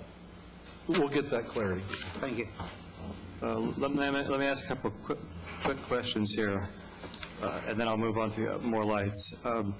We have a grant application for, around numbers, $950,000 for lighting and estuary. Do we have any idea when we're going to get the answer on that? And I assume that our funding does not include that $950,000 grant. Yeah, the anticipation is we'll hear something in the September timeframe from that Army Corps grant process. And your other question? Well, I'm assuming that we don't have money in the budget to do that unless we get the grant. Is that correct? That's correct. What we have money in the budget for is the preservation of the piles and the stabilization of the piles. Okay. One more quick question here. In reading your staff memo, it says design development phase work is planned to be completed within 90 days or by late July. Phase 4 fees in preparation for the construction of documents in the amount of $1,279,000 in mid-August will require council authorization. So would we assume that we will be authorizing another $1,279,000 prior to the August primary? It's unlikely that we'll be back before August with the construction document phase. It's most likely that it's going to take us through August to get, if we were to start the design development phase now, it's most likely that it'll take us through August to get there. Okay. Thanks. Councilmember Cornell. Yeah, I would just like to also ask that letter explaining what WJE meant when they're calling for third-party peer review, and I'm hearing from the same discussion we just had. I'd like that in the 2 weeks too, if we could get that. And I'll just point out, I had the same concerns last time getting this book. 3 days, having 3 days, and I talked about it and thought everybody understood what I felt about it, but it happened again, and if it happens again, I think it will continue to be a problem. I think maybe that message is sinking through at this point, but it's not enough time. It's not a problem with the documents are great, but it takes more than, it takes a lot of time to go through them and ask the questions and get the answers that you need. So hopefully this process is not repeated again the next phase. I'll just say that. Councilmember Danner. Thank you.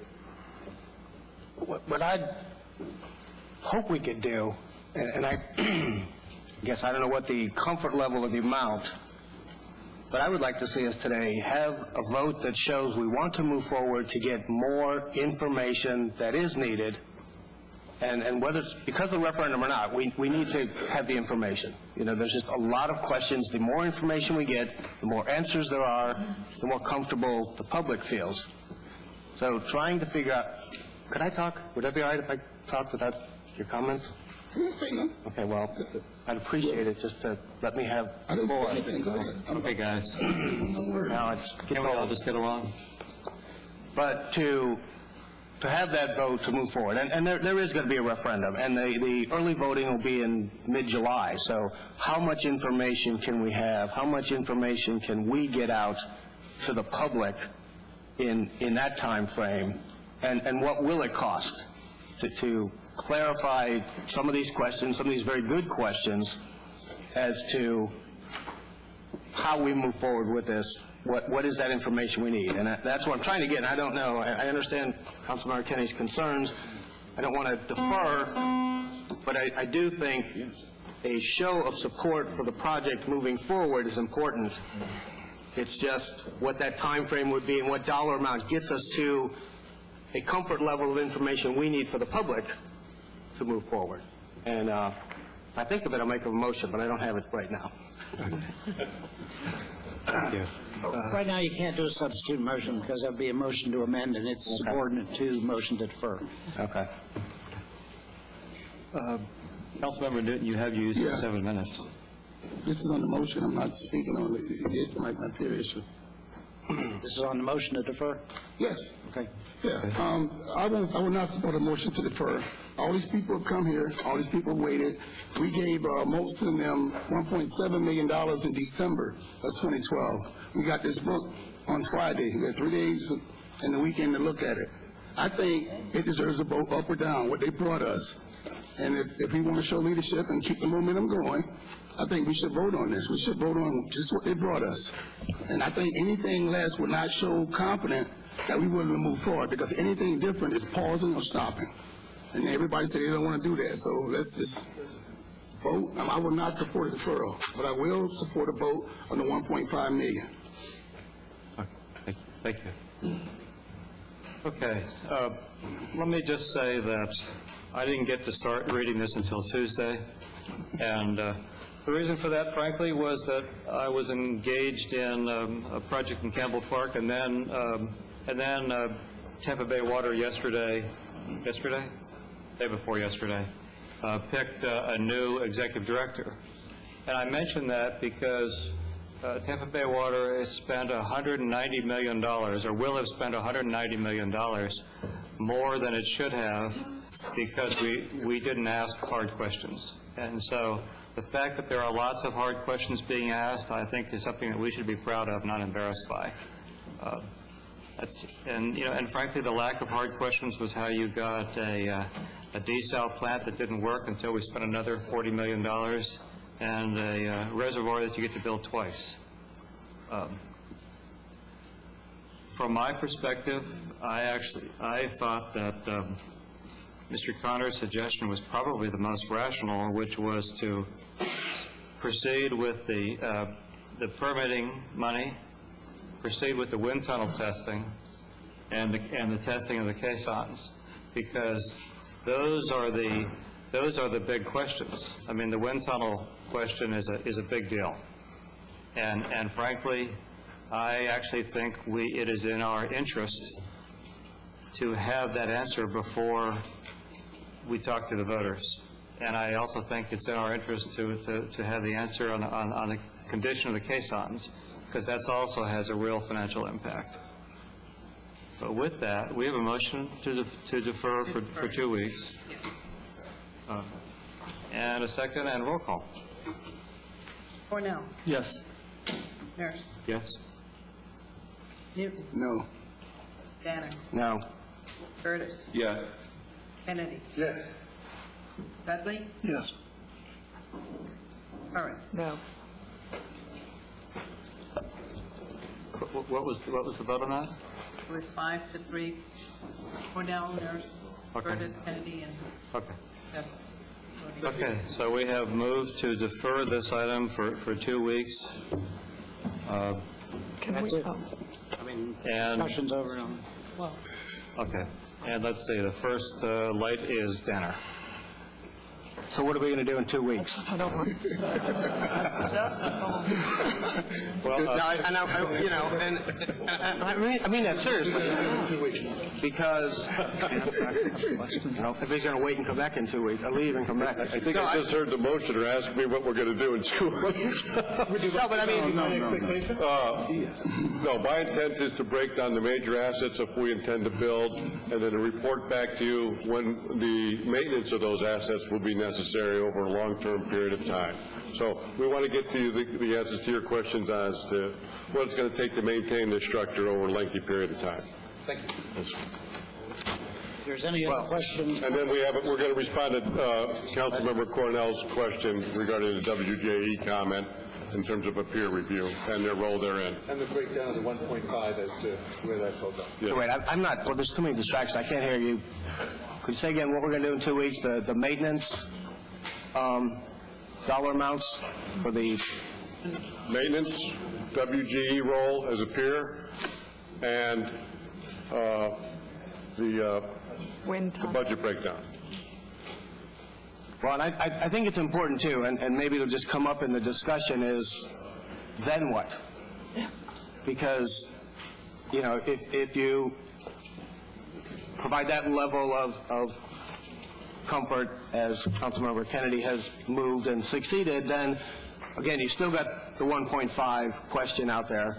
I don't think the public's questions are about permitting wind tunnel and caissons. I think, like the mayor said, this is about aesthetics, whether you like it or not. I think the public's questions are about walkways, restaurants, programming, and use. Those are the questions the voters are going to ask. They're really not going to be standing in the voting booth going, are the caissons really going to work, or is the aluminum really going to peel off of the whatever? They're going to want to know more about what can I do when I get out there.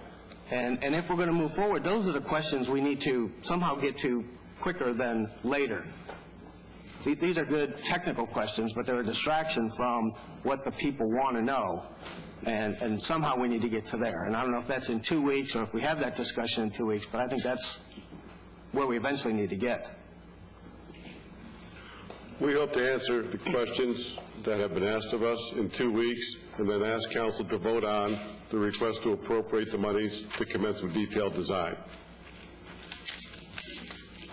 Councilmember Curran. Well, I would agree with that, and I think, you know, those aren't, and I don't know if you're going to be happy with the answers that you get, Councilmember Kennedy, from that request. I think the voters, when the mayor talked about the design and all that, I think that is true. We are not all going to like whatever design would be chosen for the pier, and that's all right. There's nothing wrong with the fact that we all will not agree with what the final design will be.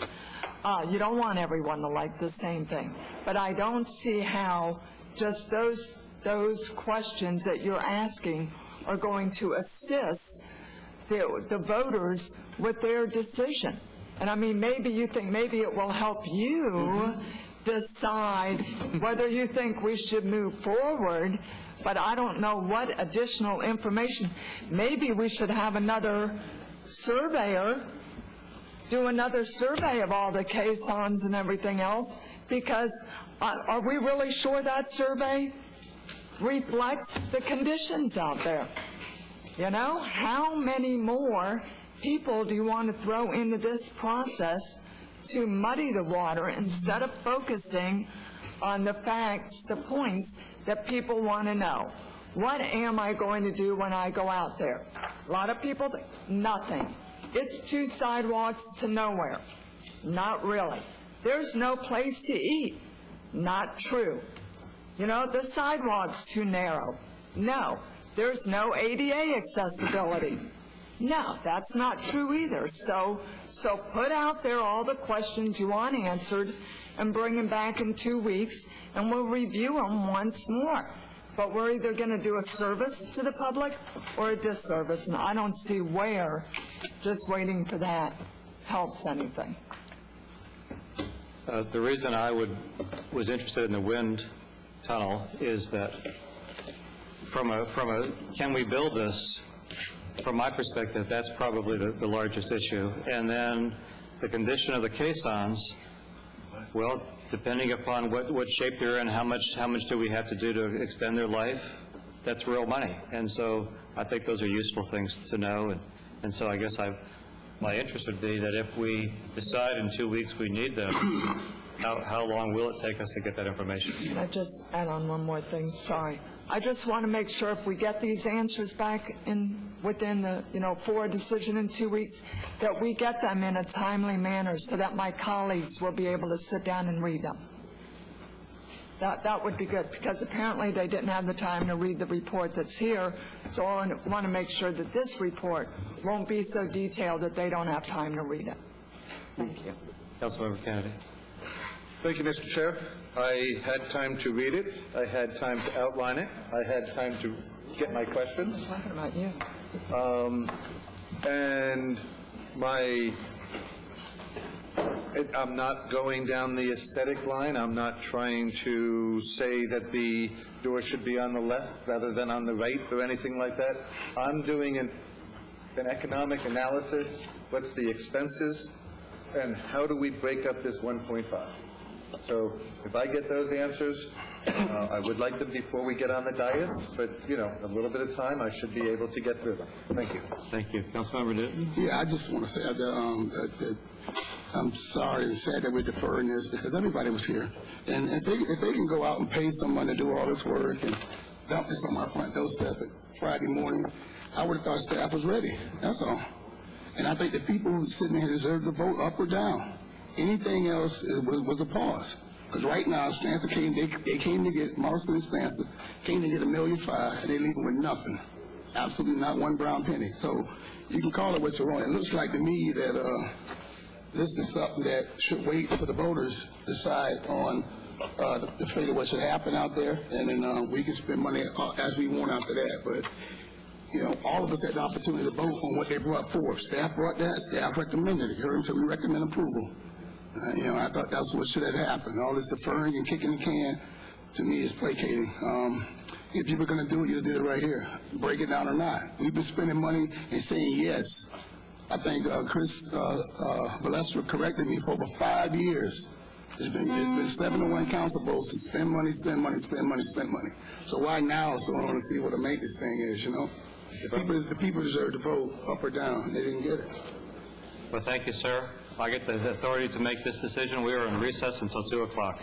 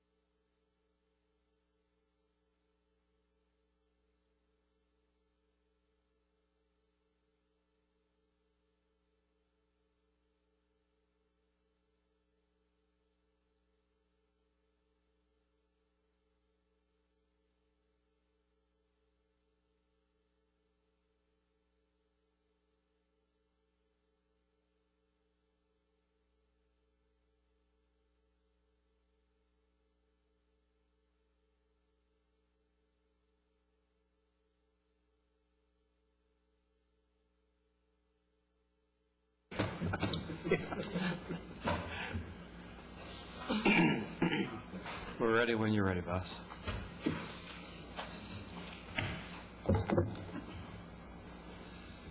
Okay, welcome back. City Council is back from recess. Second. Let's see, we have a service agreement with Urban Retail Properties. I believe the item before that, we were going to recess into CRA after the schematic design review. We're still going to proceed with the CRA review. Okay, let's go ahead and do that. The council will recess as the city council, reconvene as the community redevelopment agency. And you got a resolution on finding this consistent? No, actually, we should be doing F2. Okay, let me back up, dial this back. Just where I started. Are you ready to go on the other one? Since they're in CRA mode right now. We can do them, I guess we can do them. Yeah. If you're still in CRA mode, right? Yeah. Yeah. Why don't they just go ahead and do that one? Apologize for the misunderstanding. This is an item to review the proposed lens design. It's a CRA review, which involves CRA determining if the new St. Pete Pier is consistent with the in-town redevelopment plan, and such a determination is based on review of the plan emphasis of the IRP and the design guidelines that accompany it. Can I have the overhead, please? Overhead, sure.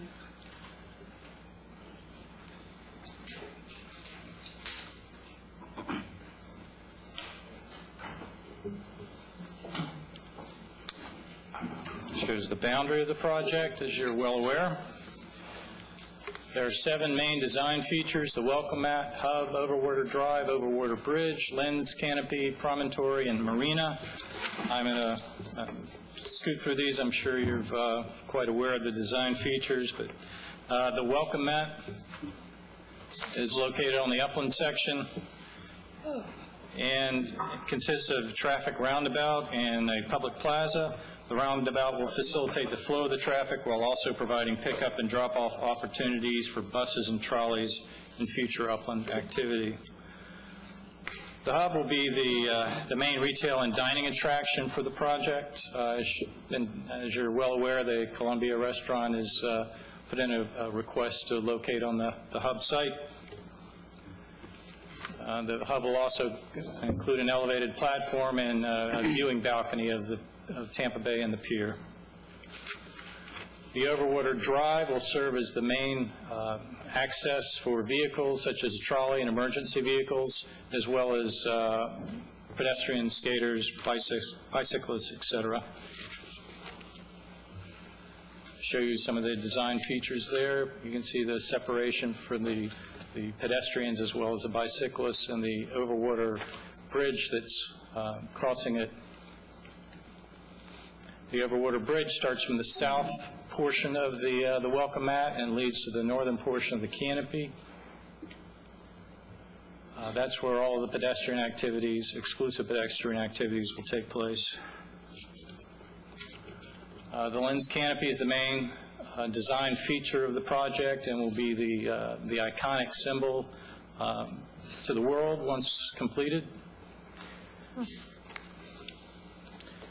It includes a structure provides shade and protection from the weather for the bike path and overlook balconies.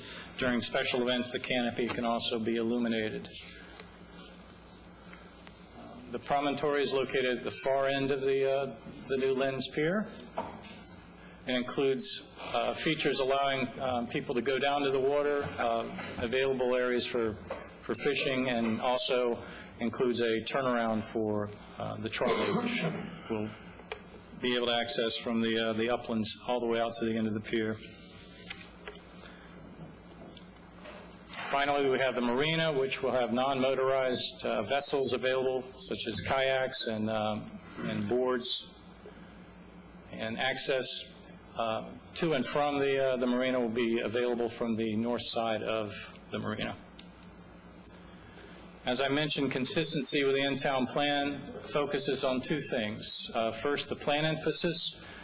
Staff finds the project consistent with the IRP because the plan specifically calls for construction of the municipal pier project, allocating $50 million in TIF funding to do so. It also spells out that the pier project can be either extensive renovation or replacement of the pier. The plan emphasis for the downtown waterfront plan calls for continued revitalization of the waterfront and pier area with specialty retail, parking, cultural, and recreational facilities.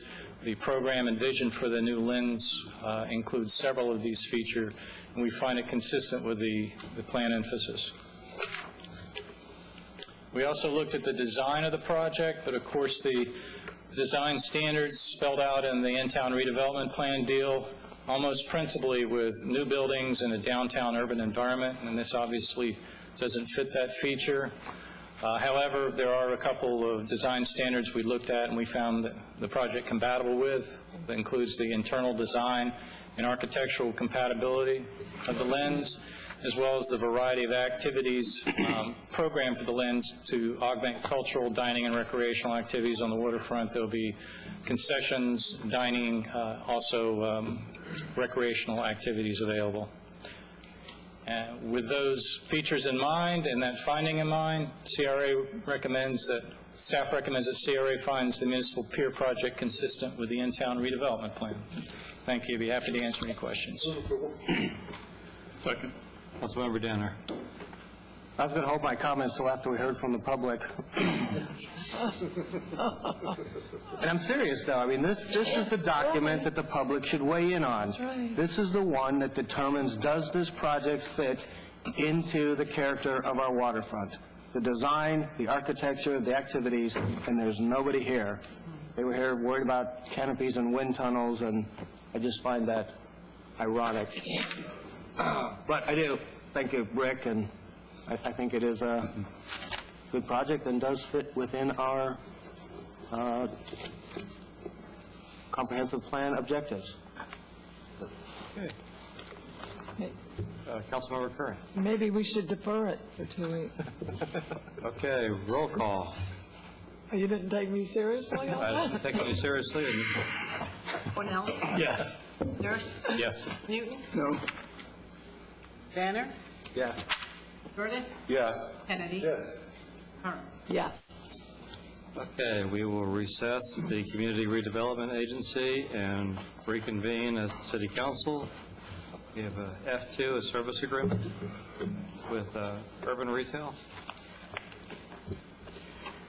Good afternoon, David Metz, the city's Downtown Enterprise Facilities Director. In your packet this afternoon, you have a cover memorandum which is signed by Mayor Foster, a service agreement which staff, including our legal staff, McCall Dyer and Clay Smith and myself, have negotiated with Urban Retail Properties, who is the city's property management company at the pier, and also a resolution. If I could just take a few minutes and provide you an overview and give you an update of the steps we've put in place the last few months to work with Urban, basically to close the pier building down, close the business May 31st.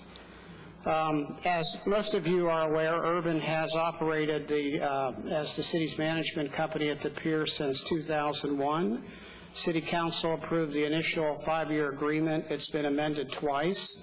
They're currently operating under the Second Amendment, which actually expires in September of 2014. Due to the specialized services and the scope of services required to close the facility, we're requesting City Council terminate the management agreement, close the business on May 31st, and enter into a service agreement with Urban to help us close the facility down and prepare it for demolition sometime later this summer. The agreement would be for 45 days and basically would be very specialized associated with those services. The staff would be reduced and it would be a more limited scope. But basically, some of the efforts taken to date with Urban and city staff is Urban has always held regularly scheduled meetings with the pier tenants, but They've accelerated those meetings. In the last 6 months or so, they've been meeting on a monthly basis to maintain open communication and work closely with the businesses towards this May 31st date. We work with our legal staff to amend the license agreements to reflect the closing date and made sure that we maintained insurance with those businesses that operate at the pier. The last few months, knowing that the pier is scheduled to close on May 31st, we've had to inventory all the equipment and the assets, work with our finance department to transition those assets either to the city's consolidated warehouse or perhaps to other departments in the city. And most of the equipment and furniture and assets are slowly transitioned out to the other departments. Obviously, we've left what we need to continue to operate the pier through May 31st. They've been working closely with Clay and his accounting staff to begin to close out all the accounting and the business transactions associated with the May 31st closing date. And so that's kind of a recap, but basically we are requesting this afternoon that council authorize us again to terminate the current management agreement and enter into this service agreement effective June 1st. Second. Some of the services they would provide under this 45-day service agreement, the city does have the option to terminate it with 5 days written notice. They would assist the pier tenants in moving out their inventory and basically working with a private auctioneer to auction off their equipment. The owner of the Columbia and Cha-Cha Coconuts has taken the lead on that, and the other businesses are probably going to participate in that auction process.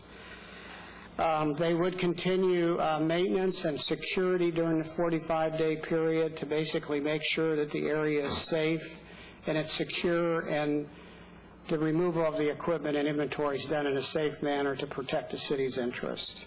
They would continue liability insurance, which is required under the current management agreement. They would again help Clay and his staff close out all the accounts and all the business transactions associated with operating the pier. And they would work closely with my department and also the engineering staff to basically prepare that building and that facility for demolition later this summer. So they've certainly represented the city well during the past 10-plus years, and we've gotten an indication from Urban if City Council approves this agreement, they'll execute it on their end. Again, it's a 45-day agreement. It's very specialized, and it's associated with closing the pier after the last day it's open to the public on May 31st. Councilmember Danner? Dave, could you maybe provide us with the efforts made by Urban as well as the Business Assistance Center to work with the existing vendors to relocate them? We keep hearing we're putting people out of jobs. I'd like to know what efforts we did make. Very early on last year, the economic development staff attended one of the peer meetings, made a presentation, at that point made themselves available. A lot of businesses haven't taken the city up on that suggestion. In many cases, through their own efforts, they've either consolidated their current operation into another location where they perhaps had another location in Pinellas County. Maybe probably on a very isolated basis, but the city did make that effort, Councilmember, to reach out and offer that service. I'm not sure a lot of the peer businesses took the city up on that offer. Thank you. Okay, we have a motion and a second. Roll call. Cornell? Yes. Nurse? Yes. Newton? No. Banner? Yes. Curtis? Yes. Kennedy? Yes. Carney? Yes. Motion passes. Thank you, Dave. F3, sale of property to Florida DOT. Bruce? I think Mike is here.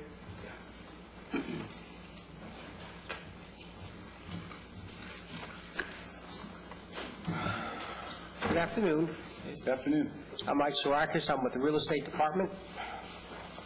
The transaction that is before you today for your consideration is a sale of city-owned real estate along Roosevelt Boulevard to the Florida Department of Transportation. This goes back a long ways. Back in 2005, the FDOT offered the city a purchase agreement in lieu of condemnation. The purchase agreement at that point in time was for $92,000. It was rejected.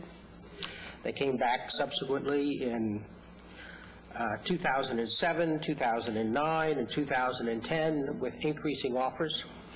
They were also turned down. We finally went back, and after having the property reappraised at the time, they presented an offer for $438,000. We confirmed that with our own appraisal, which came in at $441,000, very, very close, and they also requested a larger portion, which I think is one of the reasons why generated the larger appraisal. The sticking point is the fact that the property is under lease to Tampa Bay Research. They have a long-term lease on this. It goes until 2022. They have 2 40-year options after that. The options, however, would increase the rent on the parcel to market rent. Right now, they have a rent of 8 cents per square foot. If I could turn this on, it'd be a lot easier to visualize it. You want the overhead? Yes, please.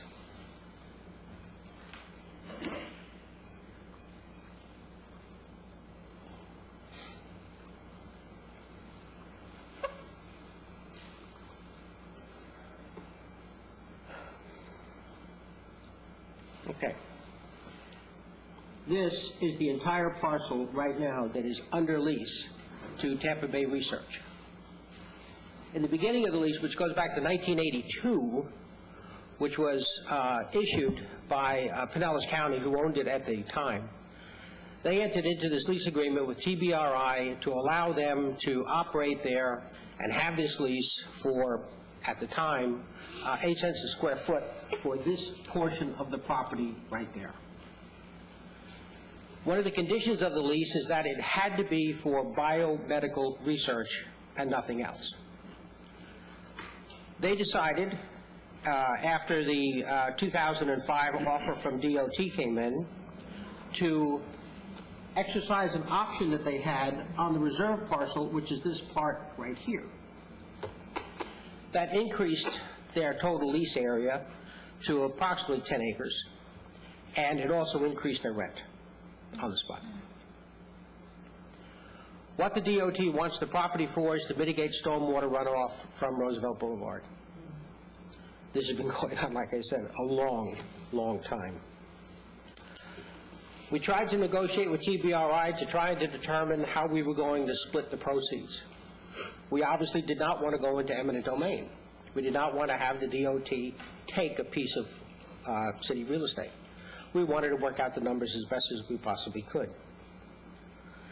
In 2012, I guess it reached a point, a tipping point. We went into mediation, where we met with the DOT and TBRI, and we tried to work out terms and conditions that would be acceptable. What the city offered in the mediation was the fact that what we were trying to protect was the income to the city from the rental. We really didn't have any conditions, or we really didn't care what TBRI wanted to do with the parcel. They indicated that they wanted to develop it, even though I don't know how much you could develop it because it leaves out, let me just show you this one. This is a little bit clearer.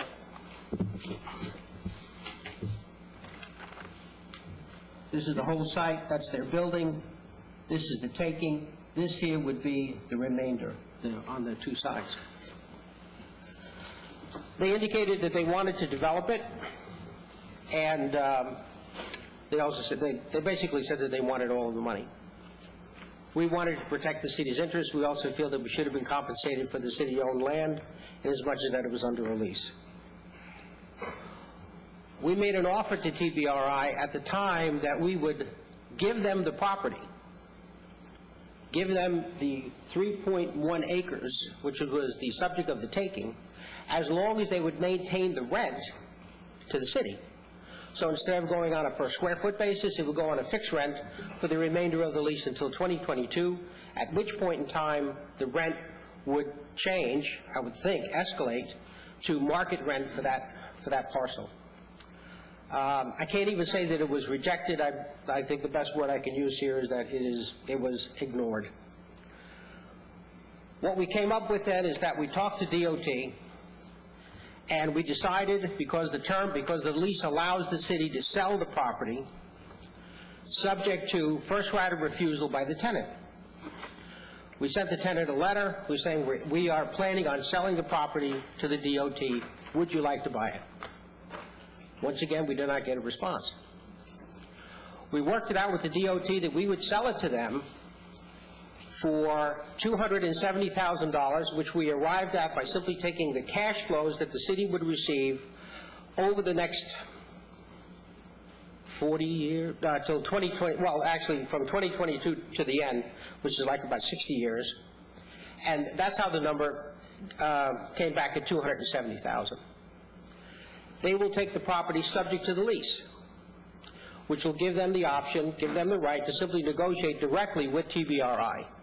And then whatever number they work out together, that's fine, because the city would be out of it. We have escaped the problem that we would face if we did have to go to condemnation and go to court, this, that, and the other thing, and we felt that this was the best way to handle it. What we tried to do was protect the income to the city, and that's what that number represents. Any questions? Any Move questions? approval. Second.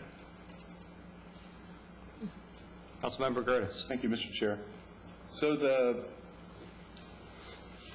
refusal or rejection of their first right of refusal didn't cut off their rights. It just was a rejection of their first right of refusal, which gives us the right to sell the property subject to the lease. That's my understanding. That's correct. Yes. They will still have their lease, and we're selling it subject to that lease. So it leaves DOT with the problem of dealing with the lease and the lessee. Excuse me, I'm sorry. If they can't negotiate something with TBRI, if they can't negotiate something with TBRI, then they could do an eminent domain action. Yes, they can. And they, as you know, in an eminent domain action, there's features for paying the other side's attorney's fee. So, in other words, DOT would have to be paying some fee to the lessee's attorneys. We get out of it completely this way. Yes, we would have been entitled to attorney's fees also, but this way we just get money and... Yeah, it's much cleaner for us. I think I know this, but I'm not positive. The value of a leasehold interest, I'm going to make a statement, see if you agree with me. The value of a leasehold interest is not compensable in an eminent domain proceeding. That's not been my experience. No? You think it is? In the cases that I've tried, it's been a while, but the cases I've tried, yes, the lessee had an interest, and their interest was presented to the... No, but if I owned the property and you, City of St. Petersburg, are going to take it away from me, and I was the lessor. Oh, okay. I couldn't add to the value of the property by saying, in addition to the value of the dirt, I have this lease that's worth $1 million. I see what you're saying. No, it should not add to the total value of the property. Okay. It should not. Now, again, I had a case where that was attempted, this is many years ago, and it was attempted and rejected by the second district. And so what we did was we want to transfer the property for the same value that we would get if the lease went through the... Yeah. What we're really doing is saying the remainder isn't worth anything to speak of. All right, thank you. Councilmember Kennedy. Thank you. Do you know how many employees are out there at TBRI? There are people out there. We did a walkthrough not that long ago, and as you see, it's a square, but it's a donut, actually. There's an atrium, I guess, in the middle. And 2 of the wings are unoccupied. So there's only two of the wings that are occupied. One's the entryway with the receptionist like that, and there's another wing that is occupied. Well, they are doing work, but half of the building at the time that we walked through was sealed, was not air conditioned. So, estimate of how many people work out there? I don't know. I don't think there are that many. It used to be known as Showa University or Showa Research Center. Yeah, I don't know. Showa was the original leaseholder. And this won't affect their occupancy? I mean, we're just getting out of the picture, they're still going to be there? Oh, no, it really shouldn't affect their business at all, from the standpoint that property is vacant. It's property that the DOT wants. Yes. So that really doesn't affect what they're using their property for. It doesn't affect their parking, doesn't affect their business. It simply would affect whatever future development rights they thought they would have, whatever that would be. So. Okay, thank you. Okay, roll call. Cornell? Yes. Nurse? Yes. Newton? Yes. Banner? Yes. Curtis? Yes. Kennedy? Yes. Curran? Yes. Motion passes. Thanks, Mike. Thank you. Councilmember Danner, update on transportation.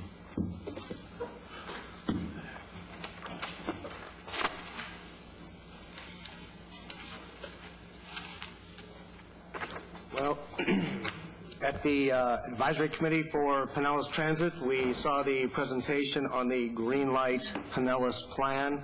That is the branding and educating process that PSTA and the other entities have undertaken.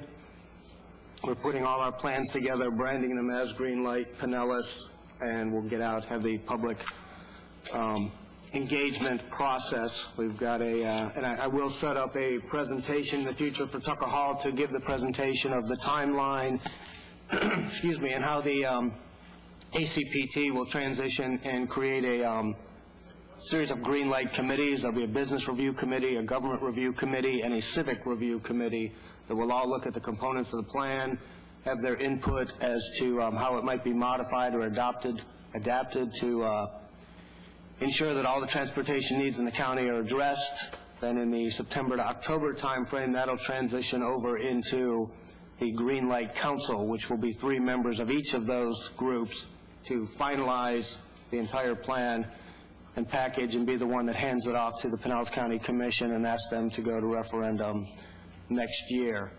It's a good presentation. I think it's a good plan for outreach. And like I say, I've talked with Tucker Hall. Maybe this presentation next month, they will come and do their PowerPoint to show in detail what all is included in that plan.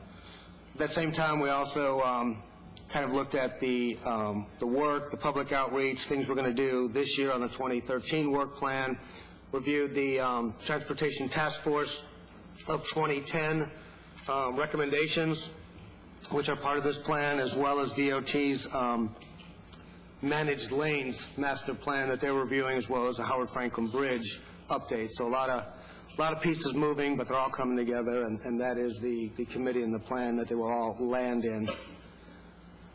PSTA's legislative committee met, update on what was going on with our legislators up in Tallahassee, looking at our block grant funding, a couple of the transportation issues. You've heard a lot about the texting while driving. There was also one we were watching where a legislator was stuck behind a bus and submitted a bill that buses couldn't stop in the road. They had to pull off, and we had to create pull-out lanes for every single of the 6,000 bus stops in Pinellas County. Fortunately, that one went nowhere. Right. And also another one that's still out there is the bench liability. We don't have too much of this in St. Petersburg, but throughout Pinellas County, the JCs put benches out, but they put them in the grass on the side of a hill. They aren't ADA compliant. So there's 2 things. One, trying to get them to be ADA compliant, and who is liable when they are not, whether that's DOT or PSTA or the city in which they reside. That's been going on for a couple of years. there was no real update on how far that would go. PSTA Heart had a follow-up. Last year, we complied with the legislature to have a study on reviewing possible opportunities for PSTA and Heart to consolidate. There is another bill that will, part of the transportation bill, that will have a further study. The DOT is going to pay for this one, just seeing how many more opportunities there are for the two agencies to work together. And as part of last year's study, PSDA and HART have undergone a fare payment compatibility program, so that if you have a PSTA bus fare, you can ride anywhere in Hillsborough and HART. We've asked all 7 counties, or all 6 transit agencies in the 7-county area to BARDA to participate. There's one other that is participating in the study, but I think it's a good idea to be kind of like a SunPass type of thing. If you can, the fare boxes have the technology to upgrade them so that you don't have to have exact change or PSTA pass. You could use your maybe your phone or just your debit card, tap it on the bus, and get on anytime. It'd be good anywhere in the participating agencies. And then we also saw the green light presentation there as well. I think I've seen that about 6 times now lately. We had a joint MPO-PPC Executive Committee meeting. This is the legislative action that was 3 years in the works, but to combine the MPO, which does our transportation planning, with the Pinellas Planning Council, which does our land use. We'll be one of the first ones in the state for one board to do transportation and land use. We got our latest timeline, which we think the governor will reapportion the MPOs fairly soon, and maybe by this summer we could be in a position to hire an executive director for the new combined MPO-PPC. The staffs have already combined their office space and some of their functions already in anticipation of this. Been a lot longer than we thought, again, because all MPOs have to be reapportioned. The governor said he wouldn't do this one until they were all done, so we're thinking that can be done. We're hoping any time now. Then we'll enter into an interlocal agreement, and again, the timeline now puts us in the August to September timeframe to hire an executive director. Part of that, the county is going and redoing its land use plan, sort of like we did with our LDRs, to get out of the line-by-line review of every single lot, every single zoning decision in the city, to try and get to from a 27 or 30 zoning category down to about 10, so that you're shifting from one residential category to another wouldn't trigger a county review. You would do that locally. It'd be those larger, switching from residential to industrial or vice versa, that would trigger county review. Trying to have them more of an umbrella review and not every single zoning request in the county. Let's see, the MPO, we did review our 2040 long-range transportation plan with all the socioeconomic data. And the Chair's Coordinating Committee there, regional planning priorities topic. And that does remind me, we do have an opening on the Citizens Advisory Committee for the MPO. We had a vacancy there. So if you know anyone interested, have them send in a resume, and we can make a selection to fill that vacancy for a St. Petersburg seat. It's a once-a-month meeting in downtown Clearwater in the evening, and they review everything that the MPO does, as well as make suggestions on other projects we should take on. We also had a pretty good overview of all the projects that are underway, several that affect us in 118th Avenue Connector, which is one of the main regional priorities, some of the Gandy Road improvements, completion of some of the Omerton roads, a lot of things going on, a lot of money being spent, but really getting to that point where certainly US 19, Omerton Road, and 118th are within 5 to 6 years of their completion dates, which should provide wonderful relief for congestion in that area, I'm sure. Howard Franklin Bridge study, that's ongoing. We asked the DOT to move that study up a few years so it would tie in with our alternative analysis study. This is online. It's an interesting thing. We can do a presentation at the next transportation workshop, but have about 7 different scenarios of what the new bridge or series of bridges will look like. Everything from just replacing the existing bridge with the existing number of lanes to a wider bridge. They're tying it in with their managed lane study for toll lanes to be a part of it. There's an element for a transit corridor, separate bridge. Like I said, about 7 different bridge scenarios, and that's just continuing to move forward. That'll be several months before any recommendation comes out of there. Prices range anywhere from about $370 million to replace the existing bridge with the existing size bridge it has, up to close to $1 billion to have a wider bridge and a transit corridor, a transit bridge that's separate. The issue is the current envelope is so wide, and as you add more lanes or add a transit corridor, you get beyond the seawall and beyond the causeway, so you have substantial increase in cost to get a wider causeway or a wider seawall, and triggering review for environmental areas that haven't been impacted in the past that will be, things like that. PSTA had its first nighttime board meeting the same night that we had our budget forum.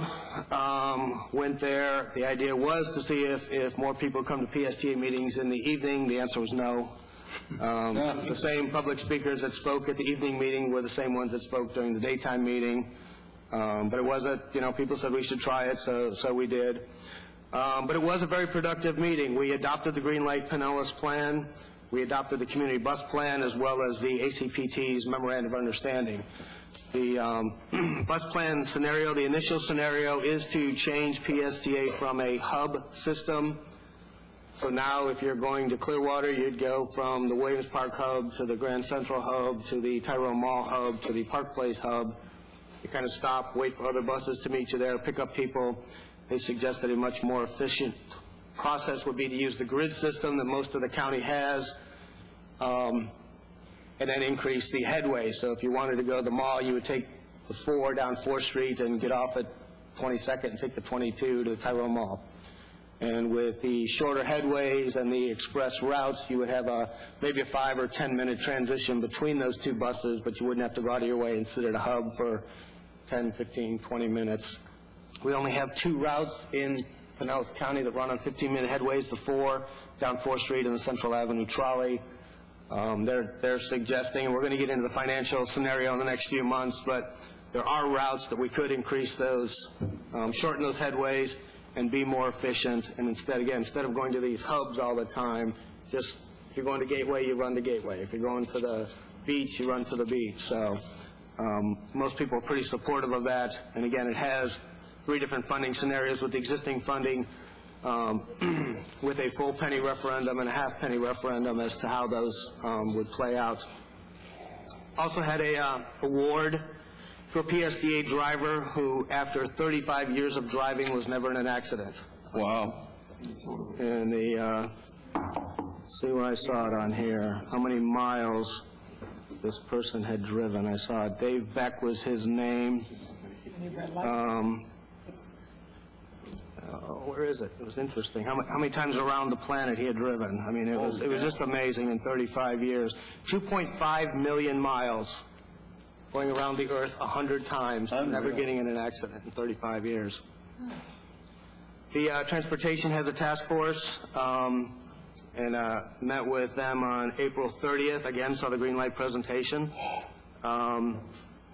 And they are continuing. They are going to work with us. They're going to be involved certainly with the business committee. Every month they are getting different presentations from DOT, the alternative analysis, the bus study, and continuing to be a partner with us. The only other thing is with the alternative analysis, we've moved into the station planning studies. There are 16 stations on the proposed light rail route. Each of those stations is having a charrette in whatever community they're in. Last Friday we had the one in Gateway. About 25 people participated in what the station might look like, what elements you would need to have a regional multimodal hub in the Gateway. A lot of discussion about the connection to West Shore and Gateway, and how when you combine those two business districts, you have the largest employment center south of Atlanta, and how important it was to connect those two in the future with a better transit system. Interesting, one of the tables that designed the station called themselves the Lens North, and they drew a very futuristic station and said if the Lens is built in downtown, we're going to have the Lens North in Gateway, and copy that iconic structure. But it was a good exercise, and I think it's next Monday is the downtown St. Petersburg charrette, where it'll be the same thing. It'll probably be a larger turnout. No, I'm sorry, it's not next Monday. Friday, May 10th, is the downtown St. Petersburg workshop, 8 a.m. to 12:30 at the Coliseum. And you get presentations. They do breakouts with 10 or 12 people at a table and talk about the route, the designs, the elements that are needed to proceed. And with that, I would move to receive and file. Second. Roll call. And like, Oops. Sorry. Councilmember Newton. I saw the, Councilman Dan, I saw the, in the update from Lisa Lacotte, the Florida Public Transportation Association. She talked about here appropriations, that the payments to expressway authorities, that T-Bartle has been charged with providing a financial analysis and cost savings achievement from the consolidation of PSTA and HART. I thought HART was, they were over HART, HART was above T-Bartle, something you told me. No, T-Bartle is Southern County Regional Authority, and HART only services Hillsborough. Yeah, but they're, but this is an appropriations, I guess they, is that the money? Right, yeah, this is the, what they're calling the desk study. It's a more in-depth study than we did last year, and they want T-Bartle to manage it, not PSTA and Okay, HART. that's what They I was want going. T-Bartle to manage the study. So Lap Valley got some money and it's gonna go to T-Bartle. Cool. Well, T-Bartle will manage it. I don't think they'll do the study. They'll probably do the RFP and oversee the study for PSTA and HART. Cool. Some more summer meetings. Councilmember Kennedy. Thank you. And from the point of view, the MPO was able to approve the Gandy, where we got approximately $225 million that was leftover money from around the state for FDOT, and that construction on Gandy should be starting before the end of the year, and the result of that will be basically Gandy will have a flyover on 4th, 9th, and through 16th, so if you're coming that way, you really won't hit a red light until you get to Pinellas Park. And Jeff, if you want to see the green light presentation one more time, it's going to be given at the next KONA meeting. So for our citizens that are interested in seeing the green light presentation, that would be a good place to do it. And this is also one of those things where getting involved early and understanding what's happening early is better than showing up late. So please take some time and understand what we're trying to do with the green light Pinellas. They voting on that one, though. I was just asking when the date of the KONA meeting is. KONA's on Wednesday. This would be the 15th, I think? Yeah, it'll be 15, because the 10th is Friday, if they ever went at the Coliseum. Roll call. At the Sunset Center. Roll call on, to receive and file the report. Nurse? Yes. Newton? Yes. Banner? Yes. Curtis? Yes. Kennedy? Yes. Curran? Yes. Next, Tampa Bay Water update, that's May. First, I want to give you the good news, and the good news is that rates are not going up next year. Okay. And frankly, that's from taking some money from reserves, which really pays for the extra cost of running the desal plant, which is going to be about $7 million more in power and a couple $1 million more in chemicals. The new reservoir is under construction. They're currently working 6 days a week, 20 hours a day. So they've got folks doing 10-hour shifts. And that's simply because we're trying to have it so that we can start filling it by the middle of next rainy season. And if we do that the following spring, we'll get water out of the reservoir instead of the desal plant. There's not a very wide window there. If we finish on time, it's the middle of July. So if we finish 6 weeks early, we get all the rainy season. If we finish 6 weeks late, we may miss it. But they're currently ahead of schedule, and they've got timelines to see how they're doing as they go along. We did interview for new executive directors, and our staff here also participated in that. We had 3 of the 5 finalists were engineers. We ended up picking a person who was not an engineer, but who the next day got a better offer and turned it down. And so our second choice, this was a guy, actually, it wasn't hard to tell that this guy was going to be, whatever he interviewed for was going to be offered the job. His name was Tommy Gonzalez. He's with, I think he's the city manager of Irvine, Texas. Clearly a superstar kind of guy. We ended up hiring somebody who is an engineer who currently runs the Cape Fear Public Utility Authority, which is a water district, combination of the city of Cape Fear and the county. They merged, that's the far eastern end of North Carolina. They merged the city-county operation about 6 years ago, a little bit of a similar kind of experience as ours. And he had, before that, he ran a city water utility for 7 years, and before that he was the assistant. So he's got 25 years roughly of water kind of experience. Something that frankly we've never had before. We've always had a city manager sort of person, and so this is a person who's deep into pipes and pumps and motors and all the rest of that kind of good stuff. That's kind of relevant because Tampa Bay Water really is, for the foreseeable future, out of the building business. Really, and now is the business of maintaining $1 billion of water systems that were merged from 6 different agencies. None of what we sold was new when we sold it or anybody else. And so now the question, and it appears that water usage will be fairly flat, a very tiny amount of growth for the next several years, and so it's going to be efficiency that's going to make all the difference. And he has a considerable amount of experience in that kind of work, so I am optimistic. His name is Matthew Jordan, and he is he spent the last 30 years in North Carolina, and you won't have much trouble telling that. He understands the need to drive down our energy costs, which is about 21% of our operation budget this year, and the consultants are a larger share than that because the 2 largest facilities Tampa Bay Water actually farms out the management of. And so I am cautiously optimistic that over the long term we can bend the curve on those costs. And with that, I'll move to receive and file. Second. I mean, I would request you to move to receive and file. Second. Okay. Roll call.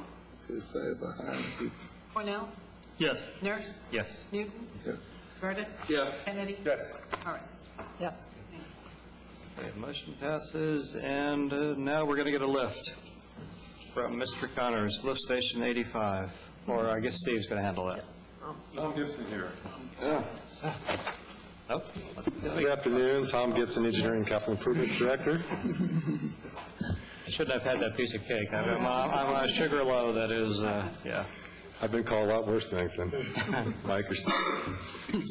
There's 2 companion items before you, requesting authorization to award a contract to Pospec Contracting in the amount of $7,705,942.50 for the construction of Lift Station 85, 30-inch diameter force main Part C, and also it includes Lift Station 62 flow diversion project.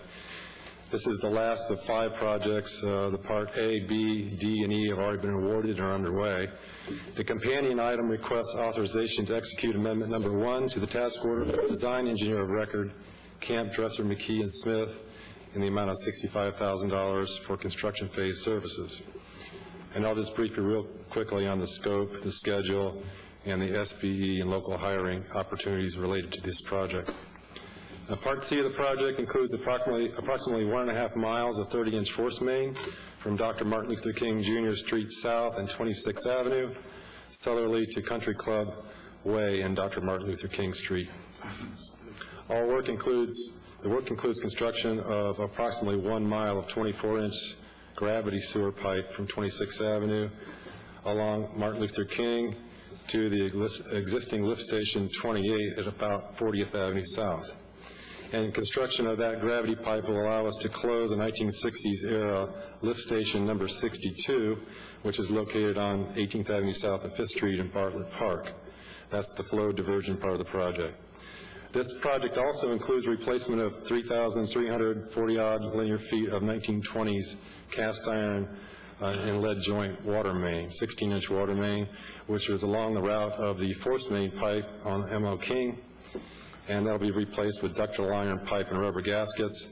The pipe is very old. The joints are lead joint and they're fragile, and that work was planned as a separate project in the Water Resources Capital Improvement Program. However, it was moved forward and included in this project because it made a lot of sense to reduce costs for contractor mobilization, traffic control, restoration of the street, and also to reduce public inconvenience. The schedule for this project overall is 365 days after notice to proceed, which we anticipate in June 2013, which would make completion in June 2014. After notice to proceed, the contractor will order pipe materials. Lead time is approximately 6 to 8 weeks for large bore ductile iron pipe, so the work would commence in the August timeframe. Bids were received from 5 utility contractors for the work. The lowest responsive bidder, Prospect Contracting, is located in Inverness, about 50 miles north of here. They are a general and heavy highway and underground utility contractor. They have performed similar work successfully for Orange County, Pasco County, and Hernando. They are currently working on projects with Ocala, Dade City, Tampa, and Manatee County. They currently have 70 employees, and for this project, they plan to locate a superintendent and a main pipe crew in St. Petersburg, and then supplement those forces with 10 to 12 local hires. And the vice president of the firm is John Carswell, and he told me they will be looking for general labor, pipe crew, equipment operators, traffic control personnel, and also subcontractors to work on the project. They plan to advertise in the Times and WorkNet Pinellas for those positions. They have a website for prospective employees, prospectcontracting.com. It's spelled P-O-S-P-I-E-C-H, contracting.com. Or people can call 352-726-3940, 3940, and they receive email or fax resumes. The SBE Construction Committee set a goal of 3% participation for certified SBEs for this project, and the bid submitted by Prospect indicates that they plan to achieve a 5.9% participation rate for SBEs, which translates to $455,000 of the project going to SBE firms, in addition to 10 to 12 local hires. Administration recommends award of the contract to Prospect Contracting in the amount of $7,705,942.50, and further recommends authorization of a task order amendment in the amount of $65,000 with the firm of Camp Dresser McKee Smith Incorporated for construction phase services. And these services include meeting attendance, shop drawings, submittal reviews, site visits to clarify the intent of the documents, final inspections of the work, and preparing as-built drawings. And that concludes my report. Second? Second. Councilmember Newton? Yeah, I pulled this report. I got some questions. How much money was spent today on decommissioning the Alpha Lily?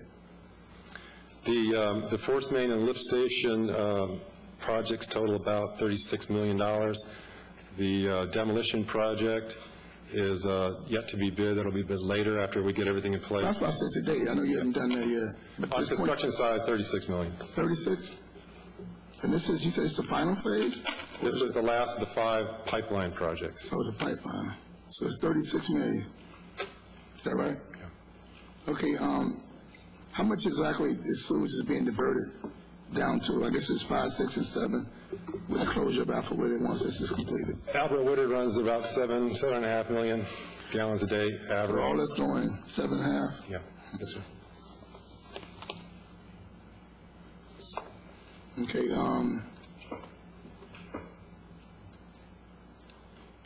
what if anything is being done to affect or mitigate any of the effects of the neighborhoods that this is going through?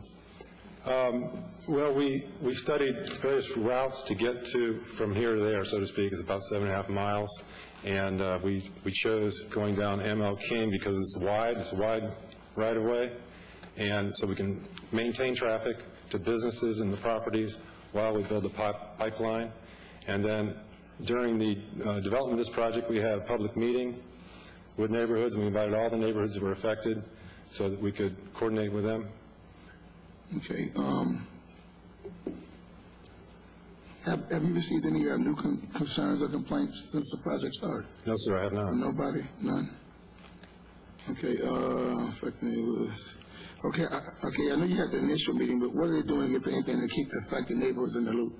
Are they doing door hangers or letters, or, you know what I'm saying? I mean, Absolutely, yes, sir. So when we issue notice to proceed to the contractor, when he mobilizes, we will notify by door hanger of those properties along the construction route, provide the contact names for both the contractor and for my on-site inspector. And I have an on-site inspector at all times, and we'll give out that phone number.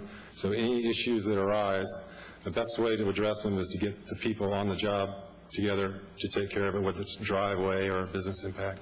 are they going to go maybe a step further and email the Active Neighborhood Association? We have emailed the neighborhood association, yes, sir. Okay, because some people go there, and that's usually where they've been at. I'm good, thank you. Thank you, Mr. Chairman. Thank you. Councilmember Cornell. Yeah, I just wanted to encourage us to make sure we follow up with the, on 9th Street, some of the, and not just in South St. Pete, all over the city, but I drive more in South St. Pete, so I see it more there. The sewer covers, somehow somebody's not doing something right with those. Some kind of one of our contractors is doing it wrong because they're leaving big gaps between the sewer and the top of the street. So when we're doing this project, if we could just look at that issue and make sure that's done right. Yes, sir. Like I said, it's and the way I know that we're doing it wrong is that others are done right, where they're flush with the street, where you drive over them and there's no problem, but other ones, you put your car into it and it jars the whole car. I'm sure it throws people out of alignment, so. Understood. I appreciate that. Tom, can I take this opportunity to ask how close are we to finishing the bridge on 4th Street South? That's scheduled to be done in July. It's moving along. We're on the second half. So I think that was the last schedule we gave out. It's been quite a haul. I know we're about, 3 or 4 months behind on that? Yes, we had some delay with Progress Energy getting their wires moved over. I think there were 2 chunks of that where we lost more than a month twice. Yeah. Okay, okay, thank you. And that's Duke Energy. Yes, sir. They changed the logos yesterday. We have a motion and a second roll call. This is for both items A and B. Right. Cornell? Yes. Nurse? Yes. Newton? Yes. Banner? Yes. Curtis? Yes. Kennedy? All right. Yes. Thank you. Thank you. We have no new ordinances. We have a new business item from Councilmember Curran. Thank you. I would just like to request that the City Council schedule a committee of the whole to discuss maybe increasing the principal of the Wiki Wachi Fund, and at that time to also discuss allocating $1 million from the non-referendum side, the east side, earnings of the fund to the Arts Endowment Fund. I know this is a process. I talked to John. If we want to do anything regarding that, we need to do it through a committee of the whole. Second. First is Councilmember Kennedy. Yeah, and I just have a concern of cannibalizing one fund to create another, so I don't necessarily think that's a good idea.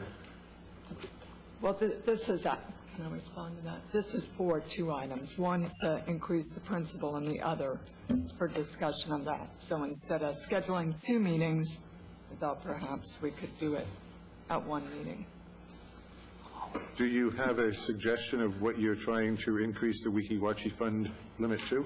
No, I'm not. I think at one time, the IOC maybe had a recommendation or discussed, didn't come up with that recommendation to council of maybe suggesting that we not spend more than 60 or 70% of the earnings. But I think they just discussed this. This was a while ago. Then I was looking, and I don't know, this is where I'd have to have our finance folks or the IOC also make a recommendation, whether it be something like 500,000 that would just go back into the fund so that it will last in perpetuity, which is the idea, instead of just continually, I know we come up with, and I thought about it especially after the discussion on the $800,000 for the shade structures.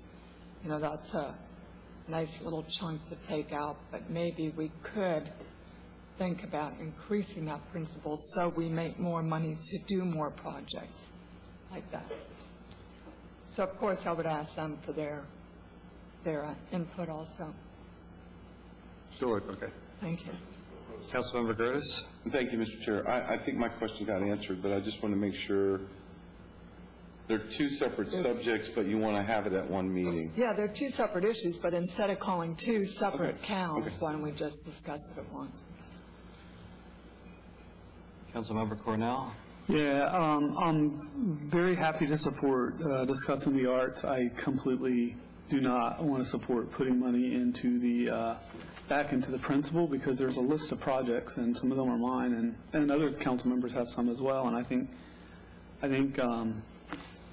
the purpose of the fund is to do the parks and to do the projects, and I just don't, so if we want to split that, I'll support it. If not, I'll vote no.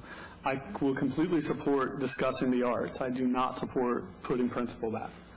So, If any member wishes to split a vote, it can be split. and if you want to vote and see, and if my vote matters, then we come back to it. I mean, however you want to do it, I'm fine with. I do support the arts. I do not support the principal. Well, we're talking It's about, not the principal. we're talking about having a meeting. We're not talking Yeah, about voting on it exactly. today. And let me just clarify a little. I was a little confused because this week I received quite a number of emails. Don't rob our money, don't use our money on projects that are already in the queue. In fact, one said there are two very important projects planned for Broadwater Maximo that'll be in jeopardy if you return available dollars to the Wikiwachi Fund.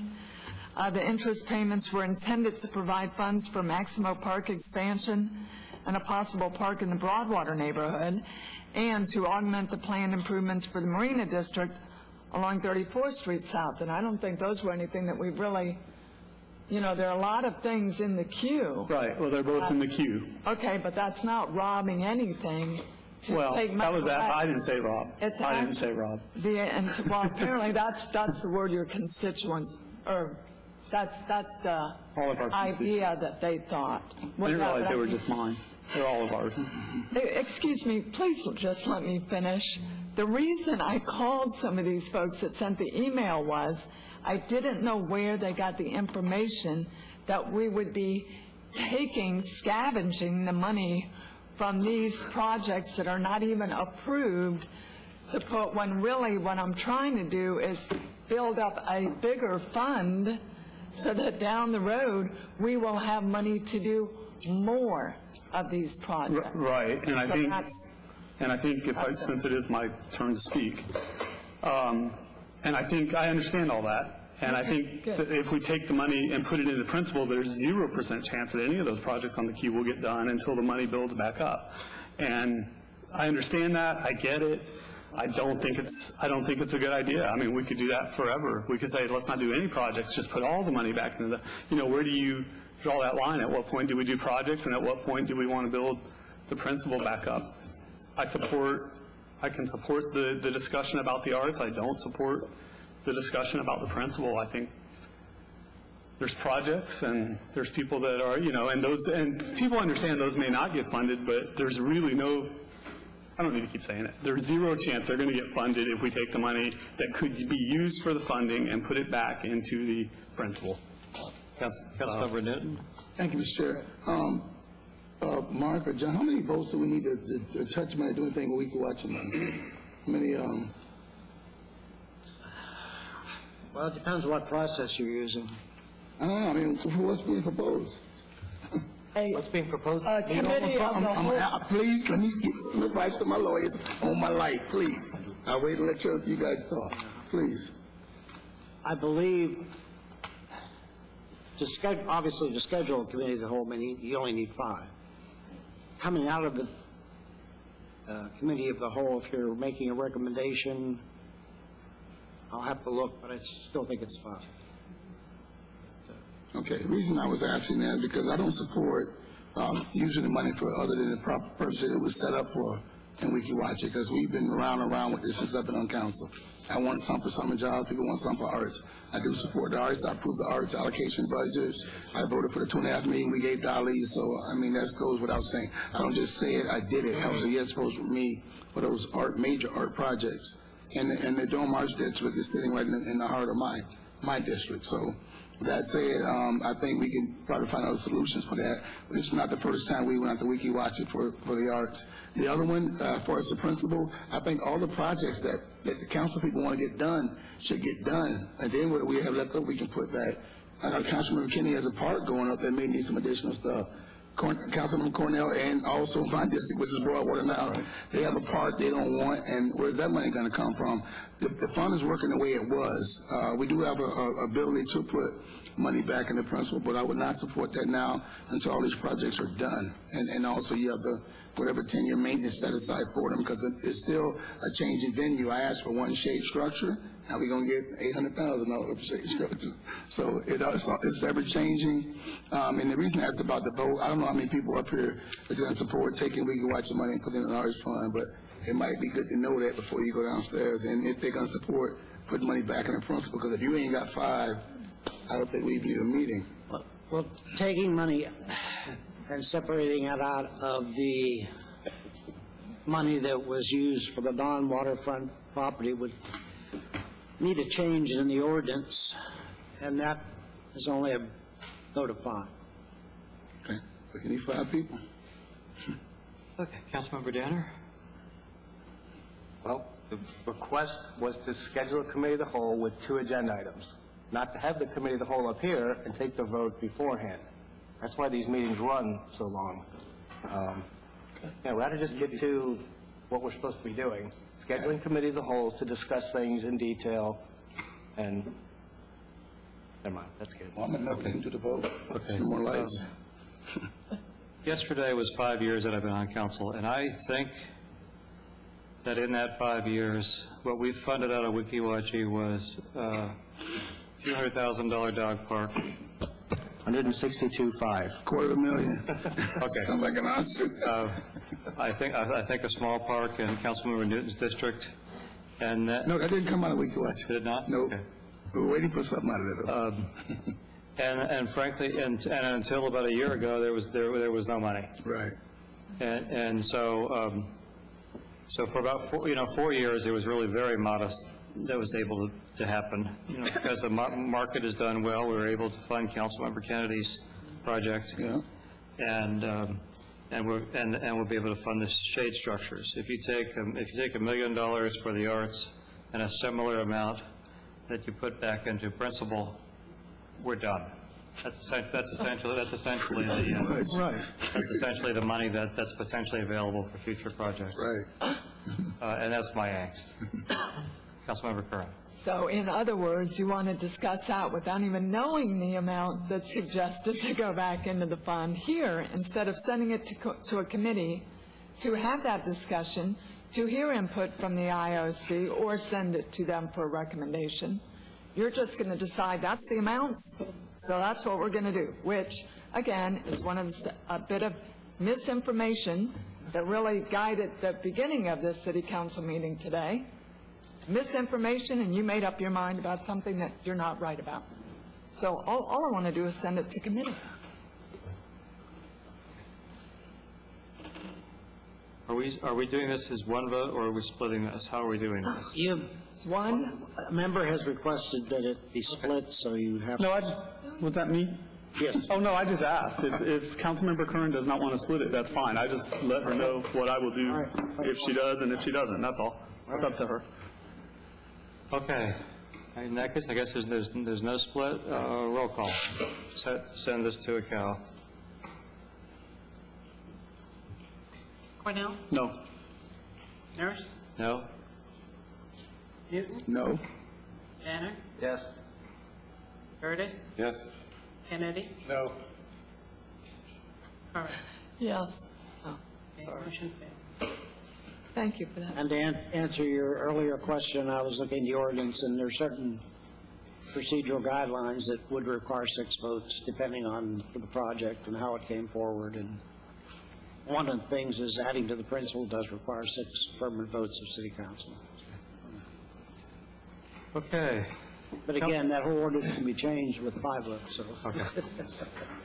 Councilmember Newton, you have a new business item?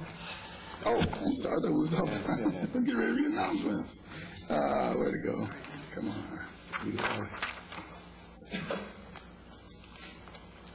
Getting ready to read announcements, I'm way ahead. This is about Chief Large. Right. Report quarterly. Where'd it go? Yeah, this, basically what I'm doing, I'm requesting that we get I guess we can recommend a request, I don't know how we do with staff, that we get a quarterly update from the chief, I guess when the police chief come in. The core responsibility of our council and mayor, and elected officials, public safety. And we've been getting that diligently from the chief, from the police chief, but nothing from the fire chief. So I would like to have a quarterly, make a recommendation that we have the chief come and give us a quarterly update when both chiefs, I guess, okay, and the chief, police chief, but the fire chief come in when the police chief come in to give us an update on fire activities, EMS or whatever. Second. Roll call? Cornell? Yes. Nurse? Yes. Newton? Yes. Banner? No. Curtis? Yes. Kennedy? Yes. Curran? No.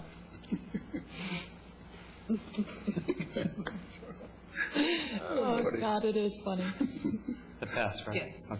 Okay. Okay, motion passes. We're going to wait. Councilmember Dudley is, I think, will be back to give a PSI committee report. Who's the vice? And so with that, we'll go to housing. The Housing Committee met 10 days ago, or whatever that was. I'm sorry. The Housing Committee met. The first item on the agenda was Jamestown. The administration came to us with a proposal of how they would renovate the last 38 units on Jamestown. There was a considerable amount of discussion about that. I should mention that we are currently in our phase 2 of Jamestown rehab. The center, the Dwight Jones Center, has been rehabbed. The first 8 units were rehabbed. We're doing the second 8 units. And then in addition, about 85 toilets have been replaced and a number of additional heat and AC by way of the Urban League. So at the end of this, essentially, council was looking for more money than administration was recommending, and they're going to come back to us with, an effort to try to satisfy that. Next, we had both Neighborhood Home Solutions and Tampa Bay Community Development Corporation, who were describing the foreclosure prevention activities they're doing.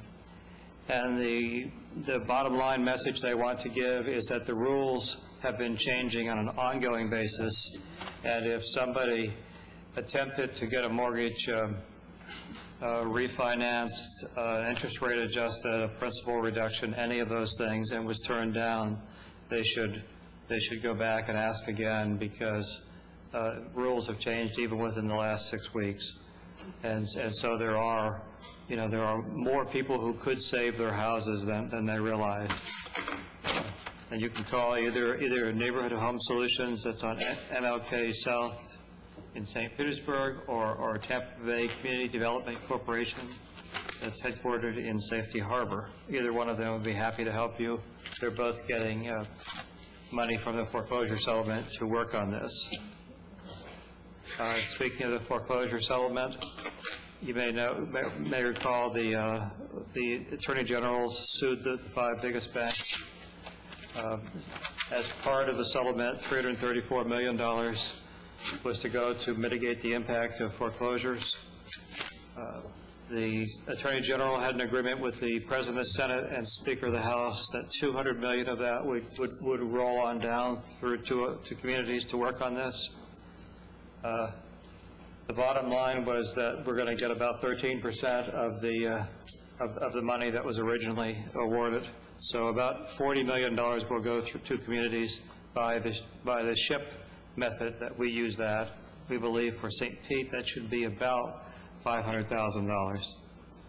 They have funded, in addition to that, there's a fund called SAIL, which is to subsidize the renovation and construction of multifamily properties, something that has not been funded recently. So we need to investigate whether there's some way for us to facilitate some of those properties to be rehabbed. Then we switch to NSP 3. Currently in the NSP 3 target areas, about 5 neighborhoods. There are 4 houses that are under construction. The staff just finished going out for a bid for essentially design suggestions for 4 more houses, and they're reviewing that, and that's really aimed at, is there a way that we could try to trim the cost of construction? When there'll be one more cycle of that before we'll know when we'll be building more houses.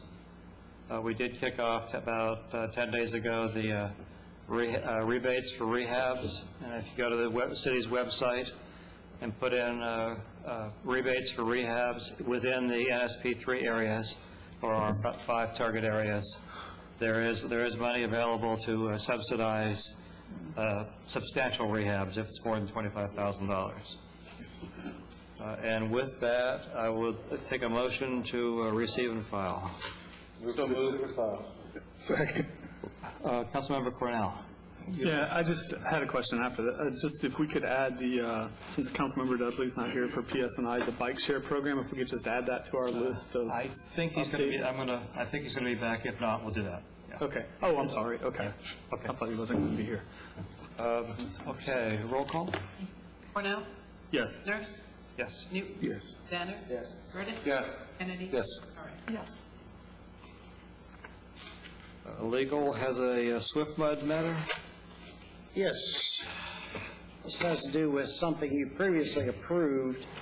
You did not have the agreement before you at the time of the approval, and the agreement that came in from Swift Mud was different than the previous agreements we had signed.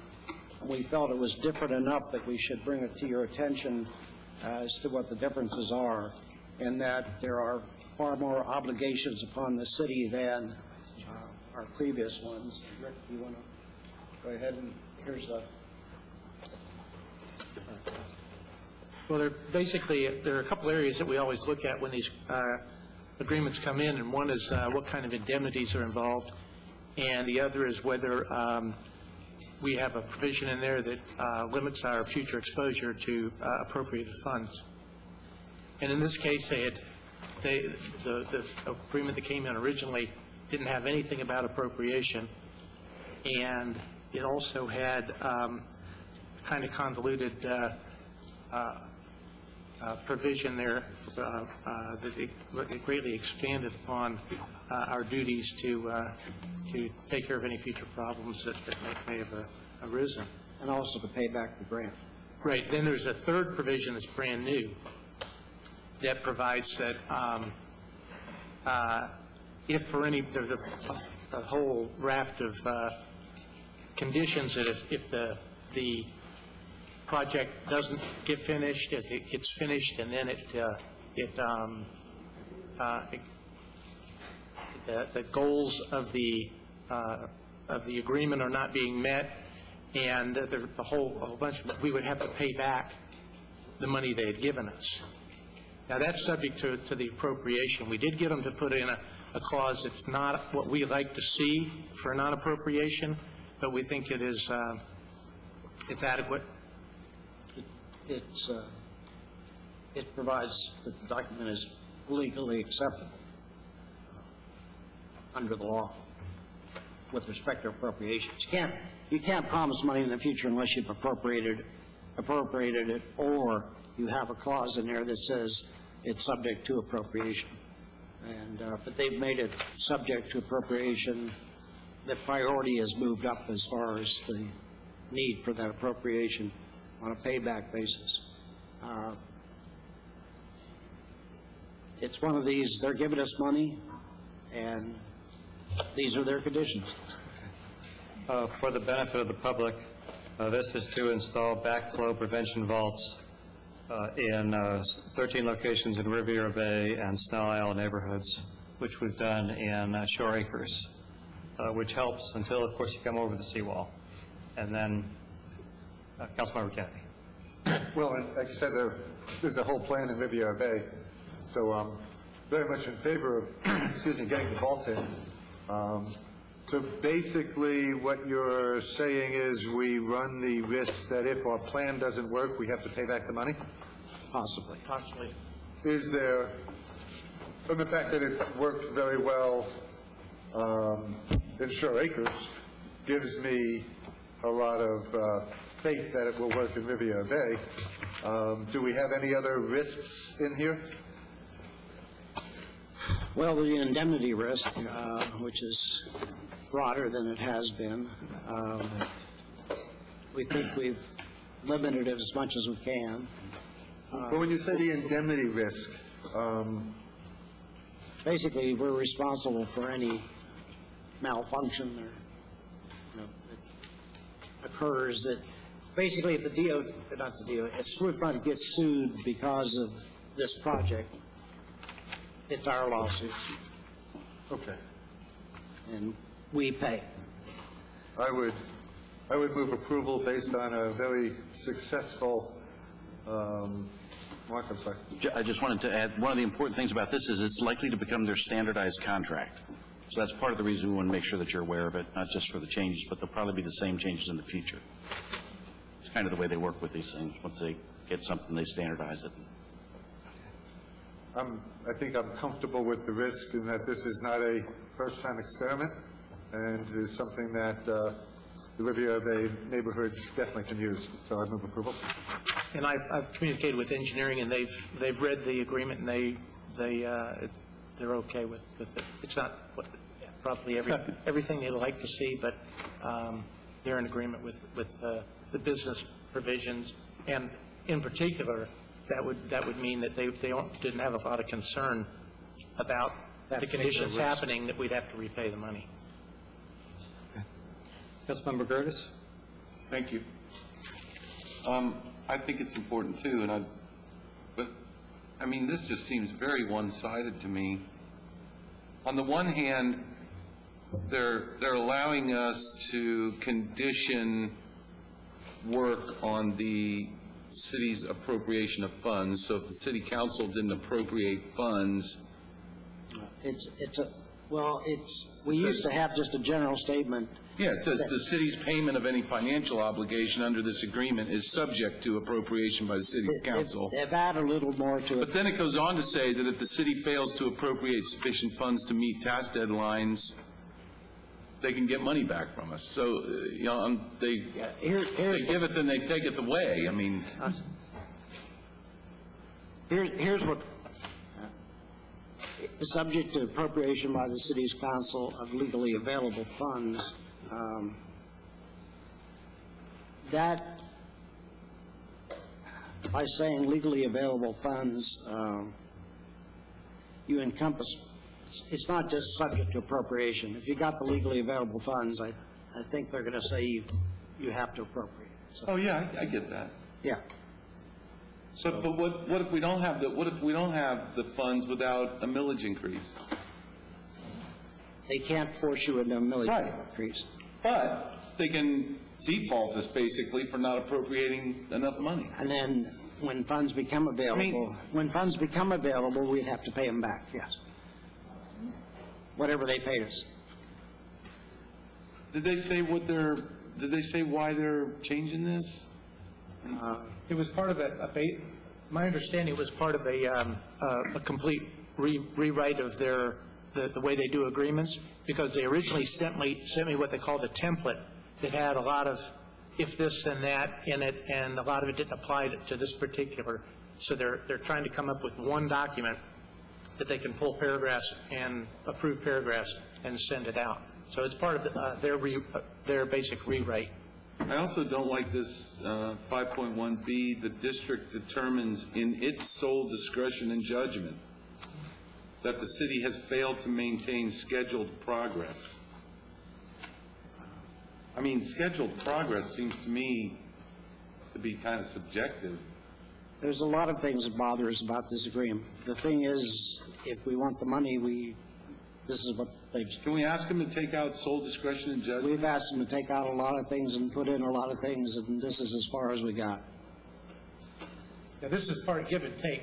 We've been giving and taking on this No. for quite a while. Oh, they're giving and taking. Yeah, they're taking, we're giving. Okay. Wow. So it's the worst that's going to happen, you're up to pay back the grant. Your project, instead of it being funded by SwiftMud, it'll end up being funded by the city. I mean, that seems to me to be the law school definition of an adhesion contract. Yeah, but they have the money. Take it or leave it. Well, we have the same issues when we deal with the state and any other governmental entity. They're giving you money, they expect you to agree to whatever they want. So it's We've been pretty successful in getting changes in the past. We ran into a brick wall on this one. Yeah, that's why. Yeah, well, it makes me wonder if they got in a jam with somebody and they're changing all their language as the consequence of having gotten in a jam. That's what makes me think. That's usually what is the reason for something like this. We've administered a number of SwiftMud grants, always very successfully, so. I don't doubt that for a second, but the language changed. The language has changed. Well, certainly, if this was a contract with us in the private sector, we wouldn't be agreeing to that at all. Under this language, and I know I'm going to the extreme, but if the SwiftMud person who was communicating and working with our person didn't like our person, right? You're cooked. Yep. Yes, you are. Wow. Okay. Okay. We have a motion and second to accept $500,000 from SwiftMud under their conditions. Roll call. Cornell? Yes. Nurse? Yes. Newton? Yes. Banner? Yes. Curtis? Yes. Kennedy? Yes. All right, yes. Reluctant. I could have voted no symbolically, but. Okay. Councilmember Dudley has not returned from his doctor's appointment, so I think, who's the chair? Who's the vice chair? He assigns it. Good tonight, guys. Let's get ready. Ready.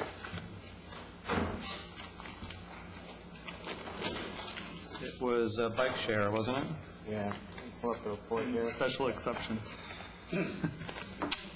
There were two items. Okay, we had our PS&I meeting on April 25th. First topic was special exceptions update. The request there was to look and see if we couldn't allow social service agencies to exist in a manner other than by forever changing the zoning of that property. Staff had looked into this. There's no other examples anywhere in the area or anywhere around where you do it by license rather than by zoning change. Issue for both the neighborhoods and the social service agencies is any hearings you have or restrictions that you may put on an agency to mitigate circumstances only go to that first applicant. And as the programs change and the owners of the property changes, that exemption stays with the property forever. Really seemed like there was no way around it, so no action was taken. We did have the bike study, but I don't see that on here. But we did have a presentation from Joe Kubicki about, here it is, bike share program. This is the 4th generation bikes. I have seen these. They are pretty cool. They are a self-contained bicycle, and I see Joe's here. So the GPS system that's solar powered as well as self-generated from the tire will accept your credit card, unlock the bike, track where it goes, so you don't need these large kiosks to be placed around the city and on the waterfront. You can pick these bikes up from any bike rack, drive them around downtown. You'll receive your bill through your credit card. The company will then come in and redistribute the bikes for the next day or the next half day, however they work it. We did make a suggestion to have Joe look at the Tampa contract. If we could piggyback on theirs, we could have our system up and running by November. And maybe, Joe, if you've had any progress on that, you want to tell us if you've looked at that contract, if that's something we can do? Joe Kubicki, Director of Transportation and Parking Management for the city. Yes, after the PSNI meeting, we met with legal and went over the contract provisions and the procedures that the city of Tampa went through for the selection of their bike share program. It followed the typical consultant selection process, competitive process. It looks like it was done in such a way we could consider piggyback on it. We're right now in the weeds in terms of looking at the agreement and their contract to make sure it does the types of things we would like it to do here in St. Petersburg. All initial indications are that the same type of business points, things like being able to pull ourselves out of the program after a year if for some reason we no longer want to continue. Things like that that I know City Council is very interested in on other contracts, look like they made it into the City of Tampa's contract too. So right now, it looks like a very feasible thing to consider a piggyback program, but again, I'm deferring to legal, who's looking at it in detail right now to make sure the legal aspects of it would allow us to do it. But for right now, everything is go. I've contacted the team of folks that proposed on the Tampa contract and won it, and the City Council over there has signed their contract to determine if they're capable of implementing a program in the November timeframe that would have a minimum of 300 bicycles and a number of station locations that we could include helmet distribution at. They've said they are, and they could do that. So our intent right now is to finish up with legal and then get back with City Council as soon as we've had that review completed. And the notes here say the motion was made to pursue the bike share program with the intent on piggybacking, and I don't remember, is that a recommendation for this full board to vote on as well? That'll ultimately come back to the board, but as Joe indicated, we've done an initial review of the Tampa contract, which is what we'd piggyback on, and it looks good, but we need to get it more. So we'll just wait till you come back with your recommendation? We'll bring it back. We'll bring it back as a contract. One of the other benefits in speaking with the applicant or the vendor that's doing that is by piggybacking with Tampa, and they're also looking at Clearwater and the beaches, they can then reach out regionally for advertisers. And they said that's much more attractive and much easier because the advertising's on the bikes. There's no kiosks, so there'll be no advertising in any of our right-of-ways.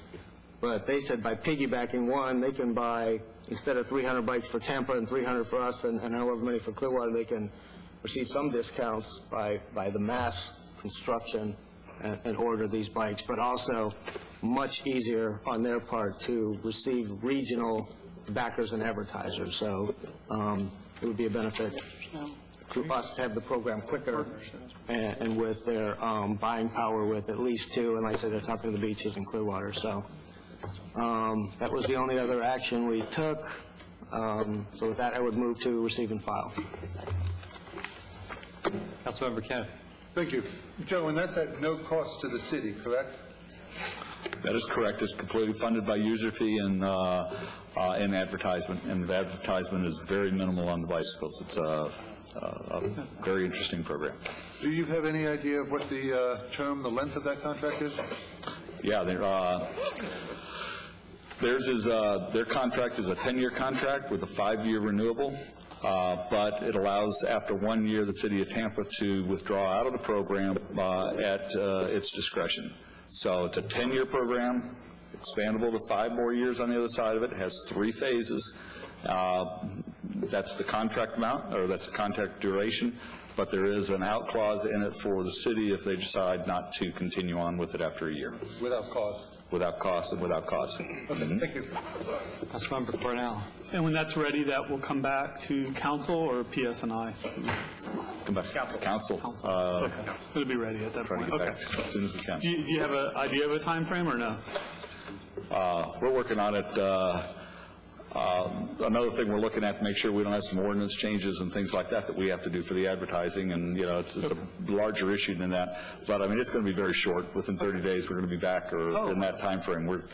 In order to implement it by November, they have to feel comfortable enough to spend $300,000 plus on bicycles. So it's a large capital expense for them. Each bike is over $1,000. We need to give them that insurance if we want to be working within that time frame. So we're going to be back to you as soon as we can. Great, thank you. Okay, we have a motion to receive and file. Yes. Roll call. Cornell? Yes. Nurse? Yes. Newt? Yes. Banner? Yes. Curtis? Yes. Kennedy? Yes. All right. Yes. Before the attorneys leave, the group that's been working on the local hiring ordinance had reached a consensus. I know you guys are trying to translate that into an ordinance. Do you have a timeline on that yet? Jane Williams is working on that right now. I can get you that information, but I don't have it at my fingertips. Okay. Okay. Thank you. Announcements?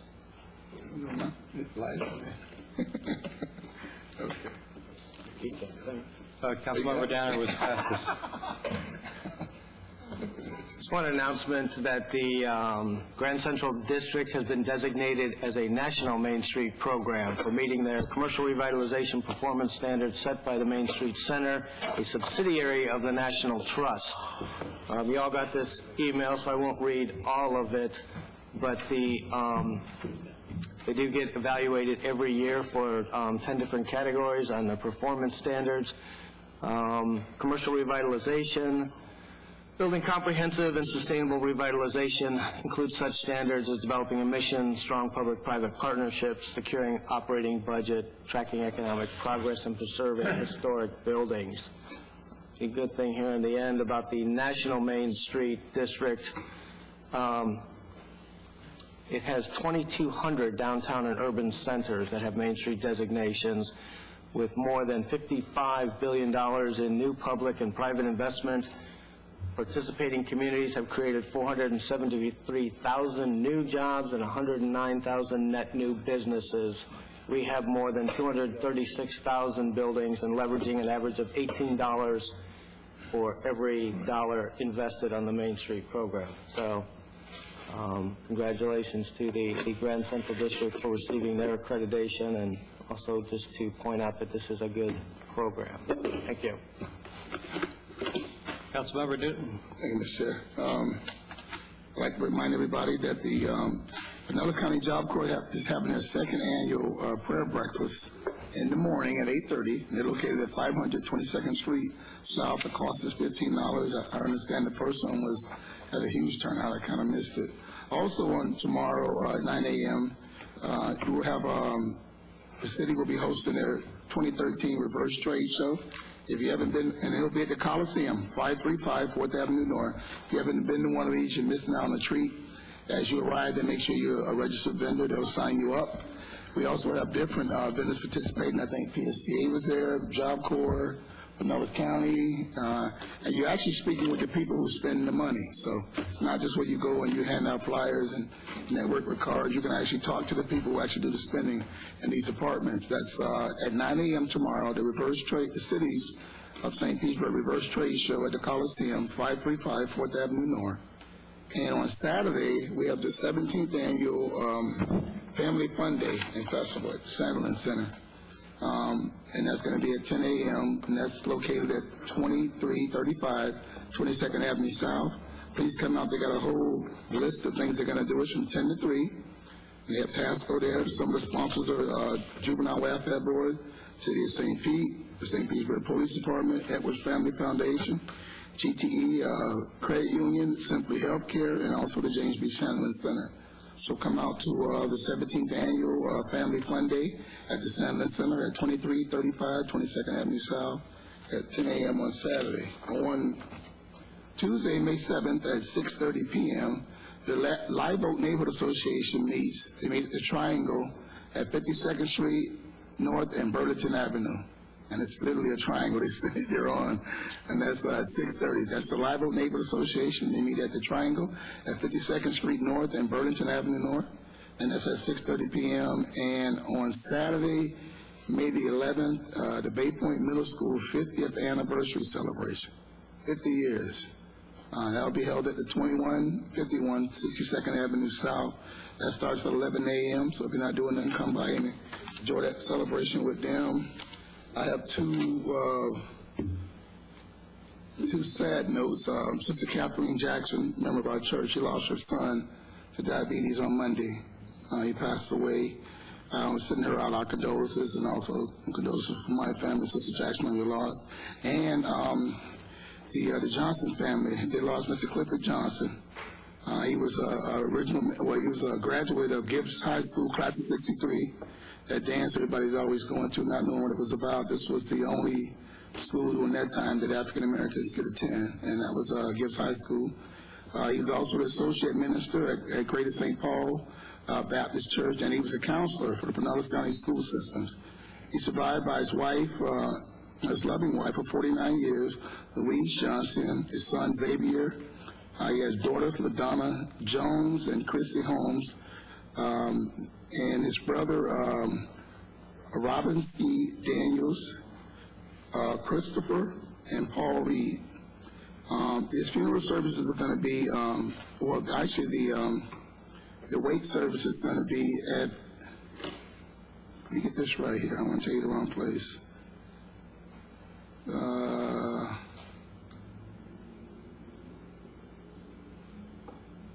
Okay, they said, I guess both of them are going to be at the Friendship Missionary Baptist Church, located at 3300 31st Street South.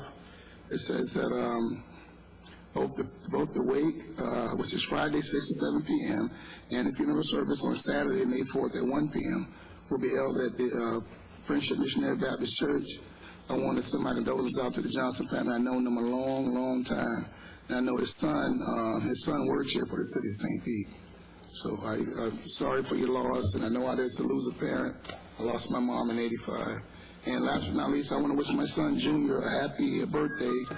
Wingate Jr., he's 23 today, so get it right. That's all I got, Mr. Chair. Councilmember Gross. Thank you, Mr. Chair. Today's the National Day of Prayer. It's the 7th Annual National Day of Prayer. Tonight at 6:30, the community will be gathering at Gibbs High School to spend some time in prayer together, to thank God for all the blessings we've received and to ask Him to continue to bless us in specific ways. So if you're available at 6:30 tonight, come on out to Gibbs High School and spend some time with some of us. 7 by 7. I'm sorry? 7 by 7, right? Right. I was going to, well, it's Councilwoman Leslie Curran's birthday today. Sing to her. And she's saved me, or saved us, because I was going to sing her happy birthday, but she left, so I'll just wish her a happy birthday. No, we can sing. And all she wanted for her birthday was to have a meeting to talk about some things, and you meanies wouldn't let her have a meeting. Spoiled her birthday. And lastly, for the record, the only poll that I have ever taken or commissioned in my life has been at my family dinner table about where to go on vacation.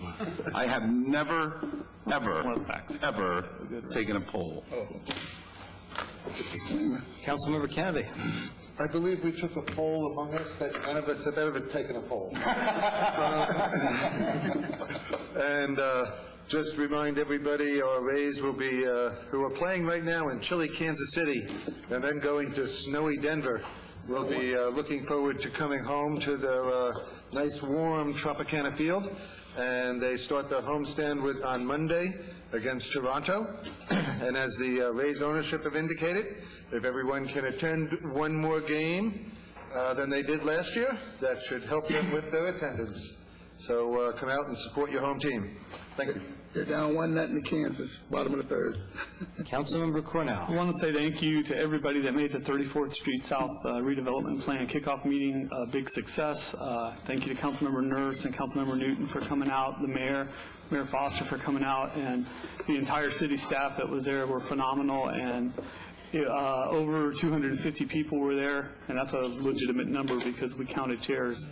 We know how many chairs were put out. It was packed, and I've never seen, they showed a video, never seen a meeting where all of a sudden they showed a video going down and certain businesses started getting applause and other businesses were getting booed, and empty lots were getting booed, so people were kind of giving their input, and it was a very energetic meeting, and we're excited about the opportunity to show people what's in my neighborhood, and people say, well, you need to rebuild, and I'm like, no, actually, it's a small strip that needs to be developed. The neighborhoods are strong. The area is very strong, and we're looking forward to that opportunity to make sure businesses get a chance to see that. So thank you to staff, administration, and mayor, council members, everybody that's been a part of that. Thank you. Councilmember Newton. Yes, I forgot about my association, my President's Association, District 7, and my new presidents that I got through the redistricting. It was a great meeting. I want to thank my AA, Judy. Judy was there. We set up food, and she helped clean up, and she was probably the first one there and the last one to leave. But I do thank her for all she do. She keeps me going and out of the weeds, and I appreciate that. And to all the presidents, we'll be sending information out we got from the other association, so you can share in that, and whatever we can do to move the city forward, let's do it. Thank you for everyone for coming.